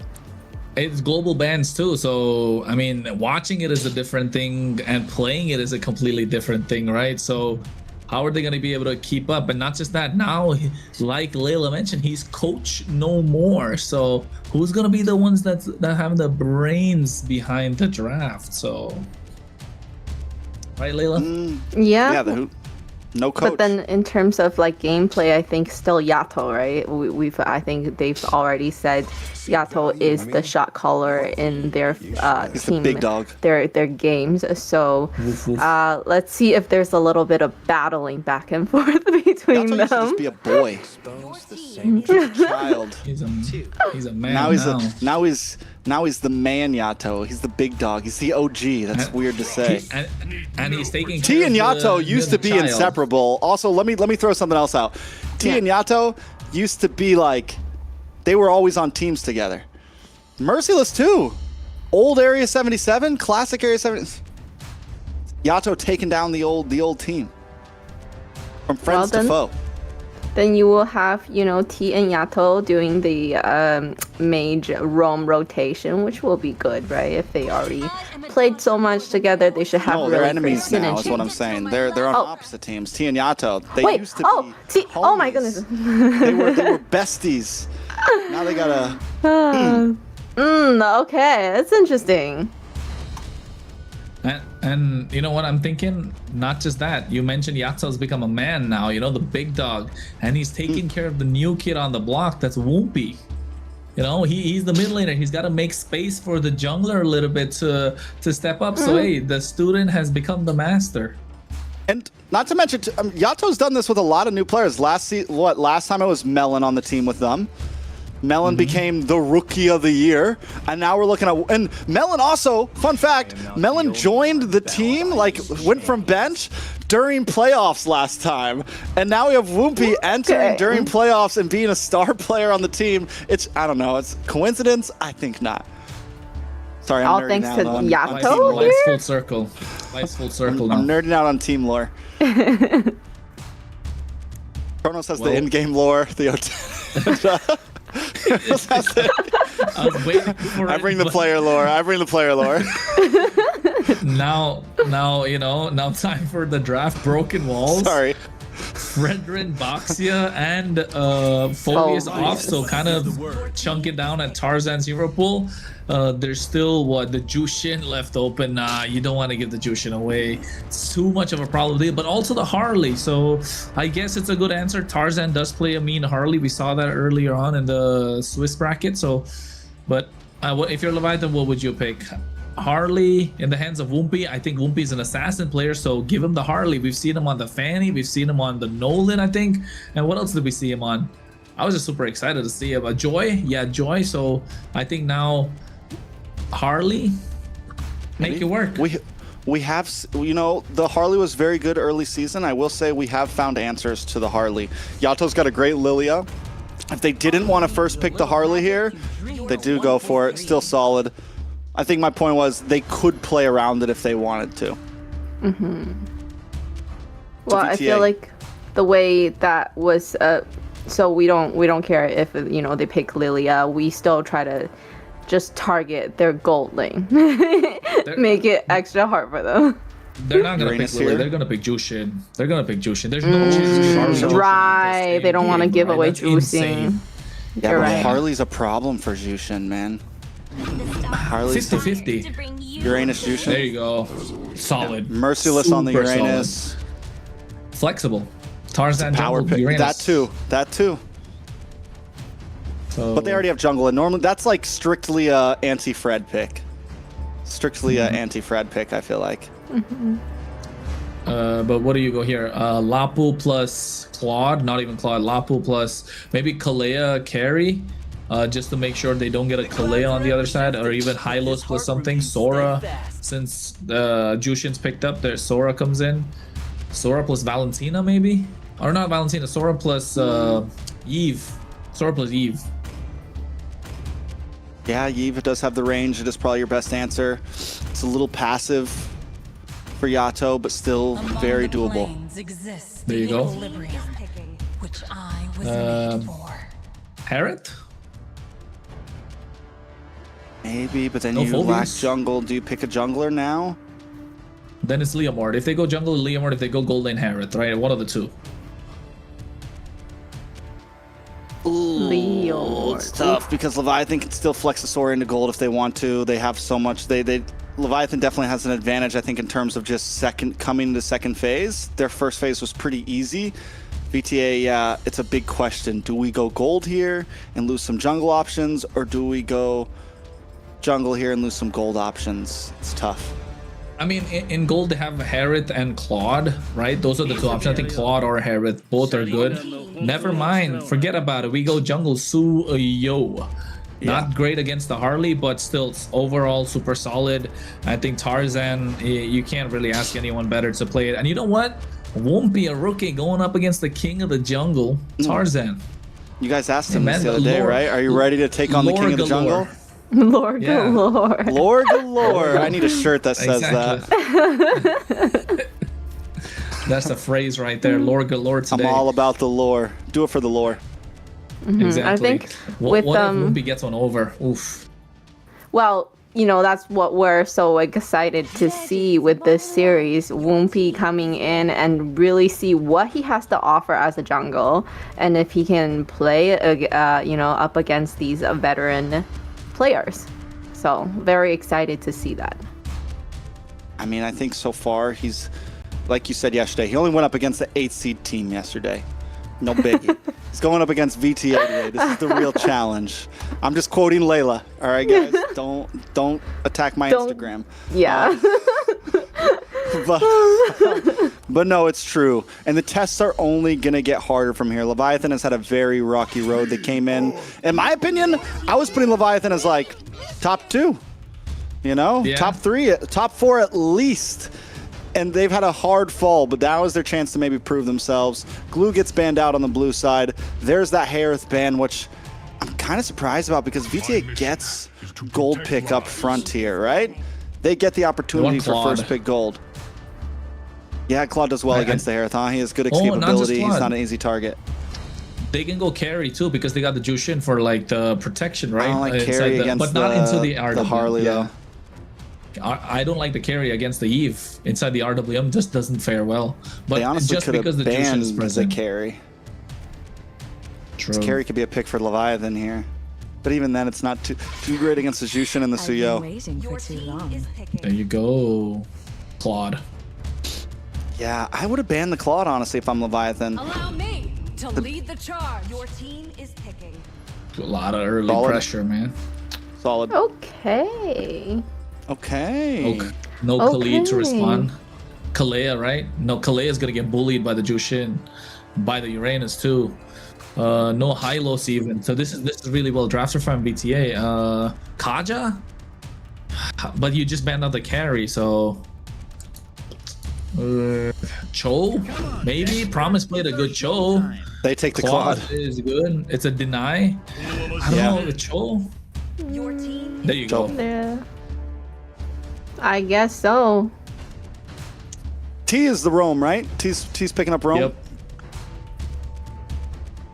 I feel like VTA is gonna have a hard time. They're goaling. Oh. Yeah. What do they even go here? I'm surprised Granger, they didn't. Bruno. They go for a Ruby. No, wait, no. They need a gold lane. My bad. I'm thinking Rome. Time to take the field. Bruno, yeah, there you go, Bruno. Bruno's coming back. He's becoming popular again. It's global. It's just bans, game 1. Reason, yeah, right? it's game 1 and a best of 5. Yep. What are we talking? How do we feel about it, Layla? I mean, they did great with the Sora and Cho comp last time, so I'm assuming they're gonna do great this time with the same composition again, right? I think yesterday they had the Sora and Cho team comp as well. So we'll have to see. Tarzan on Suyo, though, very exciting. I'm sure he does really, really well with that. And then also the juicing. We know juicing is just annoying to deal with, and that's why she gets banned. But they let it through. So let's hope Vendetta has a great game so that they don't waste that pick here. Well, we're gonna find out though. Won't be now on this Harley. He is super good on the assassin, so we're gonna have a high ceiling for him. A little bit of an expectation, but against the king of the jungle, Tarzan, I don't know. But at the same time, the BAM duo is not gonna be there present for Vendetta. He's gotta pull up with what he can do for Vendetta Trex. Let's go in. It's the second series of the night. Leviathan comes from a 3-0 sweep. The rookie against the king of the jungle. This is a best of 5 game number 1. And you can see already T getting super aggressive. Ooh, this is what Promise did yesterday, and he's doing the same thing today, being a problem from whoever is going to be. And Trex, you were talking about if T can, hang around with the pressure that's on him. He's having a difficult time. Can he hang with the big dog still, right? Is he still capable? Can he still do what he needs to do for? Is he still a big dog? Because he was a big dog. I mean, he's a little guy, but he's a big dog in the land of Dawn. I don't know. I think T might actually be a gold medalist. I can't remember. Not everyone's a gold medalist at this point. Yato, T, Yato, Baj, Zane. Yeah, I think so. Right? T was gold at that time. Was that no. T was gold. I can't remember. There's so many. Can't remember. Let me look it up. Don't worry about it. Look it up. I'll talk for a bit. I'll yap. Yeah. HyperX Arena. Anyways, take a look at it. Leviathan, you know, you mentioned one thing, Tarzan versus Woompy. That's what a lot of our eyes are on here. Woompy does have a small advantage, right? Because I will say that the Harith can do a good job against the Suyo. Vendetta, on the other hand, need to look for early pressure. They want to get Tarzan ahead. They want to maybe even get a kill onto Woompy early on. Find those possibilities. We have seen the Suyo win out in 1v1s as long as the Suyo can scale early on, especially if some Sky Piercer stacks start coming in. Oh, but look already, Woompy getting an early kill onto the bot lane. Melon goes down. ISO already going to get an advantage, possibly some gold plating here. A gold laner for a turtle. That's expensive, and yeah, T was EXP at that point when they won gold. T was EXP. Yato, yeah, Yato, Bodge, Yato, T, Bodge, ISO, T, Zane. And Zane. Yeah. The squad. That was the squad. That was an upset too, wasn't it, that season, because of how star-studded. Yeah. Up against Outplay. Last minute. Right? Yeah. Last minute lineup too. It was definitely one of those games that, one of those series that you definitely wanted to watch. But of course, at the same time, Churubami out for the count. All right, so Leviathan taking a nice lead already. Woompy 1-0-0. It's a good start. Fun fact also, Promise was part of, I think Promise was part of Outplay. Pretty sure Promise was part of Outplay that match. He had to fill in because Yureshi could not make it. Lore galore, baby. It was EXP. It's pretty much, it's almost that, like, it's crazy that all those players right now are playing from that grand finals, but hey, whatever. A lot of y'all don't remember it. To the viewers out there, to all my Filipino and Indo viewers, thank you for watching. Hopefully you guys remember. Like and subscribe. Do that good stuff, you know. Follow MLBB Esports. Yeah. Yes. Shout out to all the casters out there if you're watching. Yeah, but even the Southcasters, you know. Naisu was also at that grand finals. Oh, we casted. Yeah. So me, Naisu, private on the desk. Yeah, he's probably watching too right now, right? It's pretty early morning in the Philippines, so a lot of people watching. And you know, before MPLB 8 starts, get your daily dose of MLBB in here. Yes. All right, second turtle. Both teams taking things slow. Leviathan, is this what Vendetta should be doing though? Like, when does their pop-off point happen? Because you need something to happen for Tarzan here at some point, right? You need Uranus to start racking up those items, right? You need Merciless to start becoming a problem, and he is already getting there. Once Merciless becomes a problem, Woompy can't look to pick him off, and he's got to be in the face of Woompy the entire time. That's why he's trying to clear the waves proxy on the top side, be a problem to Bethlehem. And meanwhile, on the bot side as well, ISO wants to get fast clears. That's why T has to keep him in check. No way. All right, so boss side, a lot of damage on ISO. Tarzan. Cameraman. He's having his fun time. He is having a jolly good time. Ooh.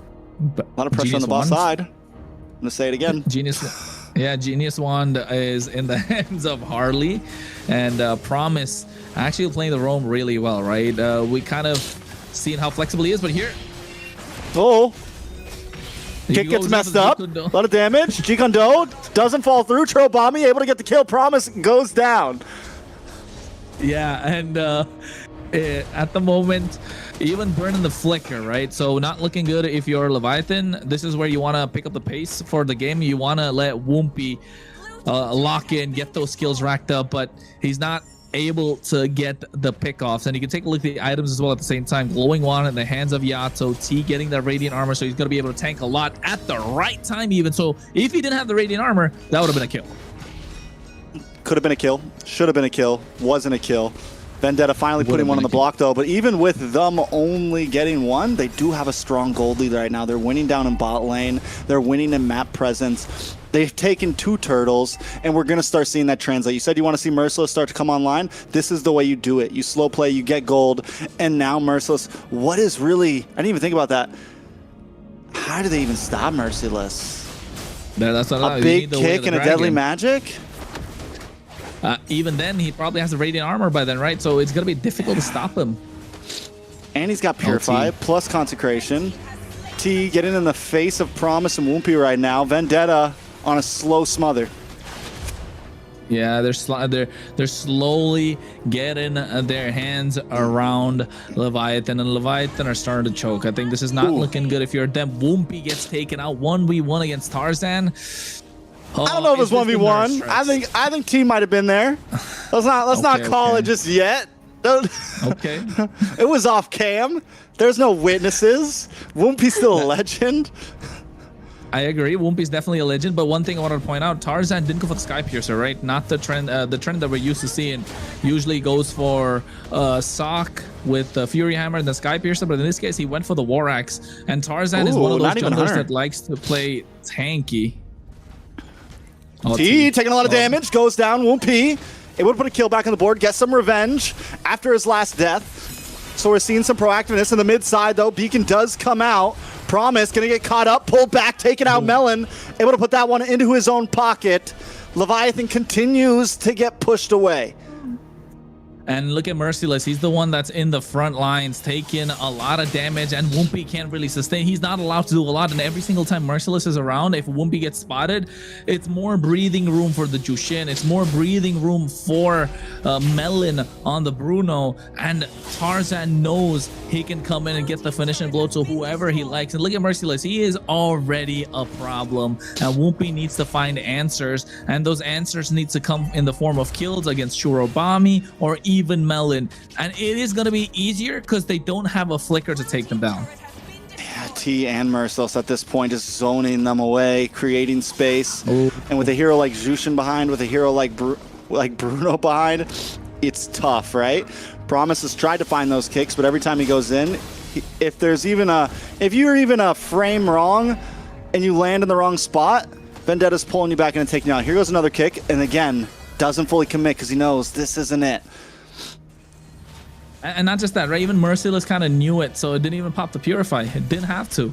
Wait for the right time, wait for the right moment, and I think it's going to come down to Bethlehem to get those big shifting skies. But then again, the game has kind of, has it slipped away? No, it hasn't. Team making mistakes like this could be the opening. That's huge. A lot of damage on a Merciless as well. But Lord goes into the hands of Vendetta. The space was made, and I would say it's honestly worth it for T to take that death. Melon? Wait a second. Deadly Magic. Can they get the kill onto Melon? Melon should go down with the help of Promise. Merciless taking a lot of damage as well. Churobami, but ISO to the backside with the Blaze Eagle Epic gets taken out. Merciless gets killed, but the damage all comes from Tarzan. The butterflies, right? They were stacked up on top of him from the Lantern Flare. No wings by wings, but got picked up and made Churobami making ISO dance under those disco lights. And Woompy's trying his best, but look at the beacon. Ooh, Bethlehem tries to flicker in, though. Gonna get pushed away. Big mess up by Bethlehem. Should go down, will go down, taken out. Merciless 2-0-1 on the Uranus.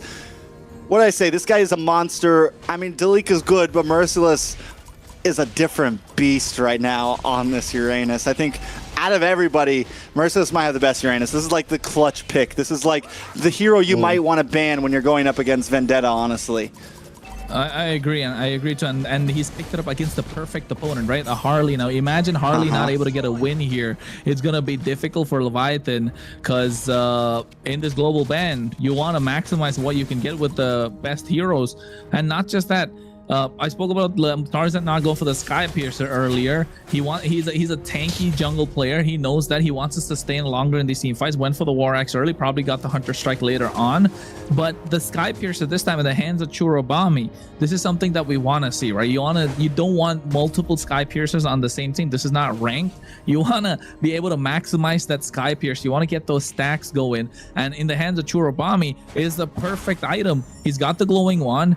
He got the elegant gem, and now with the Sky Pierce added, he got that one kill also after picking up the item, so he's got 10 stacks. Now the more you are in these team fights, the more he's gonna start becoming a problem, and it's gonna be a hard time to catch him because you get the Way of the Dragon, he can purify. You try to catch him with the Deadly Magic, he's got the beacon. So if you're Leviathan, the early pressure you wanted to put is kind of negated, right? There's no pressure that Vendetta can take right now, and you need to find a way to get pickoffs. It doesn't matter who it is. If they're in your face, you want to get the kills, and T is going to be there. A lot of damage on a T, but in comes Tarzan, but he's going to take some damage of his own. Tarzan might not be able to get away. ISO able to dash in and get the kill. 2 down on the side of Vendetta. Leviathan finally find a moment to strike, but Whoop here to the backside with a big deadly magic on a Churubami. Churubami should go down, will go down, and now Whoopie wants more. 3 down on the side of Vendetta just when we counted them out. Leviathan take back control. And this is what I was saying, right? They need to get whoever comes in their face, just take the kill, because at this point, any kill is a kill, and you're getting gold cut back. You're not letting the gold lead extend. It was about 4.5k, now cut by half, and Leviathan are blitzing the Lord. They got the right kills, and T, again, getting caught like that for the 3rd time in a row is not looking good for Vendetta the longer the series goes. And Leviathan found the opening. They pounced on it. Yato did brilliant with that RWM, stopping them from going away. And not just that, Bethlehem with the shifting skies, the way of the dragon, ISO going in with the BMI blazing doing, and Woompy. Oh my god, he just completely deleted Churubami on that Jushin. So you're kind of keeping that Sky Piercer under control as much as possible. 8 kills in their hands. Now look at the goal lead, 1,000. And the Lord is already marching on the mid lane. The problem you're going to have is Merciless, but I mean, if they're able to get every other tower and get other members, it's not going to be much of a problem. And Woompy's already 15. Yeah, and he's hungry right now. Before that fight, they were Woompy and ISO were at a 2-level deficit. ISO still at a 1-level deficit. Big kick on a TT will go down and pay for his transgressions. RWM lands down. No big inhibitors taken, but Leviathan not going to give it up just yet. Promise does not have a way of the dragon. He's not going to try to fully engage, but the rest of the team's going to move on to the mid side as Merciless jumps into the midst of 4. Tower finally drops as Yato gets the final hit on it. Inhibitor down. Leviathan have completely turned the tables of this game. Slow pace, right? Compared to what? Oh my god, Churubami. There's no safe place. Woompity doop. My god, Woompty Woomp Woomp. We got to come up with something for Woompty. He's a mainstay name now. He's going to be there for a while. I keep thinking of that Kanye song, that Kanye verse. A woompity doop, a doopity doopity. Some people might know. I'll send it to you. Yeah, I'll take a listen after. But T's not having a good time. He gets picked off again. Yeah, but Promise too deep, actually.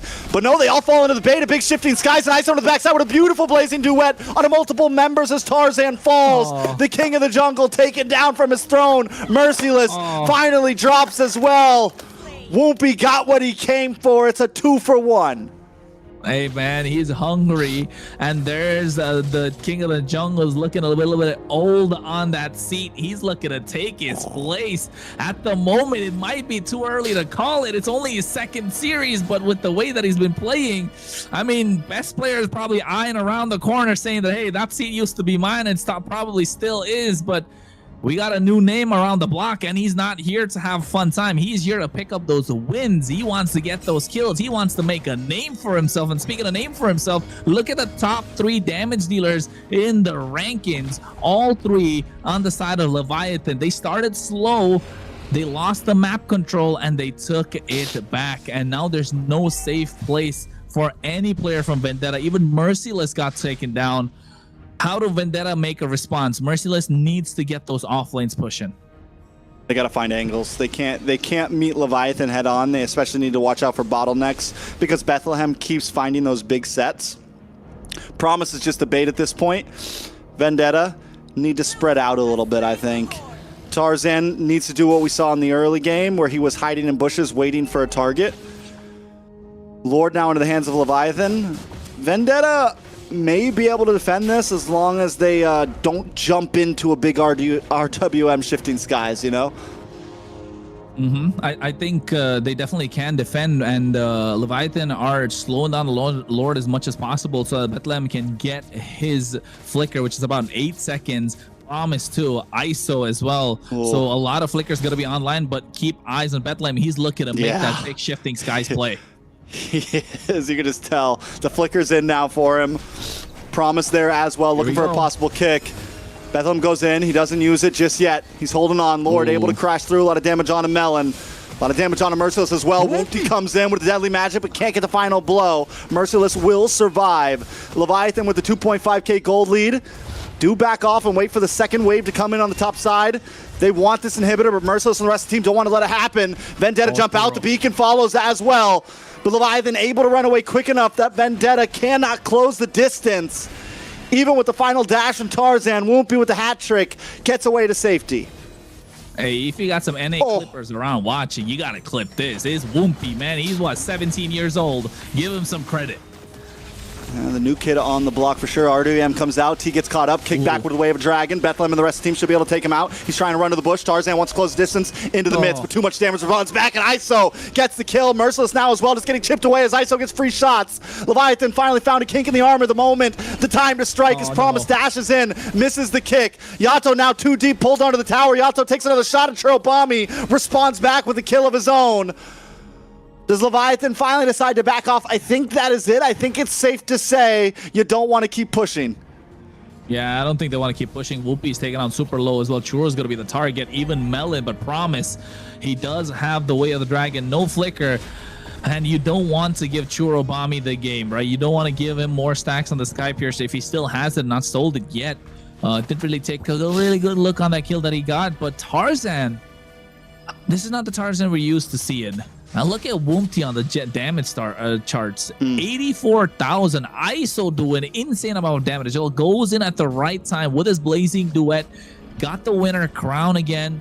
So Tarzan hasn't done damage for the last 10 minutes. Yeah, where's Tarzan? Oh my god, 27,000? My guy hasn't done damage since like minute 10. I don't know, man. It feels like a fly around just buzzing. So that's troublesome. That's a problem. T as well, 0-5 and 3. The early game composition worked well for Vendetta, but we're definitely seeing it falling apart now. Are we missing Ashley here in the room as well? Just, you know, because T, I mean, T is fantastic. Don't get me wrong. He's playing it well, but a little too aggressive, making some movements that, you know, usually we wouldn't see from other roamers so far. What, about 3-4 times making mistakes, getting caught out by Bethlehem. And it's been the same play. It's not changed. And I think it's going to be again. Look. A lot of damage on a Merciless. He did have to use the Consecration there. Leviathan, watch for Woompy up in this top side. And see, they're the ones finding the angles. Ooh. Vendetta unable to get space in them. Oh, Woompy. Woompy. He decides to back off, not make the full engage.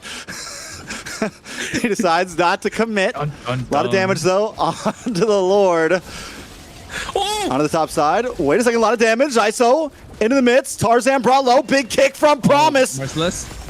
Merciless stills the Consecration, though. He was able to get it back, but another Shifting Skies from Bethlehem. And look at the knockups. Tarzan's down. And so is T. Woompy with another kill into the book. But Bethlehem's gone, and Vendetta doesn't want to give up the space just yet. Churobami and Merciless can keep them away, but look at the base. Minions closing in.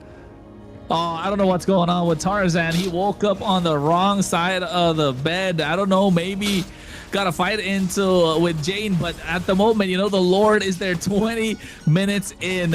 Promise trying to zone them away, and looking like 20,000 HP is enough for Leviathan to be able to secure it, but the minions are still pushing on the bot side. They get an Evolved Lord, and now all of a sudden, Vendetta, who are looking super strong with these counters with Merciless on this Uranus, it looks like they backed themselves into a corner. Yeah, I don't know if Vendetta can live out this one, honestly. You have the RWM, you have a Blazing Duet to get to the backside, you have Promise, you have, like, there's just, the thing is like Leviathan plays well in the bottleneck.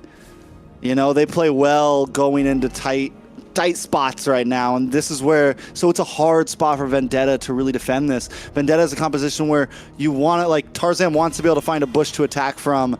They're not going to do as well in the space. The only really advantage I feel like they have is Churobami.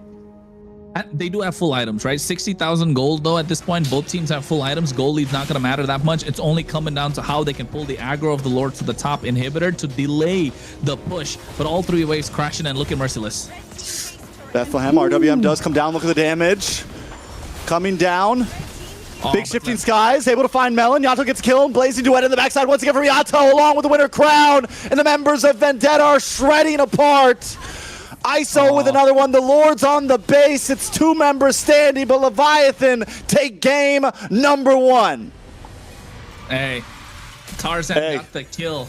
Tarzan got the kill in the end against Woompy, but still, what a performance entirely coming in from Leviathan. Super solid, and they knew their power spikes. They waited. The pace of the game was super slow in the early game, not making too many mistakes, waiting for Vendetta to make the mistakes and capitalize on that. Well played. I agree. Yep. Very clearly. Very clearly. Thank you, Layla.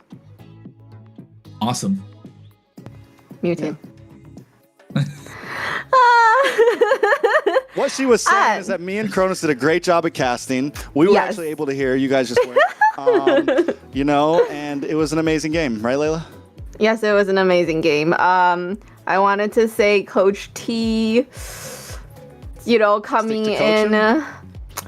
Well, I was just saying, let's report him for distracting the teammates. That's what I'm gonna say.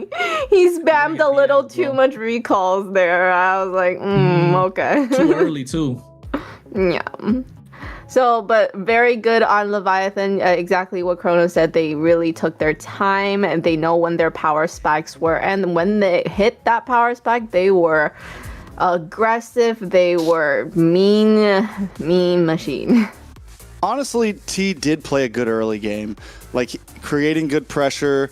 Overall, Vendetta played a decent early game. I think they just fell into a couple spots where the RWM plus Bethlehem with the shifting skies was just a little too much to handle. And I think we really got to give it up to Woompy, because even after taking a 1v1 death from Kronos, I think that T was there. But either way, Woompy takes the death. I think Woompy got jumped, but hey. After taking a death, having a rough start, it took a little bit of time, but was still able to come online and start outputting. And Leviathan, this is things that we didn't see from Leviathan before. Having a rough start to games and still being able to wait for that power spike, like you said earlier, Kronos.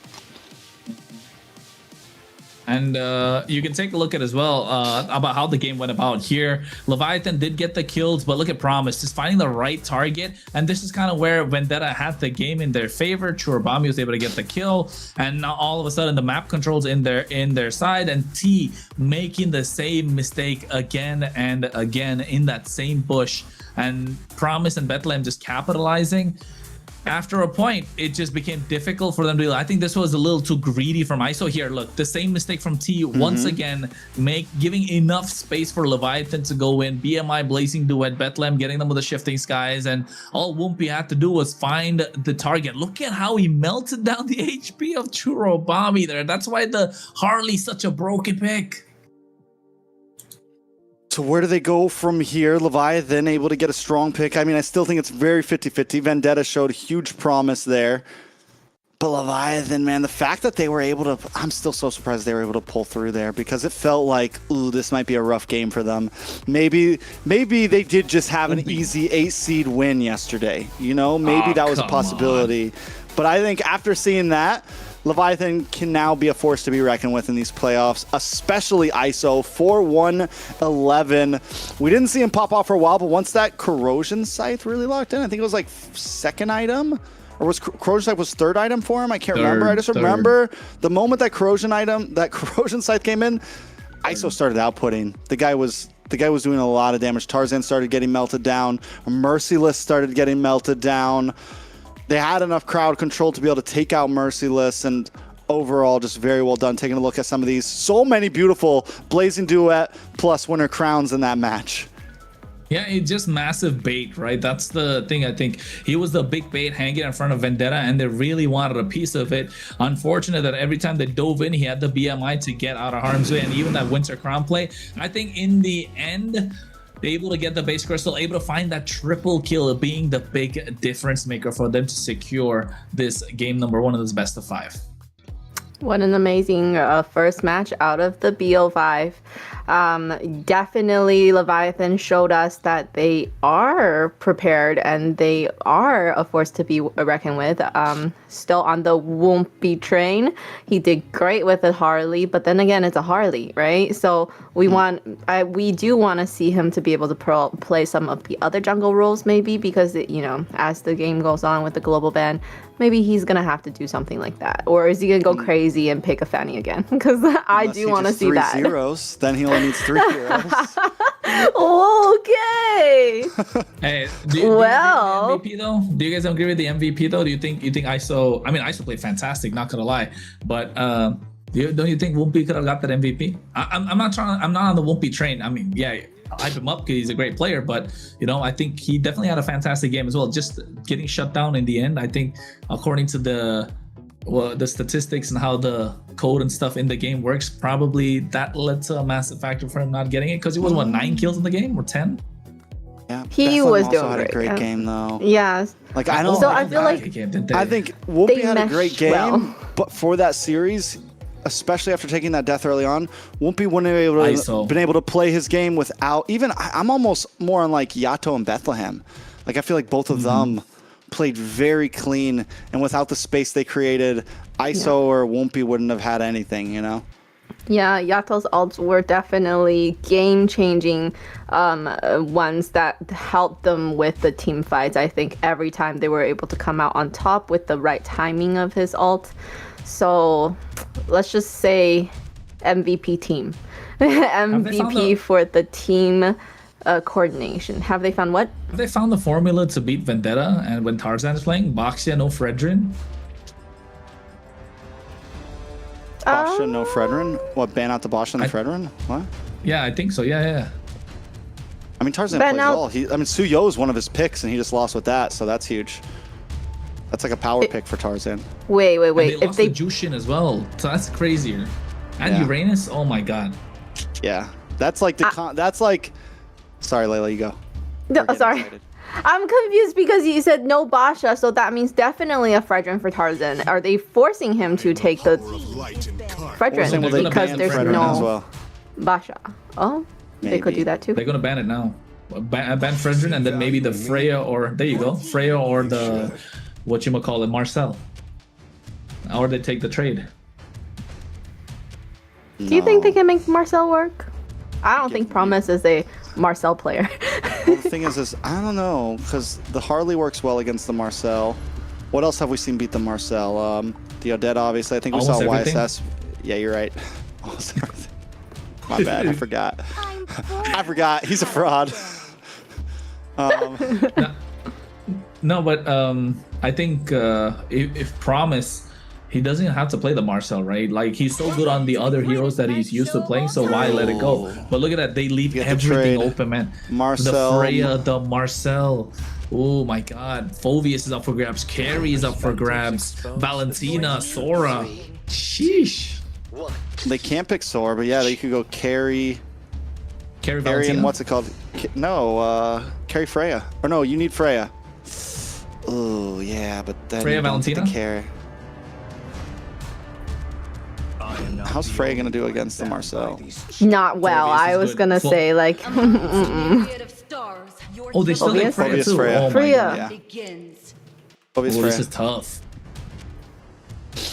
Yeah, this is tough. All for the price of a Marcel.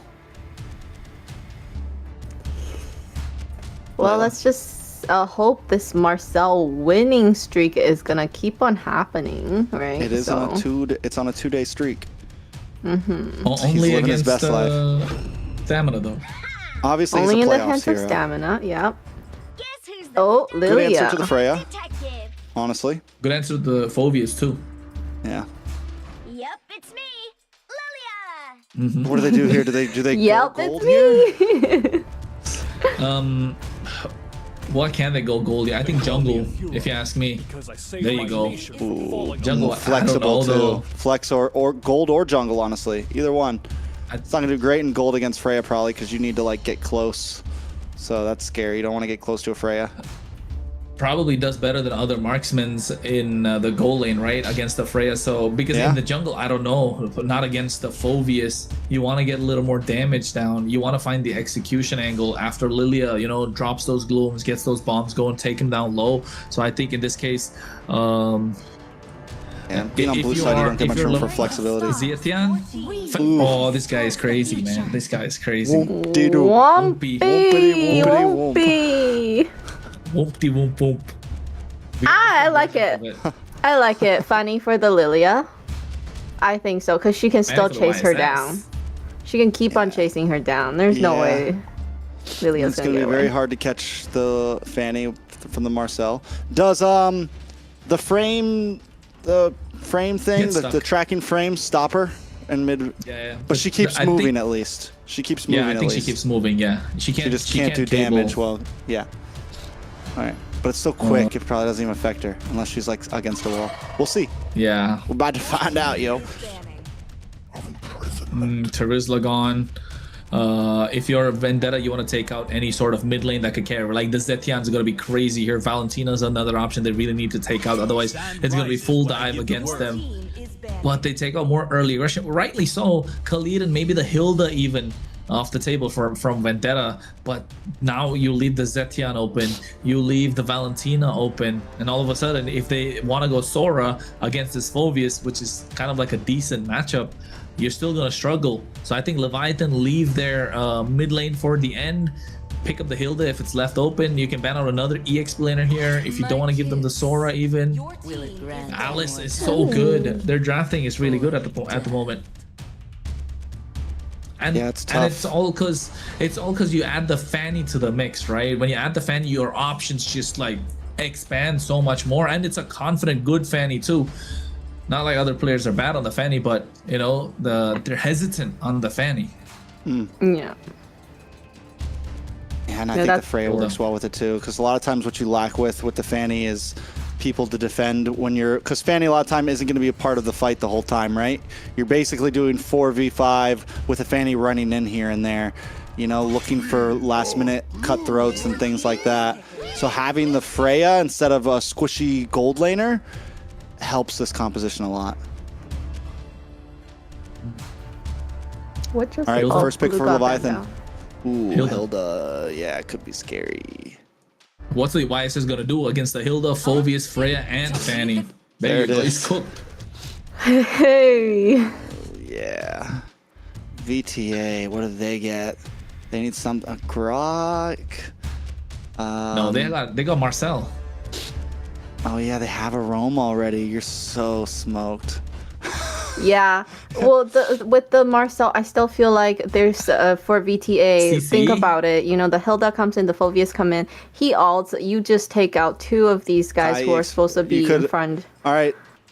Kai jungle, CC. Tarzan into gold lane YSS. Yeah, I think that's what I'm thinking. You put YSS in the gold lane, go Akai jungle, maybe even Nolan if you kind of want to, but not the best. But I think if you're EXP, you go CC, right? Never mind. Whoa. Hylos isn't bad. The poke. But where EXP Hylos?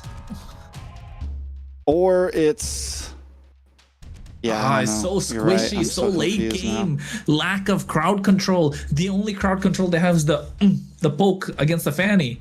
She's not gonna get caught by the tracking shot. It's a cursed hero. I mean, on the bright side, they have wave clear with the help of the Lilia, so they can go against the siege if it's 12, 15 plus minutes. But I don't know. Looking at that lineup, looks like an 8-minute game to me. Yeah, I was thinking Gord. I forgot to say it. I was thinking Gord because like you just need the range now, and no one's going to be able to catch up to them. And a little more crowd control too, just to throw on top of it. Like, hey, we also get some crowd control. Yeah, they're Is it okay? Is it? Well, there you have it, the lineup for Game 2 in this best of 5 between Vendetta and Leviathan. Leviathan with some very, very up-close heroes, and the only range they got is that Gore, so protect him, please. No Layla, you tell us, what do you think's a better lineup according to you? I prefer to have a little bit more range.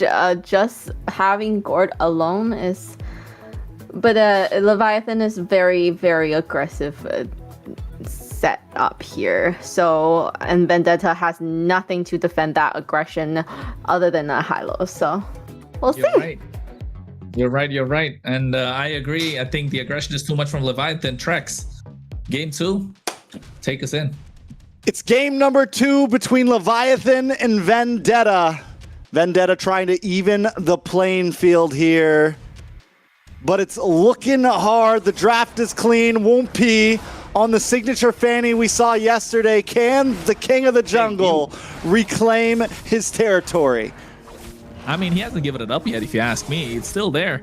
Best player still hasn't played, and Tarzan has been really clutch on his retributions. Dez is eyeing up for that spot, but Wumpy coming in trying to claim, make a name for himself after yesterday's performance. A fantastic game 1-2, and now on this Fanny, how much trouble, how much chaos, how much havoc can he create? The clear is fast. He goes straight on the bot side. I think Moscow's going to be the target. Nope. It's a tough spot. T able to get a nice stun along with Chorobami, getting some nice damage onto Yato, but Leviathan will be okay. This is the aggression that we saw from Marcel on stamina. This is what T probably needs to do. Already trying to get some slowed. Okay, so it does stop the Fanny right in the tracks. I don't know if she was done with her cable yet, but I'm still excited to see exactly how that works. Yeah, and looking at the emblems as well, there's nothing crazy, to be honest, apart from the fact that Moskov, again, going for the Festival of Blood, just an extra bit of sustain. Apart from that, everything looks super solid. ISO on a killing spree. He wants to be in these fights longer and longer. All right, so it's a slow pace. Wumpy still targeting. Last time we saw them get an early kill onto Melon. Can they maybe pull something like that off again? ISO with the lane cut. Gonna try to make his way up to this turtle. And that's what all Freya players do, right? Make sure they get to the turtle at the right time. Wumpy doesn't want to get the purple. Projectile coming out from Yato. Turtle, 5,000 HP. Reset. Gives enough time for Wumpy to go back, get his purple. And Leviathan want to buy time. Bethlehem doing the best that he can. And Promise trying to get on top of someone. But Merciless is level 4. So that's some good news. And T on this Marcel trying to do the best that he can as well. Melon also level 4, so watch out for a big SOD possibility. Wumpy hunting the king himself right now. He's waiting for a possible moment as taking the camp, but also waiting for possible. No, he just wants the camp. Gonna come in, swing in, a lot of damage already onto Promise, brought down to about half health. Glorious Pathway does come out. SOD connects onto Yato. Chorobami able to take the turtle, but a lot of damage lands onto Promise, and Promise goes down. ISO now trying to get involved as well, brings out the Valkyrie. The damage unloads, and Bethlehem drops as T gets the kill, and no one on the side of Vendetta is down just yet. Merciless might just get away safely, and Melon is sniped from the cable. ISO looking for anything, but unable to get any final hits. Now he's caught in between 4, jumped and taken out. It's a 4-man wipeout plus a turtle, a 2K gold lead. Make it 5 over the side of Vendetta. Oh, what a golden hour. What a turtle take. Wumpy getting caught out in that golden hour gave them everything. Bethlehem really bought a lot of time, but Vendetta, they're revitalized from Merciless coming in clutch. They're able to juggle the shots that's coming in from Leviathan. And of course, Chorobami on that Lilia. Those glooms are bursting. They didn't even see the damage coming. ISO was trying to get the kills, but then again, that golden hour, that tracking shot just stopping them in place. Vendetta have found the advantage. 2.5k goal lead 4 minutes in. Yeah, that is honestly insane. That's a turtle for you. Normally, very rarely do you see that much of a come up, that much of a jackpot on a first turtle. 5 kills, a turtle, map pressure. Every single member of Leviathan took a death, except for Yato. But still, everyone essentially took a death. It's huge. It is a huge advantage for Vendetta. And it wasn't like a first-minute kill where you're immediately back on the map. That gave so much gold in the hands of Vendetta. Yeah, and 100% KPA for pretty much every single member except for Melon, right? Who use an SOD to get into the fight. So everyone maximized the gold that you could get, and two kills in the hands of Tarzan means he's gonna scale much faster. And you know what a farm the YSS can do? He's just gonna keep farming and farming. And next thing you know, he's 15. You're barely like 9 or 10, and he's gonna get the second turtle in his pocket too. How are Leviathan gonna contest? I don't know if they want to, honestly. Wumpy could try to look for an angle in, but it might not be the idea. Black Shoes on Chorobami means he's not an easy target. They're going to back off. Wumpy goes up to top side to get some minions. This is the right play for Leviathan, I feel. Yeah, but I think the mobility that's there on the side of Vendetta should be able to help them catch up to the top side. If they get the top tier 1, it's going to be good. SOD connecting. Oh, no. Oh, lucky. Okay. That could have been bad. That would have been a whoopsie for Wumpy. We're trying super hard, aren't we? Yes. But Bethlehem right now, look at the top side. He's getting caught out. A poke coming up for Merciless, and they can't really do anything. And the golden hour, again, preventing ISO from doing anything that he can. And it's not looking good, not just for the fact that Vendetta got all these kills on the board, but Leviathan have such an early aggressive lineup. The Hilda, the Freya, right? The Fanny. Now all of a sudden, they don't have a single kill. It's looking problematic if you're Leviathan. Yeah, not a lot of targets for Wumpy, honestly. Magic Kush does come out to keep them away. Churro. A little bit of damage from ISO. Doesn't get the full engage. Tarzan with a nice mountain shock, able to get the stun, but he easily gets away because a beautiful, honestly, brilliant pathway to stop, glorious pathway to stop Leviathan from advancing. And nice Traceless coming outside at the same time. But look at the bot side, 1v1. Oh. Wumpy finally putting one on the board. Needed. You mentioned you mentioned the early game possibilities from Leviathan. We can never forget, a Fanny can still pop off in mid-game, honestly. Even pop off at like 13, 14 minutes. The items start coming in, and there is always kill threat. Down to the bot side once again, now locking on to Merciless. It's promised, and Wumpy, they're not going to fully commit, though. Yeah, and I think Vendetta is a lineup that wants to stick together and play together. The moment they get split apart, Leviathan will pick them apart from maybe Melon. So on this Moskov, if he's able to get a good stun with the Spear of Misery on point, third turtle should be up, and I think Leviathan might want to contest this. I mean, they can definitely go for it. It's just, honestly, it's hard for Wumpy to find an angle in, man. You get tagged once by T or something, or poked, or just a quick poke from Merciless, and you're too squishy to last. So the rest of the team has to open up space. Glorious Pathway does come out. Wumpy just hanging out, looking for a lucky retry here, honestly. And he's able to get it, land. The SOD does not connect, but look at the damage on to Merciless. Oh, Promise. More damage on to Tarzan now, and Promise able to get the kill, opening up space for the rest of the team. It's T, Tarzan, and Merciless all down. Churobami still has Black Shoes. This might not be the attack they want to go for. Melon finally showing up, maybe trying to help out. Able to get the push back onto ISO. Yato shows up as well. But Leviathan finally come out on a win, taking an ever so small gold lead, but also map pressure. And T's golden hour kind of creating a separation there for Vendetta members to not be able to go into that fight. Didn't really help out for them. So misplaced golden hour, you can say. But also, I mean, can't complain, to be honest. He was trying to zone out ISO or Bethlehem to try and get into the fight. And looking at the itemization, you know Churro is going to start hurting. He's going to get that lightning truncheon right now. Trinity almost up for Melon, and Wumpy definitely has the items to get those kills. The timings of the purple buff just haven't been on point for them because it's up every time there's a neutral objective. All right, so what does Leviathan continue to do from here? What does Vendetta do from here? Tarzan.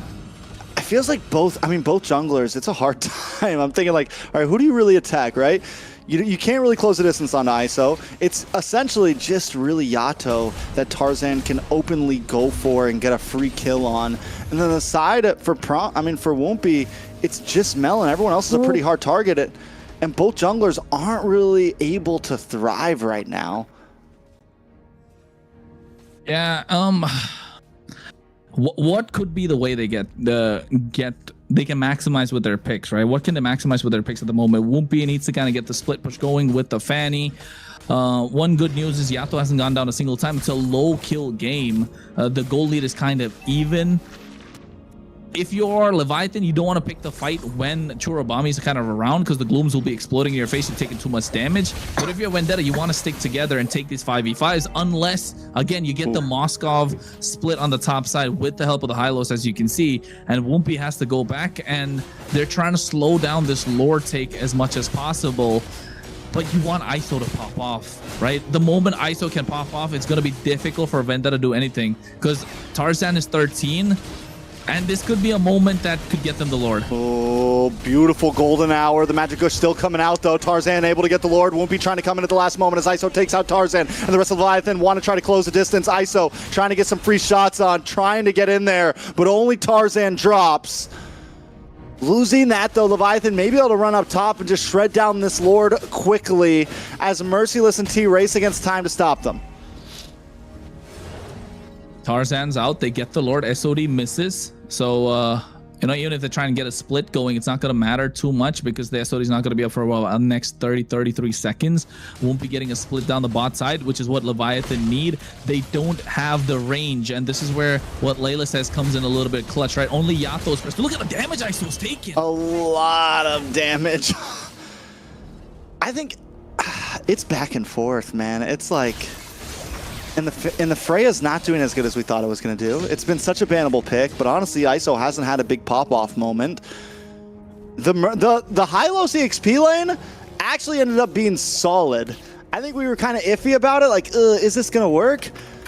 But it's something that is it is the stiff arm right now. You know, we talk about the stiff arm, and it is that. It's stopping ISO from really popping off. It's stopping Wumpy from really popping off. And you pair that up with the little bit of stuns that T's using as well, and it does create this barrier.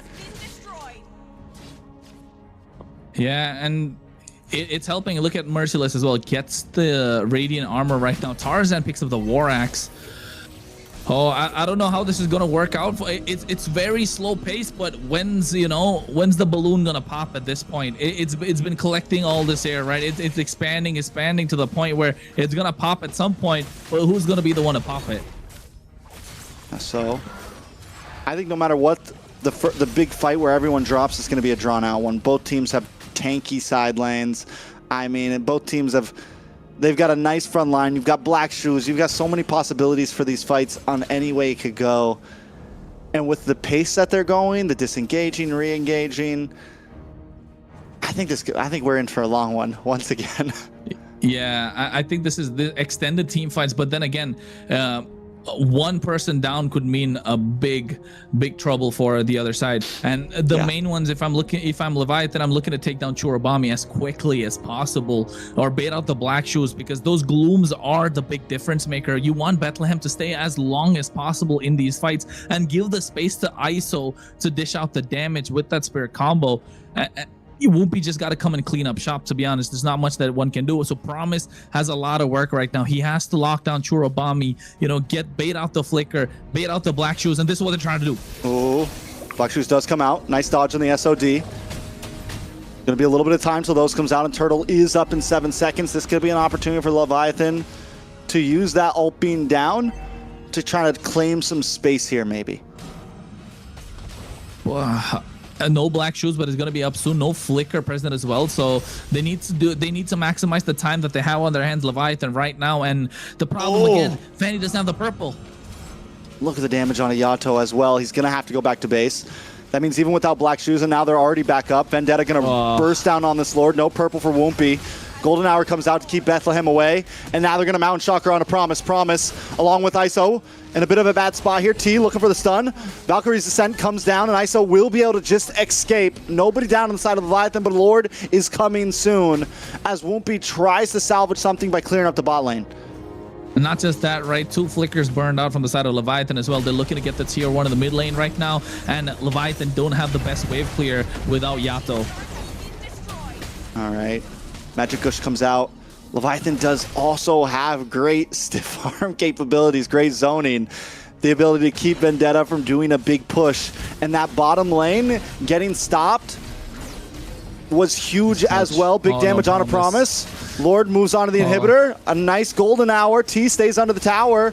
ISO tries to come through. Lord still up. A nice stun onto T from Yato. Inhibitor will go down as Wumpy seems to maybe be on the hunt here. He's not gonna go for Melon though. Oh, because even then you can't really go for the Moskov. Yeah, you just get pinned against the wall. Exactly, that's why the Moskov is picked against these assassins, right? It's kind of like a fail-safe option. Like, you do have the ability to split, but at the same time, you can get into these fights with the SOD, and it doesn't matter if there's an assassin on the other side. It works out for you because you're able to have the ability to go for an outplay. And 6 out of 10 times, you can say Moskov gets the benefit, right? Because he gets the pin to the wall. Now, Whoompy gets the purple, though. They're pressuring. Whoompy is able to get his own purple, which is huge. The pressure, though, from Vendetta in these fights, even that SOD coming out, like, they are holding no blows right now. Like, he was just hunting. He's hoping that, you throw that cable up, you go a little too fast, I'm going to catch you with his SOD. Like, both teams are just using everything in the playbook at every moment just to try to find a small mistake. And the fact that Whoompy didn't run into that, the fact that, like, little things right now, the micro right now is honestly insane from both teams. Yeah, I think it's a patience game at the moment. Who's gonna be the first one to lose their heads? 4K, almost 3K goalie right now in the hands of Vendetta. Whoompy's trying the best that he can to get the split going. They still have the tier 2 on the bot side. They want to get that cleared. And for Leviathan's favor, the RNG kind of favor the Lord is on the top side. Yeah. They've lost an inhibit on the top side, so yes, they can still get a good control on the map. But they can't really start the Lord, right? They don't have a marksman as such. They've got Freya who can get it going, but too close range, too susceptible to the knockups. And then all of a sudden, Vendetta are looking like they're gonna get this win because T's played really well on this Marcel. The aggression in the early game, and Vendetta haven't got a single kill after that early first turtle fight. That's the 5 that they got. After that, they haven't. They've just worked the map. They've zoned them out and forced them to give away these neutral objectives. This is also the first time that Whoompy was able to get a decent timing on his purple buff. The past couple, Lord's already been up for a minute. He's been forced to go get it. This is the chance that Leviathan has to try to contest this if they want. Whoompy has purple. He's got an immortality. So Tarzan gonna go back for his own purple. Leviathan need to use this moment to claim a little bit of space. Yeah, and ISO even gets the Malefic broken Roar, walls, so which is good. The fact they don't have a marksman, I just want to point out that because they can pull from the backside with ISO there a little bit. It's true, and ISO even gets the Malefic Roar, so at this point, even Merciless not going to be able to tank a lot. The Revitalize is going to come in clutch. Again, Churro Bomby is the one to dish out all the damage, right? These Glooms, once they start landing, it's going to be difficult, but I think there's an engage here of Trix. A little bit of an engagement, sorry. Oh, Lord. A lot of damage onto the top side. ISO takes some damage. Mount Chakra already used. Promise right now has to flicker our arms away. SOD connects. Glorious Pathways down. Look at the damage from Yato, though, onto Melon. Melon able to get it. More damage into the backside. Whoompy finally popping off, looking for the 1v1, but he's going to get jumped once again. He does pop to win a crown. Can he get away from this one? A couple more shots and he would go down. Merciless tries to catch him and falls for it. Now Bethlehem and ISO onto the remaining members of Vendetta, but Tarzan finds Bethlehem. It's 2 for 2 right now. Whoompy escapes that one with his life, but now ISO's going to move on to this Lord. Tarzan still on the map. Back at the purple buff, it's Whoompy up against Tarzan, and Whoompy. Immortality pops, and he does get away. Did you see that? He sold it. I didn't, because the cameraman wasn't on it. Oh, Churro, able to get taken down by ISO, and this is what they're looking for. T gets a golden hour. SOD connecting and getting stopped by the golden hour. What I was talking about, 1v1. Oh, T, there's no escape. We got us a game. What I was talking about, and it's been back and forth. It's showing levels. It's showing the skills of these players, especially Whoompy. I mean, in that fight, he used the steel cables, winner crown, so he got away, solo winner crown, got the immortality, got out of the fight, and then 1v1 again. Give me the bot lane. It's Whoompy versus Tarzan, for the love of God. No retry from Wumpy this time. They can take a lot of damage. The Lord already down 14,000 HP. Revitalize comes in from Merciless. ISO getting on top of Melon. There's the Rose Gold Meteor coming in as well. A clutch, but 10,000 HP. I don't know if you want to take this Lord. Tarzan makes his way. It's not looking good. SOD connects. Retribution to secure it. And Vendetta find the big objective. Vendetta able to finally get that Lord. It was a very long contention. We're 20 minutes in. Wumpy's off the map. Tarzan went hunting and found some new blood. Welcome to the land of Dawn, my son. Wumpy does lose out on that one, and this could be the final Lord for game number 2. Can Leviathan defend it? Ooh, I don't know, Trex. They don't have the marksman. They don't have the range. They're using everything possible to try and get this clear. Even Valkyrie is sent out of there. Glorious Pathway comes in. A lot of damage. Winter Crown does pop for Promise. Promise still going to probably go down. Tarzan able to get the kill. Wumpy now trying to get involved. Tries to use Cutthroat, but unable to secure a kill onto any members of Vendetta. Inhibitors are dropping as Vendetta closes onto the base. Wumpy dashing around in cables, but just unable to secure any kills. Lord still standing. Base still standing. And Vendetta tied up 1-1. And tied up they did. Slow game, but finally, when the balloon popped, it was because of the 1v1 on the bot side. Cameraman missing the action. Yeah. I don't want to talk about it. Yeah, so with that pick into the Fanny, and then all of these guys that's fighters or up close heroes, going into Marcel's ult is horrible. They just can't seem to get to any of their backline. It's just horrible. You know, the only person who could have done it was Fanny, and Fanny was still not able to. Unfortunate. I do think, though, when they picked up a free goal link, they really should have picked up a marksman type of jungle. I mean, the game kind of... You have such an early aggressive composition, and then you lose the early first turtle, and not just that, all 5 members get wiped out, and 2 kills in the hands of Tarzan, and Churubami was just able to blast those glooms, and it's 10 and 10 kills, both teams, almost even gold, 20 minutes 38 seconds. But the way Leviathan they weren't able to take control of the game whatsoever. They weren't given the space to do so. That shows the veterans still got it. VTA, they know how to make the map work. They know when to go, and the timings are super important, and it shows.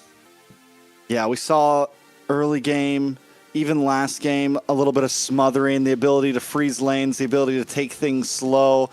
And even during some of those Lord takes, waiting for the purple buff to run out, waiting for Wumpy to have to leave, biding time until the perfect minute to attack. And that's something Vendetta's done so good at throughout that game and even the past game. Even though they lost past game, we saw a lot of great moments of them freezing lanes and controlling the pace of these fights.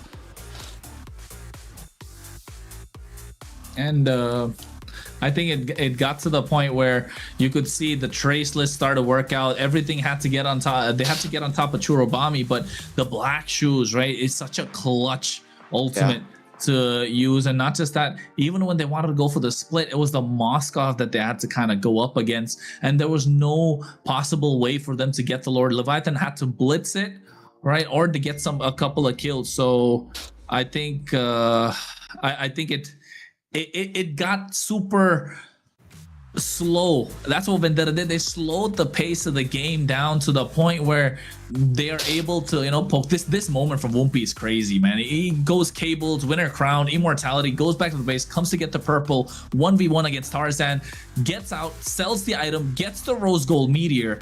Absolutely insane.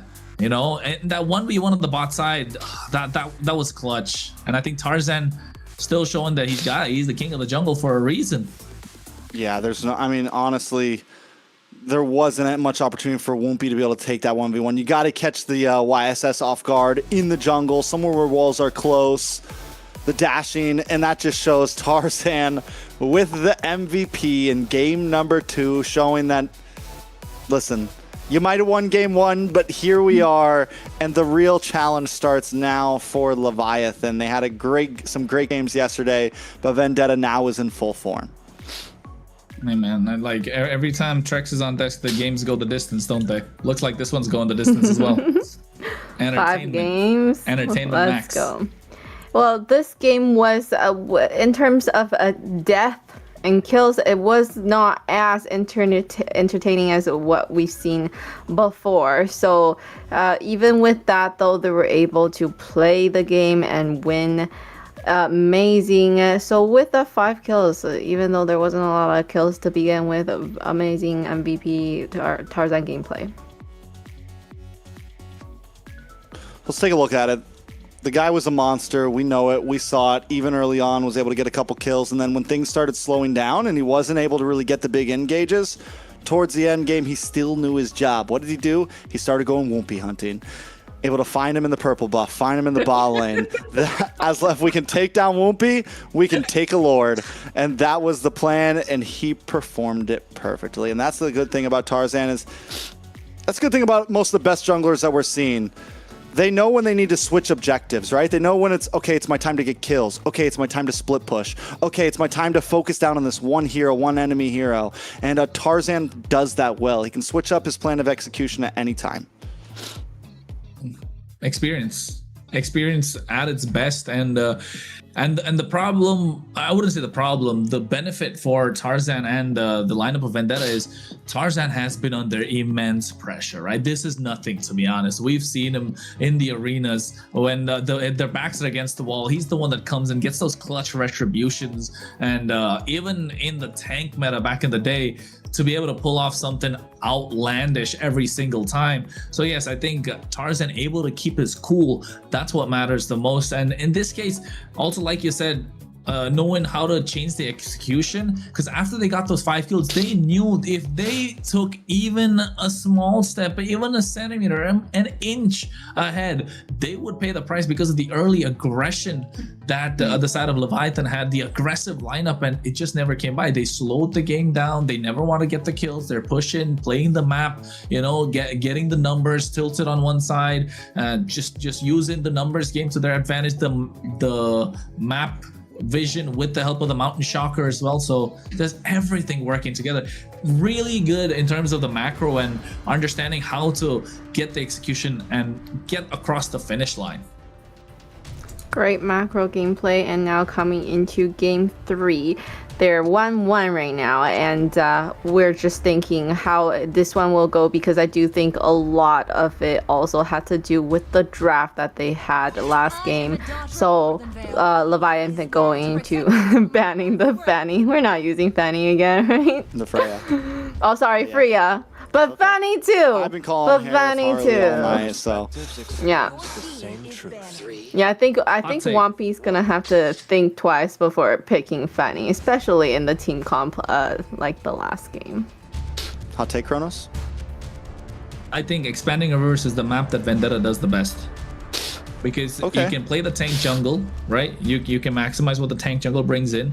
And Tarzan likes to play the tank jungle. Merciless is really good on these tanky, bulky EXP laners that like to go for the split and also can buy a lot of time in these fights.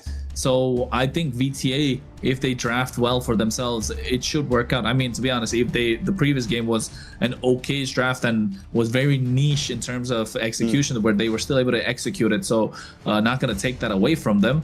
But I think if you're a Leviathan, you want to put a stop right now, because Vendetta feel like that warm-up was, you know, it's a good warm-up. They're sweating, their muscles are, you know, all ready to go. They can stretch, they've got all the stretching done. Now it's time to get the blitz going, and you know, they have the ball. Leviathan needs to play defense here. I think the defense is right, like the Fredrin band. Do we see the Basha band like we've been seeing here possibly, and leave it open? Yesterday, did we see Woompy on any utility jungles yet? Or have we only seen him play aggressive junglers so far? Only assassins and a Suyo and stuff, right? So this is going to be the test, right? And they are taking their time with this ban, so it's like, yeah, let's think about this. No fun. What else is open? If they leave the Basha open here, They banned something else. VTA is Suyo. choice C. They're banned. Yeah, Suyo's still open. But not for VTA. They've already used their Suyo. I think they banned Harley here, right, Leviathan? Ooh, yeah. Leave the Bosch. No. No. Ooh, They'll they're okay keeping respect Harley open. bans. Yeah, it's been the right? same. So what is VTA? Just ban the Suyo here? Then take the Harley for themselves? I think so. I mean, but even if they're okay probably giving the Suyo away, Harley maybe ban on the Uranus, to be honest. So the Harley doesn't have a tough time. Joy. They're going for the Whoopi's Harley gonna have here. troubles. Yeah. Well, I think Leomord's still open. Suyo's still open for them. Still possibilities, right? Guinevere's still Guinevere. open. Okay. They could go for the Suyo if they wanted to, and just, you know, Harley. They can't pick the Harley anyway, so you're not just giving them the. You're just denying them the Suyo basically.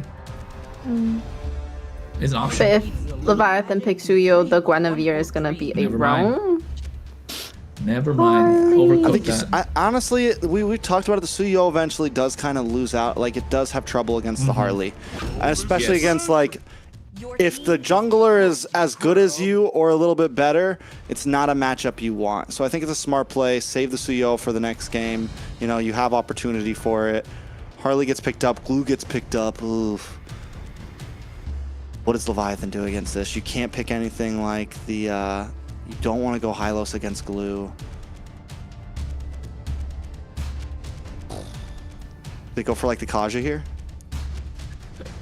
I don't know. They gotta get carry though, right? You gotta get Kaja carry here, or Kalea. Kalea's good against the Harley because you instantly get the stop on with the title strike when the Harley comes in. But then and Kalea, Guinevere super solid. So I think Kalea plus carry is just really good. Never mind. They still go Yu Zhong plus Valentina. It's okay. It's not bad. It's still great. Yato gets his comfort pick. Yeah. I think Yu Zhong in the hands of Bethlehem is another comfort pick. I think with the Guinevere can still be flexed with Promise as well as Woompy, Roam, and Jungle. A lot of options still left for Leviathan. But if you're VTA, you want to get a gold lane here. And then look to choke down the hero pool of Leviathan or Zetian. They still have lots of and they have so many options for gold laners still. They can still do Claude, they can still do carry. So many things that they can put in their hands. Hopefully this is a Purify Claude. That's what I'd like to see here. Not 100%. a Flicker Claude. It's got to be Purify, right? No chance you don't go Purify. That's man. disrespect. And you're looking for trouble. I agree. No, it's the mage. What the Vendetta would do for mage though. Vendetta? Zetian's still I mean, open. Yeah, Zetian's still open for them. They still also have tons of mage options. Zetian, Yves, They have Gord too now, so Farsa. they could Gord, do- Farsa. They've honestly Lunox, been kind of Kadita. skating by. They got the Jushin in early. Then they win Lilia. They've got plenty in their tank still, honestly. I'm surprised Leviathan didn't pick up the Lilia, honestly, against the Harley. Will it grant immortality? I think it's just comfort pick for Yato. This He feels good about it. Valentina. Yeah. So Khalid, Alice has been a, you know, we haven't seen a lot of Alice's. Yeah, but it's good though. It's good. It's just fallen off slightly. So did you guys see any yesterday? No, I don't think we saw an not Alice that I yesterday. remember of. Yeah. Sniper ready. Give me a target. Your team is Leslie Band. Now Leviathan, one last EXP laner. You take out. Alice is gone.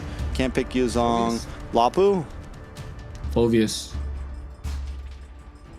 Yeah. I've not seen a Phovius is just a Lapu ban menace. ever, I don't think, in this tournament. A Have Lapu we? ban? We have seen have? Lapu's banned. Yeah, we Like, have. I late, think Lapu's. if there's a lot of EXP laners banned out. Yeah, I think Lapu's probably a better band than Phovius because you have the Valentina. You're okay taking away the Infernal Pursuit. So I think Lapu is a solid ban. And Vendetta are kind of forced to pick it up. Never mind, they go Phovius still. It's better safe than sorry. Yeah. Phoveus can still be a problem, and Yato's still close range. But I guess you can Fernal Pursuit for Fernal Pursuit and just kind of whack each other out. Exactly. But Yeah. then Phoveus is going to win out that battle because he's tankier, right? Yeah. That's the difference. But here, what do you go? Zetian is kind of the mage, but I don't know if you want to pick that against the against the Yu Zhang. Guinevere is fine because you got that passive. Or you put the glue in the roam. You get the Lapu EXP. That's the last pick that you can go for.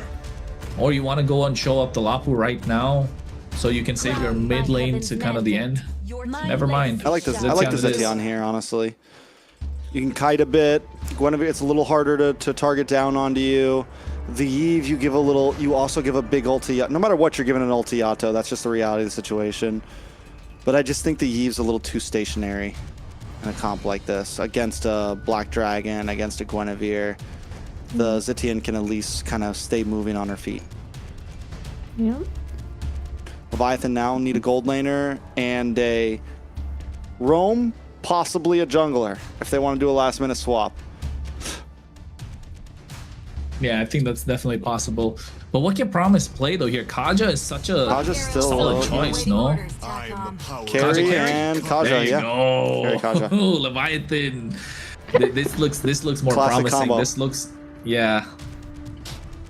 Are they both birds? Question.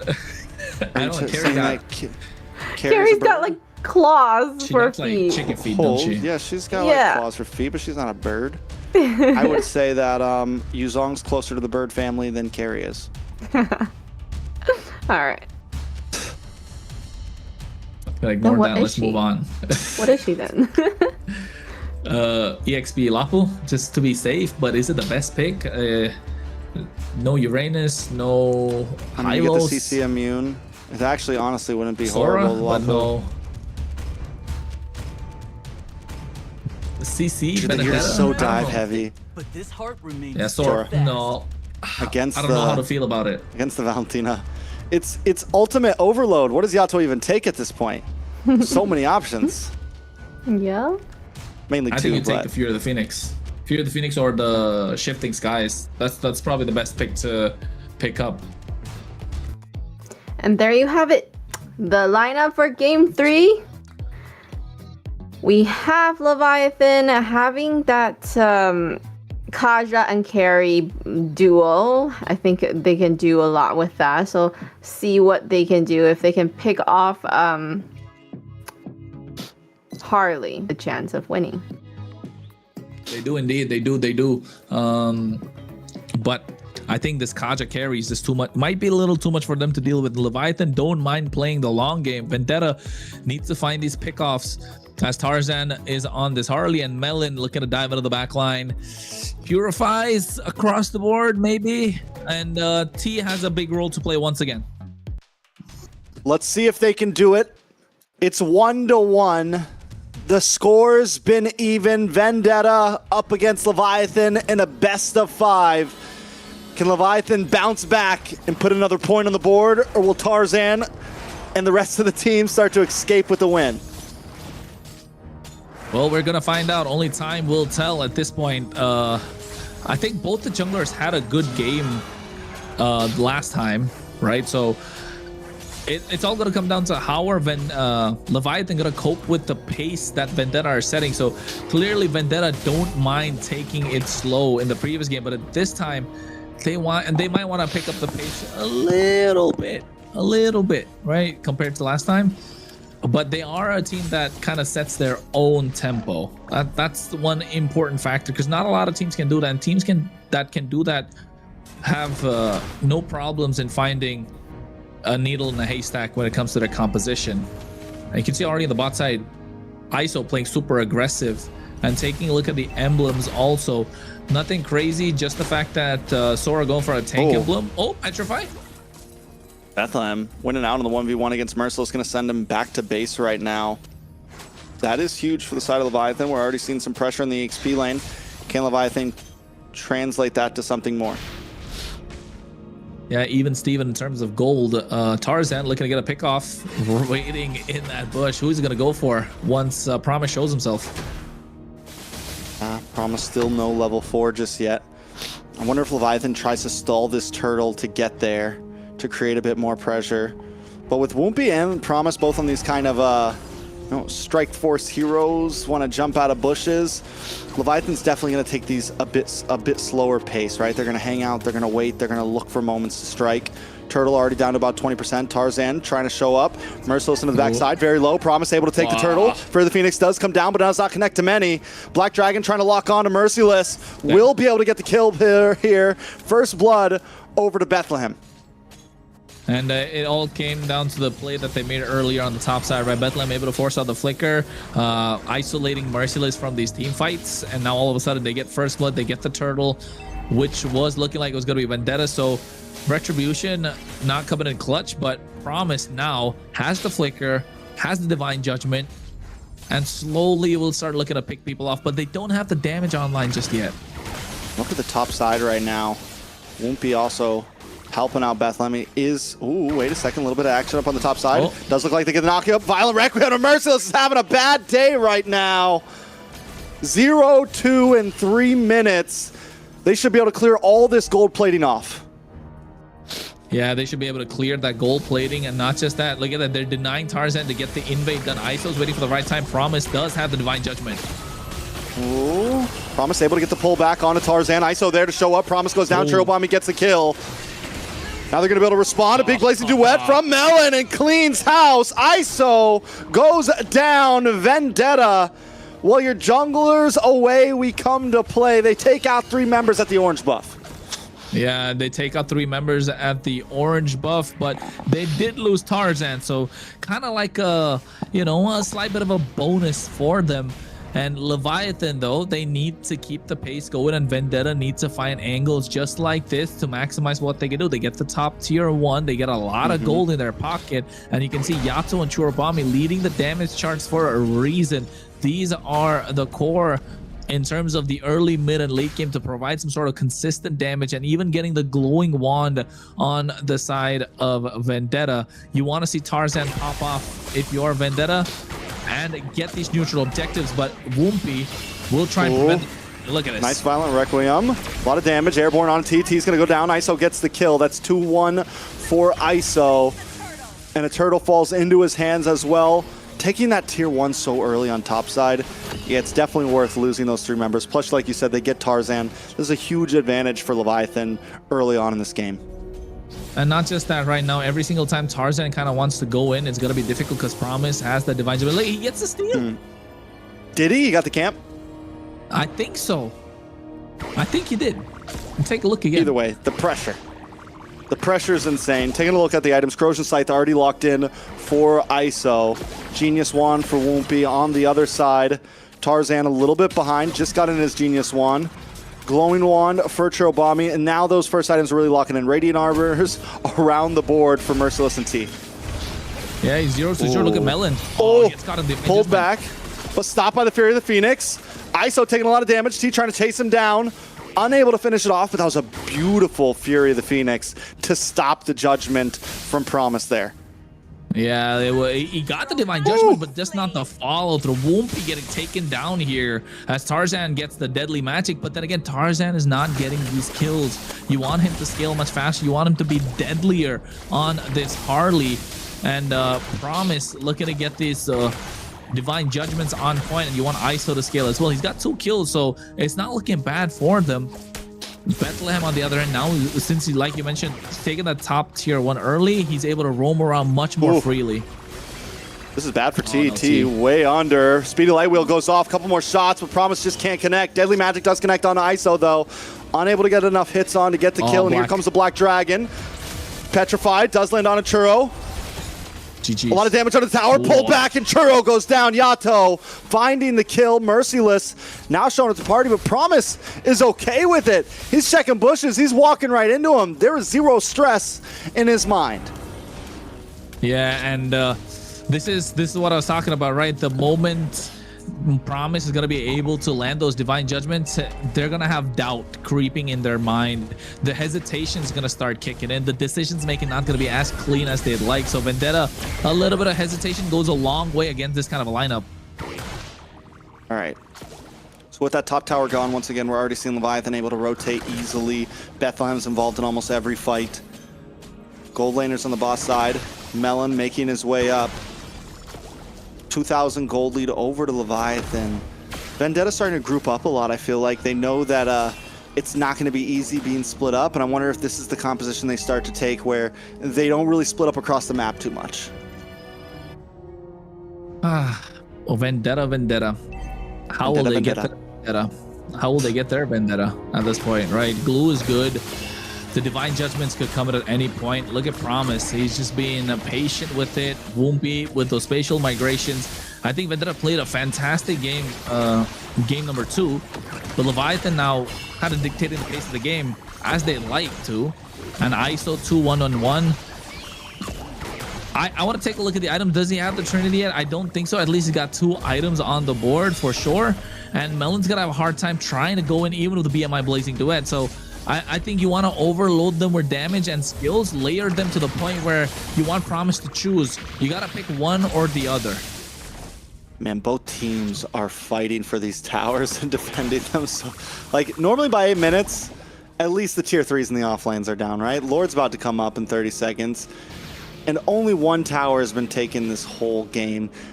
Out of this MCT season, I feel like this series so far between these 2 teams has been the most like meticulous, little plays, everything. You're only getting a little, like it's inch by inch right now for everything.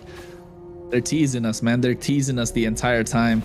And, you know, they got us at the edge of our seats for every single play. And I mean, might I say it comes down to the experience that they have, knowing that how each other play. Oh, Divine Judgment tracks. Beautiful Divine Judgment on T, but if you're the Phoenix to help out, Whoopi goes down. Merciless, 1-for-1. ISO trying to pop off onto T, flickers in aggressively with the speedy light wheel and finds him. 2-for-3 because the rest of the members are falling. It's nothing but ISO. ISO looking for anything, something, but it's a double kill over to Tarzan. Oh my God. What just happened? What a blazing duet from Melon. They got the nice Divine Judgment, but Melon went in at the right time. He got a 5-man blazing duet. So a lot of damage was dished down. Now he gets the Corrosion Sight too. ISO got the damage down, but then again, he's a single target, right? He wants to play the ISO. But in this case, Melon comes in. He doesn't care. 5 members, blazing duet, full stack going in. And with the DHS Golden Staff combo, oh, that looked like Prime General a little bit. And now he's got the Corrosion Scythe as well. Melon just shot up the damage charts, coming up to number 3, I think it was. And that's going to start coming even more and more and more. Melon hasn't taken a single death. The slow play has been worth it for him. Oh, the slow. Oh, nice Violent Requiem. Hitting the knock up, won't be forced back off, and in comes Melon once again! With a beautiful shifting skies, taking them all back. Yato responds with one of his own, but it's still not enough. They're able to find Merciless. It's 2-for-1 right now, and Promise is gonna drop. Leviathan are doing what they can, but Vendetta continue to get the upper hand in each of these fights.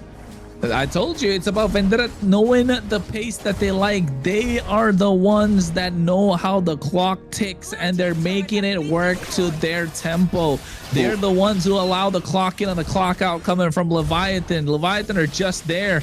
They got their IDs out waiting to clock in, but Vendetta are calling the shots, dictating the tempo and the pace of the game, making it difficult for Leviathan to get any sort of advantage. And I think this kind of comes in with experience from Tarzan in the jungle, right? Knowing when to go, when to pull the trigger alongside the rest of the team, and being there at the right place at the right time. He's got the Genius Ones, got the Divine Glaive, the Lightning Truncheon as well, and they've got the Chastis Pauldron on their side in the hands of Merciless to slow down this carry as much as possible, but the same is just not present on the other side. So the Claude is doing a lot more damage than Leviathan would like, and Melon has been popping off with this BMI Blazing Duets and coming in clutch with the Purify too. And every single fight that he goes in, he has the Purify to have a fail-safe option just in case he gets caught up in some sort of crowd control.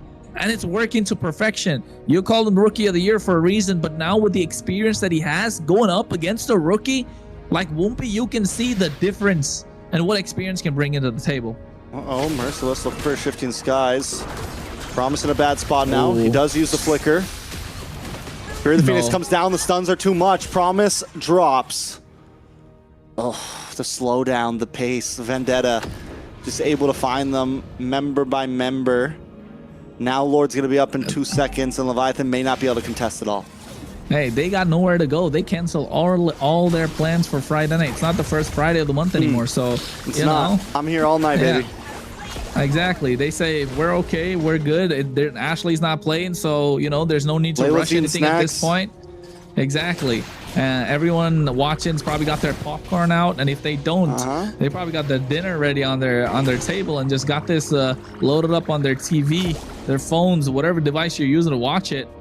I know you're having a good time, so you know, again, don't forget to hit that like, guys. It definitely helps us out, you know, to promote the stream a little bit more. But this has been so methodical. Trex, you'll not believe it. It's only been like 13 minutes of this game so far. I know, and it feels like it's been an hour. 25 minutes. Hey, no, Lord's coming down soon. This one honestly could end up being an early finish compared to the last games. Vendetta looking for the pressure here. All waves crashing down bot and top at the same time, and hitter drops on the top side. The rest of Vendetta moving into the mid. Lord going to be coming into the base. Yeah, I can see Lord walking right up. Tarzan goes down though. Bethlehem gets the kill. And now the rest of the team coming down the mid side. Black Dragon to the back, but Melon once again with an amazing blazing duet taken out in mid strike though. ISO isn't going to let it happen today. Promise now, the Lone Ranger pushing 2 members away. He had the Wind of Nature coming at the just a second too late, might I say, for Melon. He got the Wind of Nature just when ISO got taken down. But you can see Spatial Migration able to get the Violet Requiem right now. Whoopi finds that ISO able to get the kill as promised.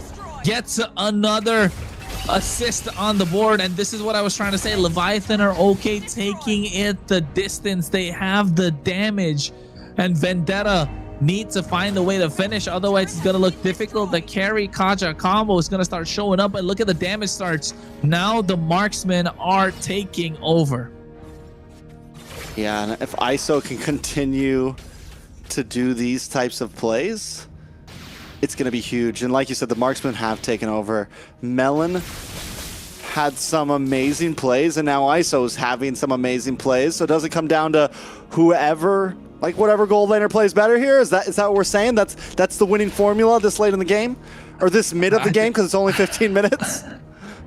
I think it's a little more complicated than that for Vendetta, because you got Promise, right? You want Promise to get the pull for ISO to pop off, but at the same time for Melon, he's got the Wind of Nature. Look at the builds; they're exactly the same. Now, who was the first one to sell the boots to get like a Rose Gold Meteor or an Immortality? The item swaps are going to come in. We know Whoopi's crazy with those item swaps, and it's going to come down to the ones who's going to be able to create the space for their marksmen. So yeah, I think with Melon being a dive-heavy hero, if Promise can hold on to the Divine Judgment and wait for the right time, then it'll be a game changer. But he's got a lot more on his plate. He's got Tarzan roaming around freely with his Harley. You got Churobami that can put a stop to them with the help of the Fury of the Phoenix. Again, we haven't seen Yato pop off. What ultimate has he taken? The Fury of the Phoenix is... I haven't seen a massive play yet, so Bethlehem needs to go in. Whoa. Yato used a Fury Phoenix of his own. A lot of damage on a T. Bethlehem into the backside gets a petrified Melon in a bad spot. Merciless goes down and ISO is locking on, but T's able to get the kill with the huge slam and a grab as now Whoopi is trying to pick up the pieces and save his team. It's 3 members down. His winner crown pops, but he will fall to Churobami as Tarzan moves on to the base. Bethlehem is all alone, and I don't think he can defend this himself. Yeah, he's giving it up. He's giving it up. Sides. Yeah, he's giving a gentleman's surrender.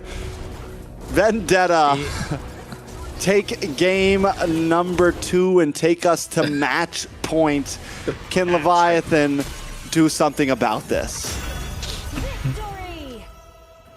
It's I think in terms of the mental aspect of things, I think Leviathan have kind of like slowed down too much and they're not able to get back up. Meanwhile, Vendetta, they were like, hey, like I said, they had the ball on their court. Leviathan had to play defense and just couldn't hang.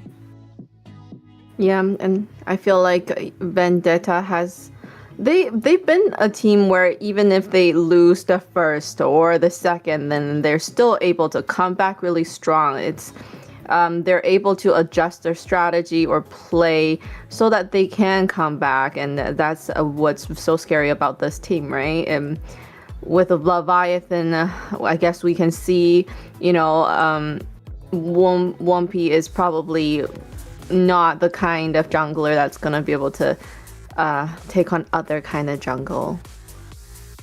I think this is coming down to the experience between both the teams. I'm not saying Leviathan don't have the experience. Of course they do. They got ISO, Promise, Yato, as well as Bethlehem. But that extra added experience where Tarzan is the one that's calling the shots a little bit for Vendetta. I feel like he is, because you can kind of make it out with the difference in terms of the timings, the pickoffs, and when they want to go in for these neutral objectives, delaying the neutral objectives even to a certain extent. Yes, Merciless has gotten taken down a lot in the early game. 6 deaths on a Sora is not something we're used to seeing in the hands of Merciless, of course, but knowing and understanding the role of your, what your role is in this composition, what your role is in this lineup for Vendetta is working out really well.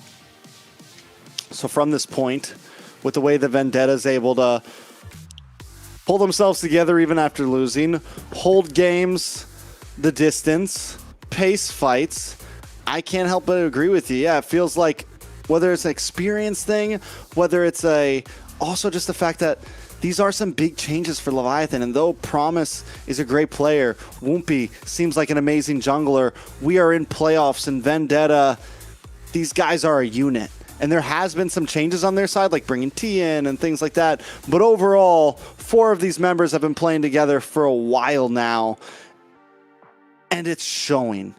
Tarzan especially has just seemed so hungry. Like, Vendetta feels like a team that wants this championship very, very badly. And I think that's what a lot of this is going to come down to. Who wants this the most? Yeah, I think that's the important part, right? I mean, definitely Leviathan are hungry and want to prove themselves, but is the gas empty right now in the tank? That's the question, because Vendetta, they've been there, they're hungry, all right, and Tarzan wants to show, like you mentioned, he's always been there in the shadow of these junglers that have been there for a very long time. Even now, some would say best player, of course, would be another name up there in terms of the junglers, but Tarzan wants to be there, wants to prove that he is one of the best to hang. And Leviathan, I don't know, just crumbling under pressure, maybe pressure, maybe the we talked about the either way, forget that. Let's get to the other rookie, the other new kid on the block who was once in Whoomp. He's only played 1 season before this. He's played 1 season. He's still a rookie. After 3 seasons, then I guess you cannot be called a rookie anymore. But either way, it's Melon. Melon, the guy was a monster. The guy was a beast. The guy did some amazing things that game with the Blazing Duet. Do you agree, Layla? Yes, I've heard that Blazing Duet in this game many, many times, and he's done really well going in with that and racking up the kills and doing immense amount of damage to the enemy team. I think you're right. Of course, the Blazing Duet did a lot of work, but it felt like Promise had to use the Divine Judgment on Tarzan or Merciless or T. So that kind of left Melon to go into the back line, right? Quite easily. If Wumpy was able to land more of these spatial migrations onto Tarzan or Merciless or T, then that would give Promise the option of, okay, now I can save my Divine Judgment for when Melon comes in, because Melon's timing was impeccable on this Claude. So well played to 4-2-10 KDA, and with the Purify, in the end, he sold the boot. Okay, he didn't even sell the boots. He kind of wanted that too towards the end. But yeah, I think overall solid performance from Vendetta. And hey, I think going in, it'll be match point. Leviathan, have they run out of gas? You know, Vendetta don't mind going all 5 games. Clearly, we can see with the pace of the game that they're taking. But yes, has Vendetta run out of gas at this point, right? No assassins left for Wumpy. He's not bad on the Guinevere. He's playing well the macros there. I think it's just a lack of what do you call it? Lack of initiative when it comes to these team fights. If he was able to land those spatial migration, if he was able to try and be the difference maker, it would have been a different story. Great point with that. I feel like I've seen Wumpy as somebody, when he plays his jungle roles, he definitely plays it very, very safe. As in, he's not gonna be the engager. I don't see that often coming from him, but maybe that was because, you know, he started with a Fanny Pick. Fanny Pick is not gonna be an engager, but maybe that is just his play style, actually, right? So if you think about all of the assassin jungles, they don't go in at first. They're never gonna engage first. So maybe that is the little weak point, we would say, for Leviathan. I mean, it's definitely, yeah. I don't know if it's like overly complicated. I think Leviathan can still definitely win a game. I think there's just, yeah, you got to pull it together a bit. I think even that game, they had some great plays, and then there was just a couple moments where, yeah, we fell apart. VTA just seems to have a lot more identity and cohesion as a team right now. When it comes to some of those grouped up fights, they're winning out. I don't think the draft was even really that bad last game. I think Leviathan had a clean draft. I think it was over. Like all these games, the drafts have been pretty decent from both teams. So yeah, it's definitely just VTA is just overall playing a better game. Leviathan once again going for the Basha ban. Probably going to be a Fredrin next. Is it finally time to let some of these through? Definitely not if it's a match point for VTA. Yeah, you don't want like their blue side. now, Maybe right? for yourself, you know? Maybe like you take the Fredrin. Maybe. But yes, I mean, based on the way Wumpy has been playing, maybe I don't think he would do it, Fredrin. I was late. I was really late on that one. And Kronos was like, not doing this one today. Yeah, whenever he hears Marcel, he just looks away. I can't. That 3. I know. Click, that's right? what we did. Yeah. Missed it. Have you seen that? Have you seen that? I mean, I'll send you that clip about the. Forget about it. Doesn't matter. Later. Forget about it. Yeah. At the moment, forget about it. Fredrin banned from Leviathan here. Banned from Leviathan. Honestly, very straightforward. Fredrin, Freya. Yeah, Freya, I guess.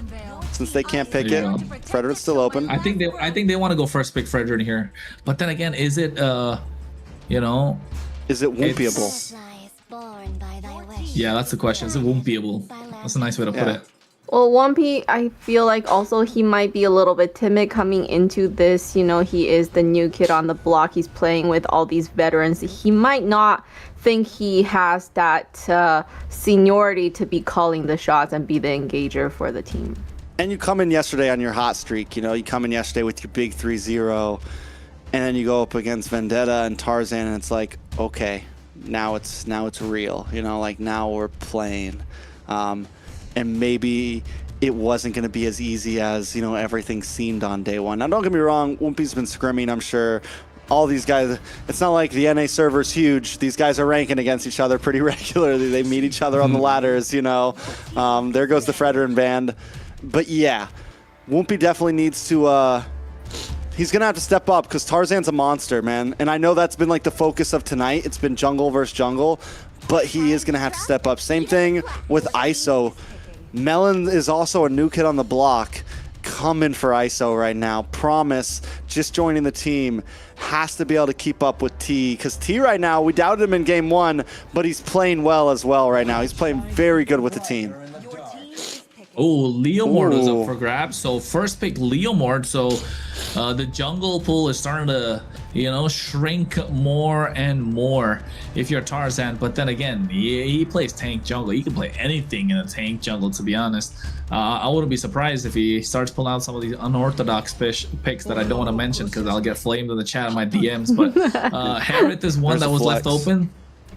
That's a flex, that's true. But I think still, if Akai is an option for Tarzan, he is super solid on the Akai. Let's not forget about that.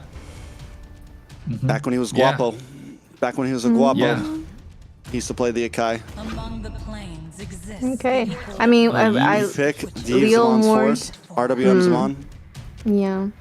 And then That's Leomord, super I solid. feel like, with the first pick going into it, I mean, we've seen Leomord done really, really well. Like, huge damage, getting to their back line. We'll see what the rest of his team is going to have to help him do that, right? We have... aggressive. They don't have Hilda anymore, do they? They don't have Hilda. Do they have Khalid? Straightforward answer to the Harith with the They don't have Granger. Hilda anymore. Or They don't have Cho. Hilda anymore. No Khalid either, if I'm not wrong. Ooh, no, they do still have Khalid. Khalid could work, honestly. Yeah, Khalid here. Khalid would be good with the Leomord. It would kind of give what Layla was saying, like help you be aggressive in the early game. There you go. Oh my god, I got one right. Finally. You got more than one right, plenty. I think throughout.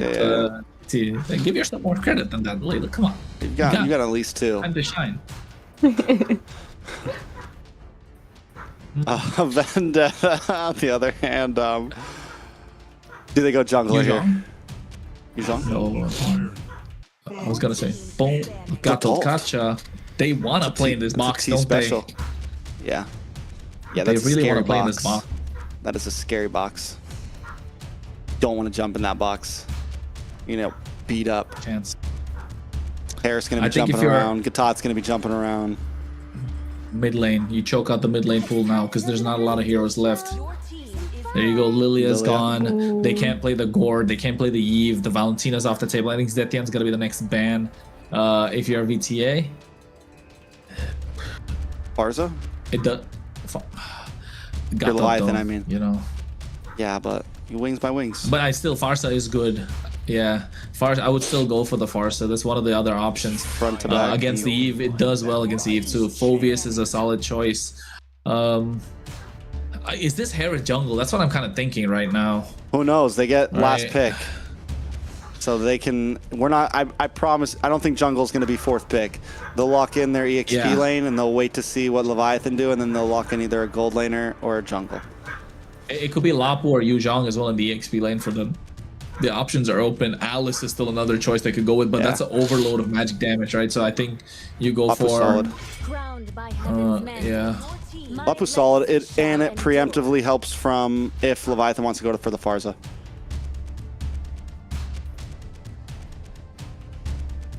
What else? Ooh, Layla? What else can work as mage though? That's what I'm thinking. Aquaman. Not Valier, right? Not Valier, not. Valier is still okay. If it's a Harith jungle, I think Valier is still okay. It depends on what. If they, it comes down to what Leviathan are gonna guess. Are they guessing that it's gonna be Harith jungle, or is it gonna be another Harith golden and a tankier jungle like an Akai? You can't show Valier, I don't think. Not What, yeah. then they can No, go not- something not- like a... Well, they can't go like a Hayabusa either way, because Khalid will just bully, right? Mm-hmm. So I guess they could show This is Valier. Leviathan Lapu? could. EXP lane. I think, yeah, Lapu's honestly just solid, simple. Also works well in the RWM. Party in the box. You can go Yuzhong, but I still think Lapu better here just because of how Granger can kite the Yuzhong. And either or. There's your Kai. Oh, they show it There's your still? Kai. Yeah, I think they could have saved that for last pick, right? Mm-hmm. Yeah, Well, I now agree. you I get think they could've just counterplay in did that. EXP lane, though, but you do get to counter an EXP here. So, honestly, not a bad, because Leviathan still needs an EXP laner. Kadita? I think mid lane Kadita is super solid here still. Just to get on top of the Eve. You have bush camping capabilities. if they want to go for pickoffs. How's Louis here? I don't think it's that good. But like, yeah, she goes in for the assassination and then she comes out and then what? I think it's hard for her to get away. Yeah, Kadita. You don't want to get away if you're already deleting them. So you're essentially not allowing the Eve to set up the RWM. I think Kadita or Valier. Yeah, there you go. I was gonna say Valier is probably. Yeah, it's spicy. No, Arlot is EXP here. Arlot and Bethlehem. I think Arlot and Bethlehem. I feel like Valier would have been better on VTA though. What for? Rome? VTA? No. For EXP? Mage, but they already picked For Mage, Eve, but they already have the Eve. Yeah. because you can push back. I mean, it can stop the Harith from diving in. Mm-hmm. Kind of keeps Katana at bay. Do you push back the heavy spin with Valier? Yeah, you can with the skill too, with the Searing Torrent. Yes, you can. It'll push back the heavy spin. Yeah, you can, but it's not gonna slow him down that much. You know, it's still a disengage tool.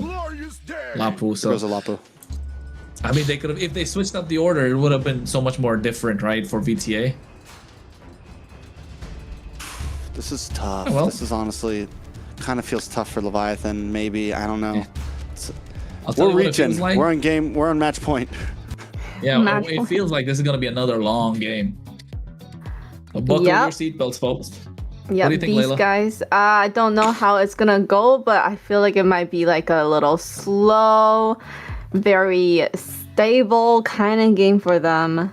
But unless if they wanna, the Valier, I don't know. I think it'll work pushing these guys, the front lines back, so that does work.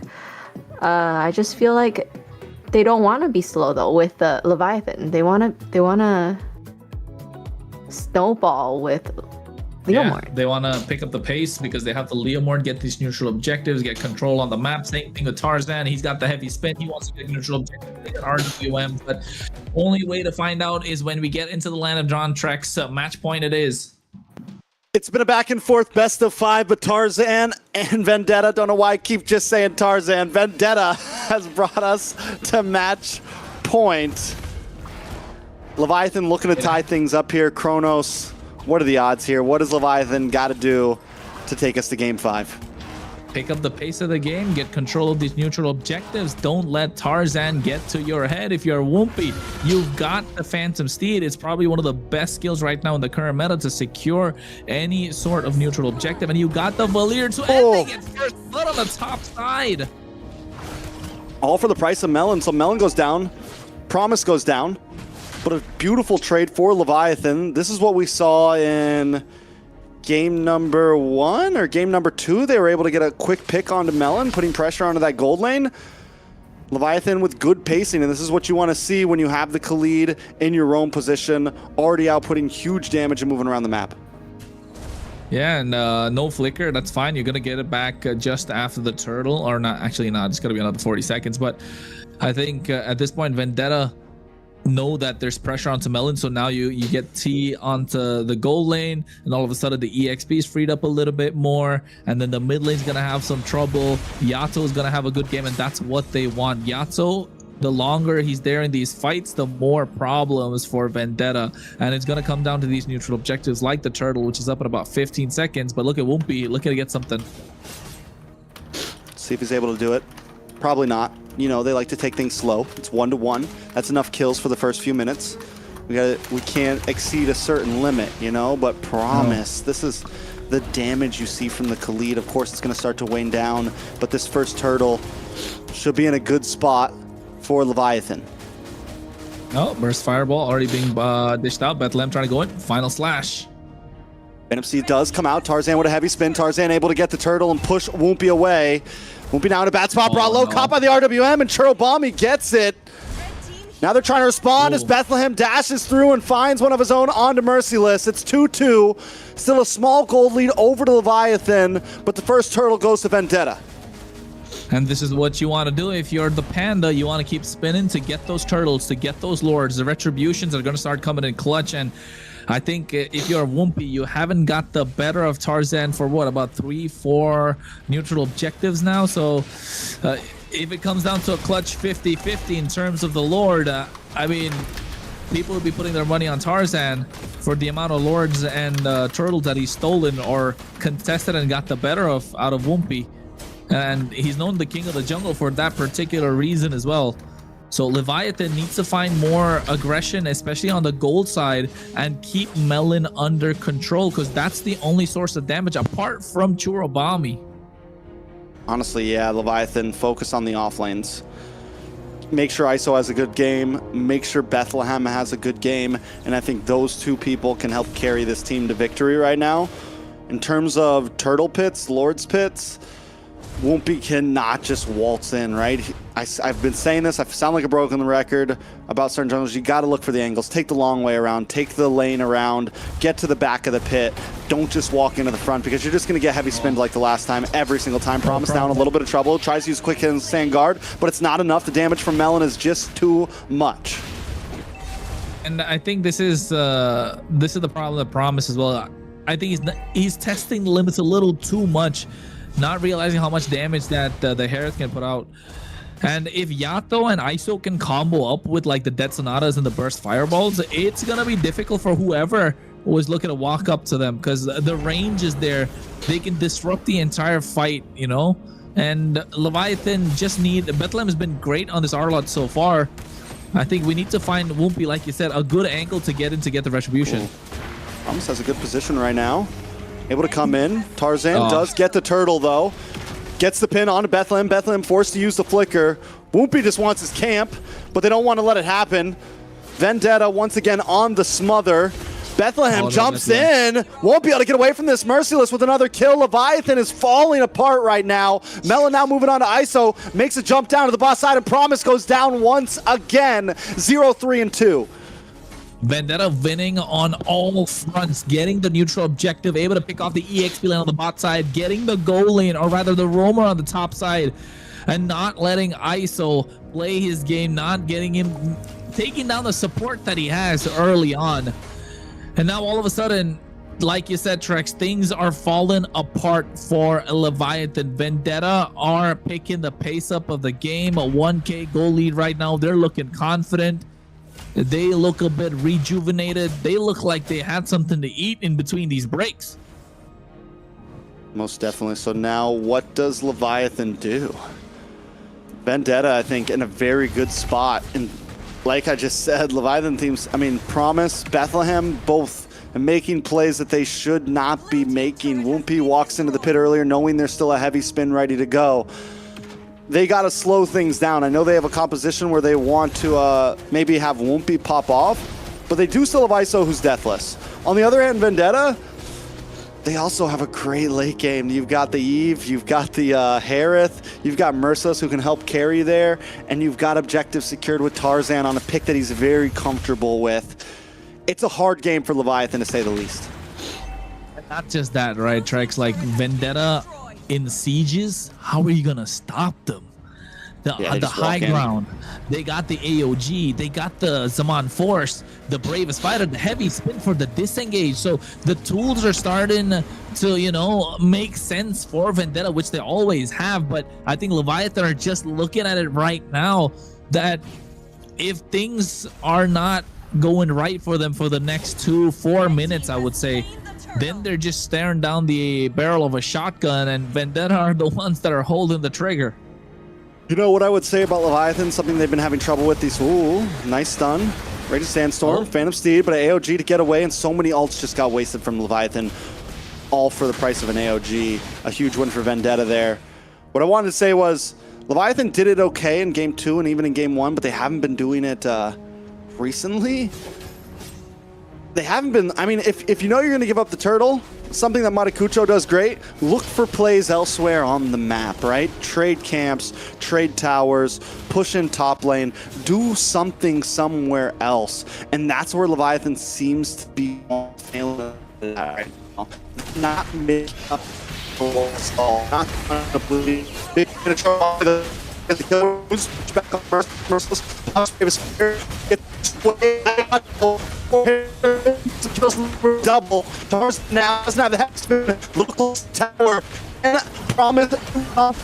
Whoopi as well. Bethlehem gets passed through Melody, gets on, but that's not a slap on Melody.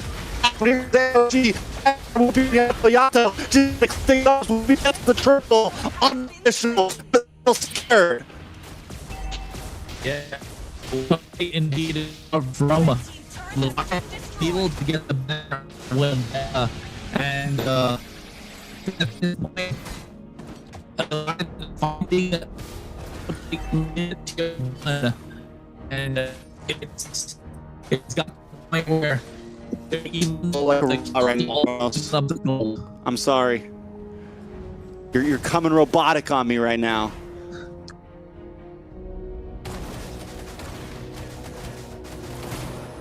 Yeah, and I think if you are Leviathan or Vendetta, all good. I mean, at this point, with this neutral objective that's available, the Lord, right? Don't worry, Trex, you were robotic for a while too, but hey, it is what it is. Oh, we both were. Ooh, nice final. T in a little bit of trouble here. Bethlehem trying to dash through. Vendetta still with the gold lead. Lord is up and the Phantom Seed comes out from Woompy. Tarzan does have the heavy spin though, so once again, a lot of ults used by Leviathan, and this might have been what Vendetta wanted. Yeah, and this is what they kind of need at the moment as well, not just want. And you can tell at the same time they're looking for the pick-offs. Heavy spin. A lot of damage. Bethlehem goes down. Oh, Yato taken out as well. Oh, this is bad for Leviathan. Vendetta able to leave the Lord. No. Oh no, it's not looking good. Trex, I think at this point it feels like Leviathan are running on autopilot. They're not able to make sense of what's in front of them. And Vendetta are slowly ripping them apart. It is match point after all. They want to call this end. They want to be able to take this. They want to be able to take this game, not going the distance. Tarzan's able to secure 3 turtles. The one Lord that's there up for grabs. 10 minutes in right now. About 7 seconds. The Lord's going to be marching down the top side. And Leviathan, they need to wake up. They got one good fight. But how are they going to be able to bounce back? It's tough. We have seen some good moments from them in those past fights, but everything's got to line up perfectly. They are able to do well. You mentioned the fact that Vendetta can siege very well. Well, Leviathan does have the opportunity to also make big plays in the bottleneck, right? In the lanes. When Vendetta tries to come in, can they get the big pushback? Ooh, but look at the damage. A big AOG onto Woompy. Woompy won't be able to get away from this one. One more shot, but wait, the stun comes in just in time, and Bethlehem's able to help out. Woompy gets back to the base safe, and that could be the big difference in this defense.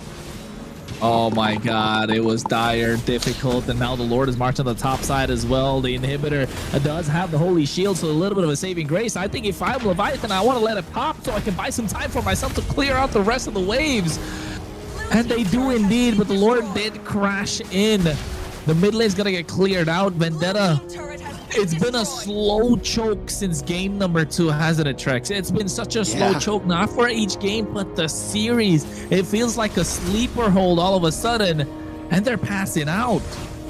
Yeah, Vendetta's just been continuously putting on pressure from game to game. It's never hyper aggressive. It's not like they're looking for a knockout here, right? They're just a little ankle lock, something like that, you know, slowly taking them out. And Leviathan are folding under the pressure. And that's kind of been the topic, right? Are they overcooking? Are they overheating? Is this too much? Can Woompy hang with the big dogs? You know, all of it. And it seems like the slow play does seem like a lot, you know? We're at game 4 right now. Vendetta with a 5K gold lead, taking a look at the items. Tarzan's a bulky boy right now. Coming into what? Getting helmet next?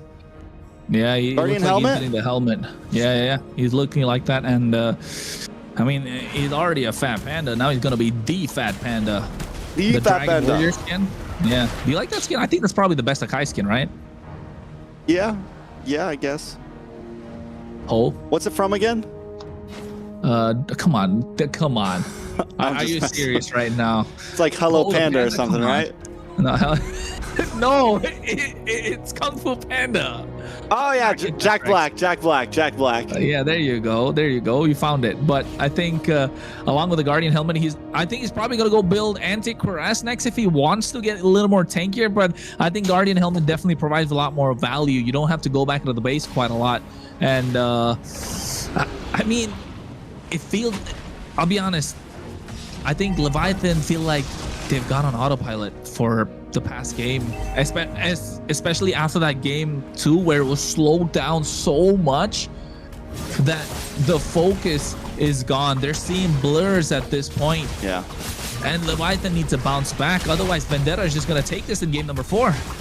ISO needs a kill or two. If he can get 2 more kills and at least get 30 Skypiercer stacks on, maybe there's opportunity here. Nice RWBM comes out. Yato forces the flicker. Tarzan gets caught by the steed. Heavy spin comes out, and now Wompy's pinned against the wall. There's no escape. Melon gets him. Ugh. BOD locks in for ISO, but it's a little too much too late. Autopilot, man. I think Wumpy needs to wake up a little bit, but it's all right. I mean, what can he do at this point? The composition of Vendetta, and not just the composition. Again, call me a broken record. They have taken and dictated the pace of this game. Slowed it down to the point where they are the ones to choose when they want to go in and when they want to pick the fight. Leviathan do not have the choice. They're forced into picking these fights that Vendetta want them to, and now this could be the final push to call it a day. All right, Lord coming down the top side, able to crash through the inhibitors. Vendetta trying to switch lanes as Tarzan works his way under the bot. The waves were not synced up. So it's a slow push from Vendetta, giving Leviathan some time to try to regroup here. Ults are all up. Tarzan able to get a big spin onto Bethlehem. He does flick to the side, tries to use the final slash, but AOG connects onto Yato. RWM comes out, trapping multiple members in. Bethlehem down, as promised, just wants to get away, but ISO finally putting a kill on the board. Yato finds Tarzan. It's 2 down for Vendetta. Leviathan still able to defend amidst the madness. Oh my god, the madness is too much for Leviathan, but still Vendetta, you know, they walk away with a kill. Leviathan able to get a couple. The only thing that Vendetta would have liked is if they got that mid inhibitor. And at this point, 5k gold lead in the hands of Vendetta. I want to take a look at the items and see how far ahead they are. Do they have the Holy Crystal in the hands of Melon? He's 7-1-1, and we're talking about a Herod that just got buffed even at this point. ISO, yes, he's got 2 kills. Does he have the Skypiercer? Have those stacks started racking up? Wumpy gets the Malefic Roar. Churobami gets the Wishing Lantern. The damage is starting to show for Vendetta, and no one's able to catch Churro as well on that Eve. Final slash. Final slash. A lot of damage coming out from ISO. AOG from T does not connect onto any, but Wumpy gets pushed back once again. Oh no. It's Promise, not Four seasonal just to get away. Yeah, it's not a battle of jungles at all. No, Maybe it never was. Anymore. Yeah, I mean, it feels like that. Yes, Wumpy did play a fantastic game. Like he's still holding his own 3-4-4, even though like their backs are against the wall. He is playing really well, but in this case, I think the synergy with the team is not showing, and Tarzan is okay taking a backseat, not being the star player, but being the one that gets everyone together and being the one that matters the most when it comes to these clutch situations. He's okay taking a backseat from, oh no, never mind. Oh, everyone caught in the RWM and the AOG once again. Vendetta zone them away, and Tarzan easily takes the Lord. Leviathan just, I think it's also a big draft diff, a gold lead diff, because they are getting some plays, but the damage just isn't there. Everyone's too tanky. The gold lead's too much. Oh, no. And then also, how does Leviathan even break through? How do they even fight for a Lord right now when the heavy spin is just pushing Wumpy away? Don't go in. I think at this point, don't go in. Bait out the heavy spin as early as possible. ISO needs to get the poke down. You can see Melon has the highest damage. ISO's not that far behind. They're able to hang in terms of damage. It's just that they're not able to get this finishing blow. Yeah, Merciless on the hunt though. You can see MT as well. Oh no. Bethlehem on the run. Does buy time for the team though. Bethlehem dashing through, does take a Bravest Fighter. Big final slash, able to dash back, will go down, but the Lord is gone. Can 4 defend against 5? The gamble was on. Was it worth it for Leviathan here?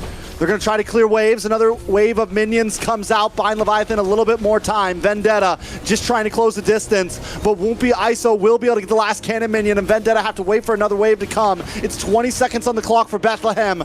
Still is Amon's Force, ready to drop from Melon. Merciless with the Bravest Fighter. Decides not to use it just yet. A heavy spin has come back up for Tarzan as well. RWM drops, AOG connects, and everyone is bursted back, just trying to create space. Woompy pushed against the wall, but he's still up. A nice Bravest Fighter. Promise is trying to defend as Melon finds Promise, and now on the top side, Woompy is still defending. ISO getting a couple of free shots with a double kill for Melon, and Bethlehem's back on the map. Vendetta is on the run. ISO helps defend. A big final slash onto Melon. Bethlehem dashing through, ISO getting more free shots. Vendetta looking for the turnaround. It's still a 4v3 right now, but Merciless is too deep, forced to use the Bravest Fighter. Minions are back, but Vendetta is gone. Hey, we said it's going to be a long night. It's turning out to be a long night indeed. And I think even in that play, Woompy had the option to go back into the fight using that skill 1 that comes in when he has the steed, right? But he used it on the minions on the left side instead of the right onto the heroes, because everybody was super low. The angle was there to get the kill, but he just wasn't able to get it. Pressure is piling up for Leviathan. They're trying to get the clear. They have the Granger that can pop off, but he got only 1 kill out of that entire fight. He would have wanted a couple more to get those Skypiercer stacks going, but not finding the opportunity. The space is just not present, and also the Valier started to show these fights, but they're getting a sandwich play on the bot side. 4 members. ISO with a winner crown. Is it a safe spot? Can he get away? They finally collapse down. ISO finally drops. Immortality pops. Trying to dash away, but it's too much damage. And Merciless gets the shutdown. Bethlehem drops. Promise is next, but Tarzan and T Woompy in the backside. Finally taking off to try to fight. The Immortality comes up, but no, it's not there. He just goes it down. It's Yato once again against the world, against the match point, against 3, and Vendetta will not let him escape. There's minions on the base. It's Friday night, and Vendetta didn't want to let this go to Game 5. Hey, they didn't want to let it go, all right, but they got everything going at the distance. It was a long game, a long series. The sun's almost out for me, but oh my goodness, the way that they played, it was clutch, and it almost looked like Leviathan were going to take it to game number 5, but running out of steam towards the end. Towards the end, definitely for the last 2 matches, I would say. But even with this last match, it seems like, you know, they were really trying to squeeze that last little bit of fight out of them to hold on to dear life. And then unfortunately, they just couldn't do it. Leviathan put up a good fight, but in the end, yeah, Vendetta shows that they are a team to be reckoned with here. They lost game 1 instantly. Yeah, at that point, they are a team that we have to keep our eyes on for sure. Even with the subs, even with the small swaps happening, they pull it together and show that it doesn't matter what T's playing, it doesn't matter whether Ashley's playing, it doesn't matter. We're coming in, we can have the Bam brothers, whoever. We're taking wins. And you know what? Not just that. I think they... Tarzan showing that, hey, you got a shiny new toy, casters, you want to play with it, go ahead, but don't forget, old reliable still works, right? We got fond of with the shiny new toy and Woompy, but hey, Tarzan still king of the jungle, showing levels to this game. Of course, Woompy played fantastic, but Tarzan just showing that there is a ladder to climb, and he has been there through every rung trying to get to the top, and he's been there through it all. And Vendetta showing the same 20-minute game, 19-11 kills, and he's 79% KPA. The only one that had higher is Melon on this Herod, which was the primary damage dealer. And you can see not losing out on a single objective, right? Which is super clutch. And even Churubami doing the best that he can with the RWM. Just no one able to catch him at all. Did he even die a single time the entire game? Churubami? Yeah. I don't think so. Trobami one. had an amazing game keeping One death. space. Once? One death? Yeah, just one. Layla's got the eyes for Probably us. that. She's been paying attention. That was a test. right? Yeah. Yeah, not a lot of death for any of these players on VTA. Amazing gameplay. Melon popping off already early game.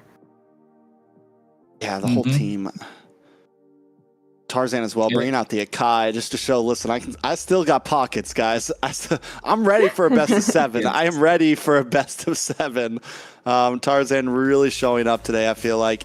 And even then, didn't play, like there was still more options for Vendetta. They started off, not picking too many clutch things. Like, they lost with the Harley in game 1, but still outside of that, it was pretty simple gameplay.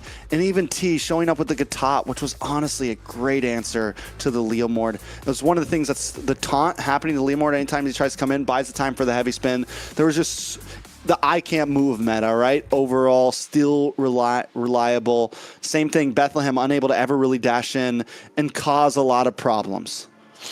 And I think... of course, taking a look at the MVP for this game, it's got to be, there you go, Melon. No rookie, no more. 13-1-3. He was the main source of damage, right? And you could see Promise as well went early, tried to get the first blood. They did get the first blood, but after that, he didn't go down a single time. 13 kills on the bounce. Sheesh. It is difficult to take down a Herod when he's got everything. A full build, goes for the concentrated energy. I think that's one item that, it depends on where you are in the game. You want to stay longer in these fights, so went for that instead of, I think at one time I saw him buy the Oracle also, so he was juggling around in terms of the items that he had. And MVP of the game, powered by Bonox. Melon on this Herod Purify. Great decisions that he made in game and great positioning he had to not be able to get caught after that first little oops. Yeah, we've seen it happen with Melon. He's able to take a death early on. That's the second time this series that he takes a early game death, wipes the dust off his shoulders, and quickly jumps back in, becoming the MVP of the game.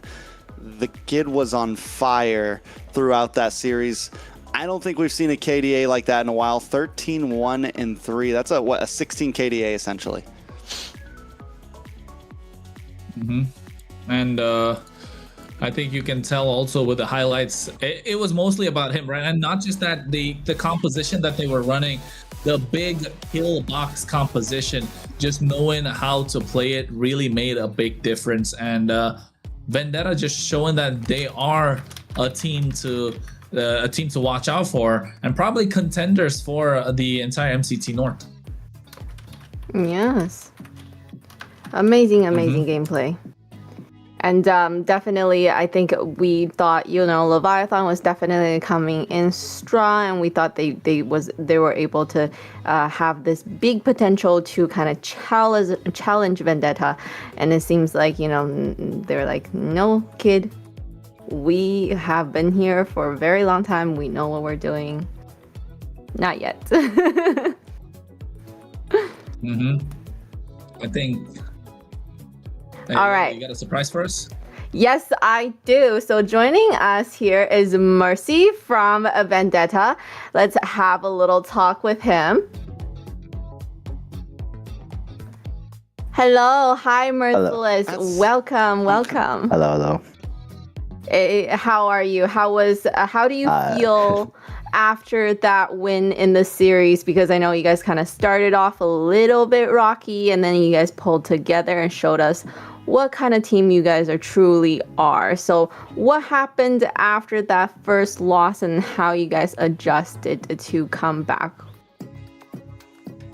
I mean, that loss was a little bit it was bad because we shouldn't have lost that game, but we just reset our mental and just came back with a new fresh game, and then we came back. Kronos? Trex, go ahead. Get your questions out the way. Merciless, how we doing, man? How we feeling? I'm doing good. And you? Feeling good? Making a good run through playoffs right now. Up next is Night Horde. Yeah. How do we feel about it? I'm feeling pretty good. We beat them before, and I think history will repeat itself. Nice. Score check. Ooh. 3-1.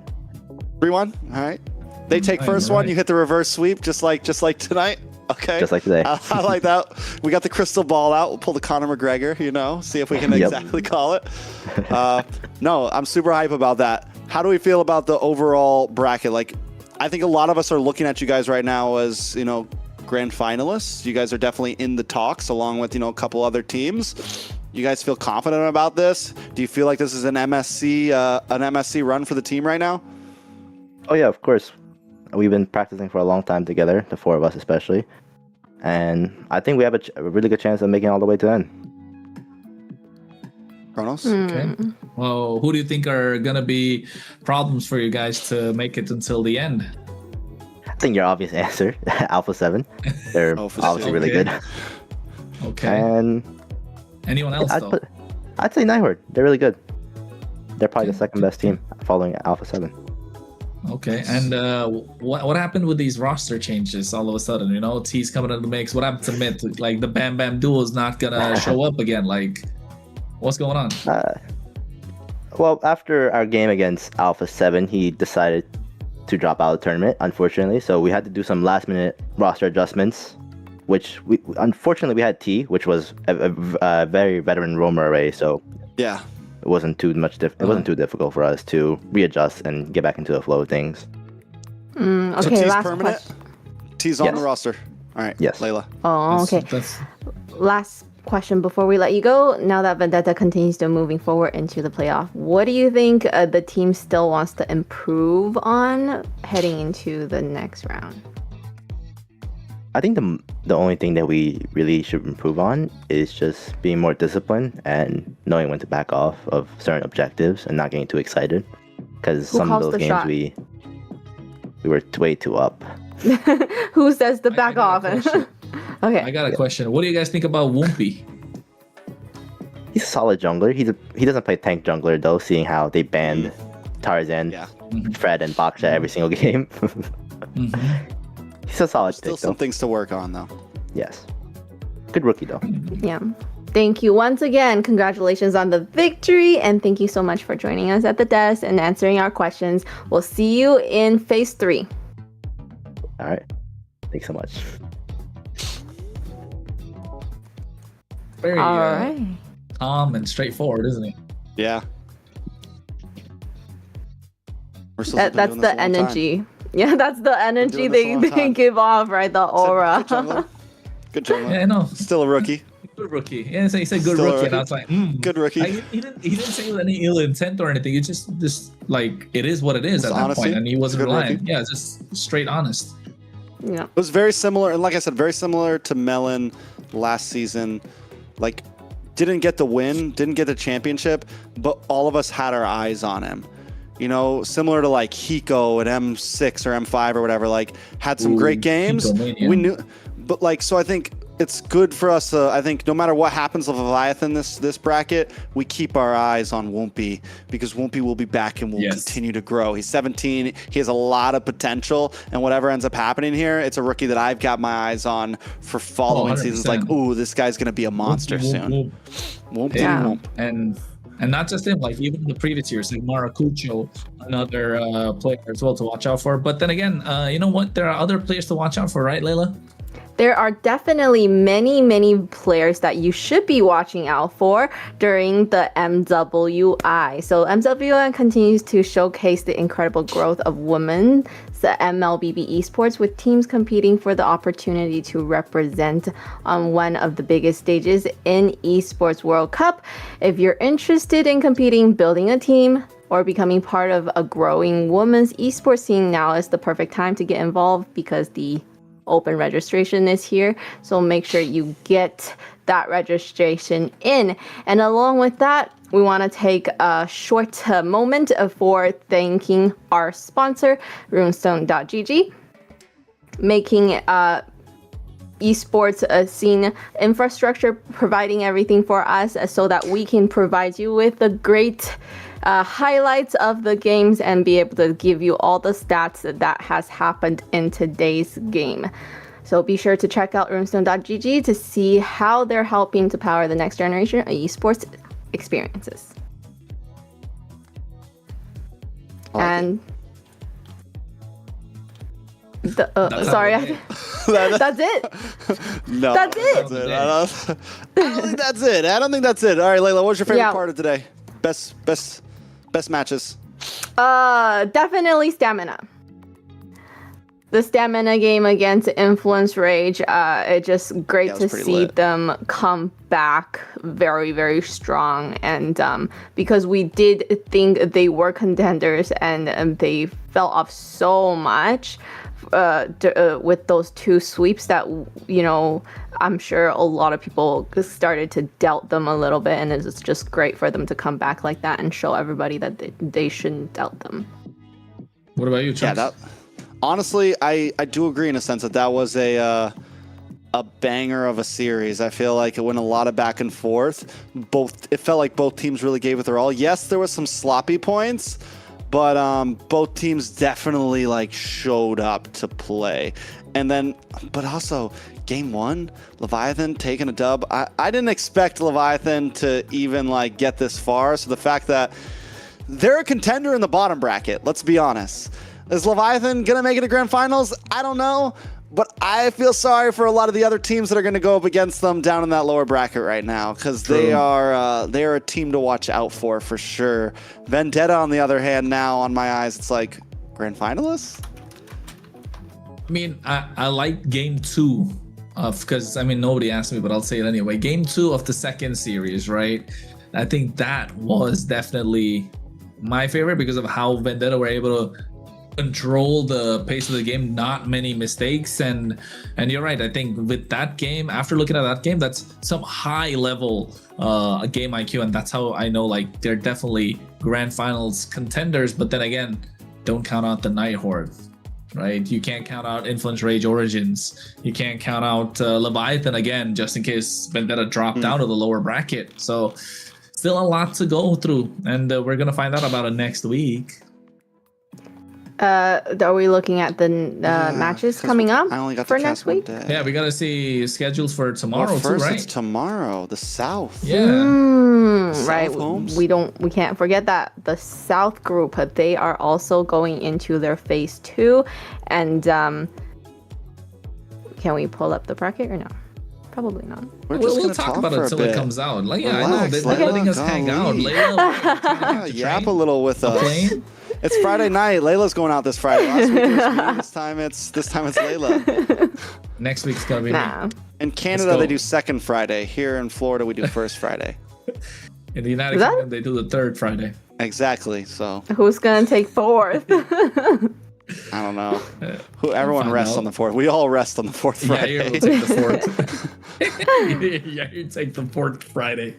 But I mean, tomorrow's matchup, I think, is, wait a second, let me pull it up myself. DreamMax versus Black Sentence and TEC versus 9Z. Ooh, I never thought I'd see TEC on the bottom half, you know? I have no clue. Hey man, I'm telling you, TEC. What do we think about Stamina versus Alpha 7? Oh, just small tidbits. We don't want to talk too much because we have to save some stuff for next week. I know Alpha 7. I think Stamina are but good. Like, do we think Stamina can at least like put up a fight? Comes in. And take a match. Even with Song though, you have to remember with Team Eagle, they still didn't. Can they take they take a Amigos? Yeah. So I think they can. I think they can. Can they at least get a 1 win out of them? What do you think? I mean, I think I definitely think it's possible. I think more than 1 is possible. On their day, I think they look super strong. It just comes down to, can the rest of the team pull up? Because we know Dez is going to show up, right? But is Ricky going to show up? Are they still going to take 1 game to kind of get everything started? Ricky versus Shark. Yeah, or is it going to be Song versus Shark? We never know. But so either way, yeah, it's going to be super solid for sure. Yeah. All right. And then it's Night Horde versus Leviathan. That's a banger. That's a possible. This whoever wins this is going to be one of our grand finalists. Like that's a possible 100%. like whoever if either team stomps that, if it's like all 5 games, then they could meet again in the lower bracket. That's possible. But if it's like let's say Vendetta 3-0s it, I think Vendetta guarantees to find a slot in grand finals at that point. Or if Nighthorde 3-0s it, it's tough. I think it's gonna be a 5-game match for them. We did some predictions on all this, didn't we, guys? Are our predictions on point right now? But You want to go check? Or stamina? I forgot No. about it. Stamina pulling up. Yeah, that threw us off. Yeah. Because of the change, right? And stamina's but then again, it wasn't like We did it was say it was crazy, possible. so- We did say it was Yeah. possible. Also Leviathan, was I think possible. we didn't have Leviathan. Yes, Because we did. We did? I did not put Leviathan. You might have voted for Leon. I think you did or Ooh. something. We're gonna have to have a look. I can't betray my boys. You already did, bro. You already did. You already did. So, Holmes. we have Leviathan and we have Influence Rage going into the lower bracket. And when are we gonna see their games again? Next week, day 2, right? So the day 1 we're gonna see the stage 3 matches on the upper bracket, and then we're gonna see the first match coming into the lower brackets. Yeah, All so right. it'll be Leviathan on lower bracket, Influence Rage on lower bracket, and whoever loses the next 2 games. So whoever loses out of Alpha 7 and Stamina, the loser will go to against Leviathan, and the loser of Nighthorde Vendetta will go against Influence Rage. What do you think are the chances that they're gonna? Now we're yapping. Now we're really Now killing reaching. time. We're killing time right now. Time, man. Listen, if you guys want to see our bracket breakdown, we did a whole stream on it. Yes. Go check us out. Quick Follow plug. us as well on our Quick socials. plug. Yeah, Trex Cast, Layla Baxo, and Kronos Cast. The predictions are on both of their YouTube channels, so make sure to go look at that. I'm just the guest. She's just a Twitch girl. Yeah, so. But very, very interesting predictions we do have. And finally, let's have a look at the bracket right now and what is gonna happen for these teams. Well, we started things off yesterday. Stamina gets the win over U2, goes up against Influence Rage. With whether you like it or not, I feel like this was an upset. Others could disagree, whatever. Stamina takes it 3-2 in a nail biter series. After that, Leviathan, they take the first game, and then Vendetta kicks the gears on and completely send them down to the lower bracket. And that means next week we're going to be looking at Alpha 7 up against Stamina, followed by Nighthorde facing against Vendetta. For me, the Nighthorde Vendetta match is definitely the match you don't want to miss, guys. It's a best of 5, and I got a feeling it's going to go the distance. Influence Rage and Leviathan will be waiting for the losers of those games in the lower bracket for final life. Yes, and so, Leviathan and Influence Rage, they have another chance to really fight through this and still have that opportunity to still join them in the grand finals. So best of luck to these 2 teams as well. So with that, with this, we're going to take a look at tomorrow's schedule as what happens in MCT AMER South Group. We got DreamHack versus Black Senses Esports. They're going to be the first best of 5. And then we move on to TEC versus 9Z Globant. And of course, the losing teams from tomorrow will be going home. And you do not want to be the first few ones to go home. And they're going to be cracker matches for sure. Black Sun Esports, last season's MPL Latam champions, went to the M7 and this time fighting for dear life.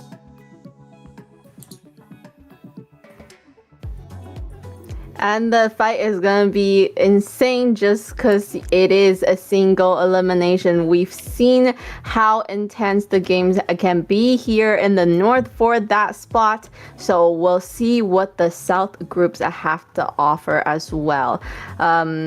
Any predictions on these games? I predict that they're all going to go all 5 games. 10 games tomorrow night for Private, Xena, and Rico. They're gonna be 10 games tomorrow, and guys. BSC and 9-2. Those are my predictions. 9Z. 9Z. 3-2 to 3-2. 3-2, 3-2. 3-2, 3-2. I think that's gonna be Black the... Sentence wins 3-2 and 9Z wins 3-2. Hey man, you'll start getting DMs from the Brazilian fans and who love DreamHack. But hey, it's a prediction's a prediction. I'll remind them of M4. That's how the cookie crumbles. So to make sure you know what's going to happen in tomorrow's matches, make sure you follow our social media. We are across many platforms. Make sure you are following the channel that says MLBB Esports to make sure you don't miss any of these game highlights, and also amazing community that we have there. Be part of that community, join us. And that's it. That's it for today. For the day 14 of this MCT AMER North 2026 playoffs. Today we entered brand new phase of competition where the pressure only continues to rise and every series brings teams one step closer to the grand finals. So congratulations once again to Stamina and Vendetta for securing important victories today, and for Team Influence Rage and Leviathan, we'll see them fight again for a chance to continue their playoff run. A huge thank you to our players, teams, production staff, and of course for all of you for watching and spending your day with us here at MCT AMER North 2026. And of course, thank you to Kronos and Trex for all of the incredible insights that they have provided throughout today's broadcast. And I'm your host, Layla, and on behalf of everyone here at MCT AMER North 2026, thank you for watching, and we'll see you next time. Bye! See ya.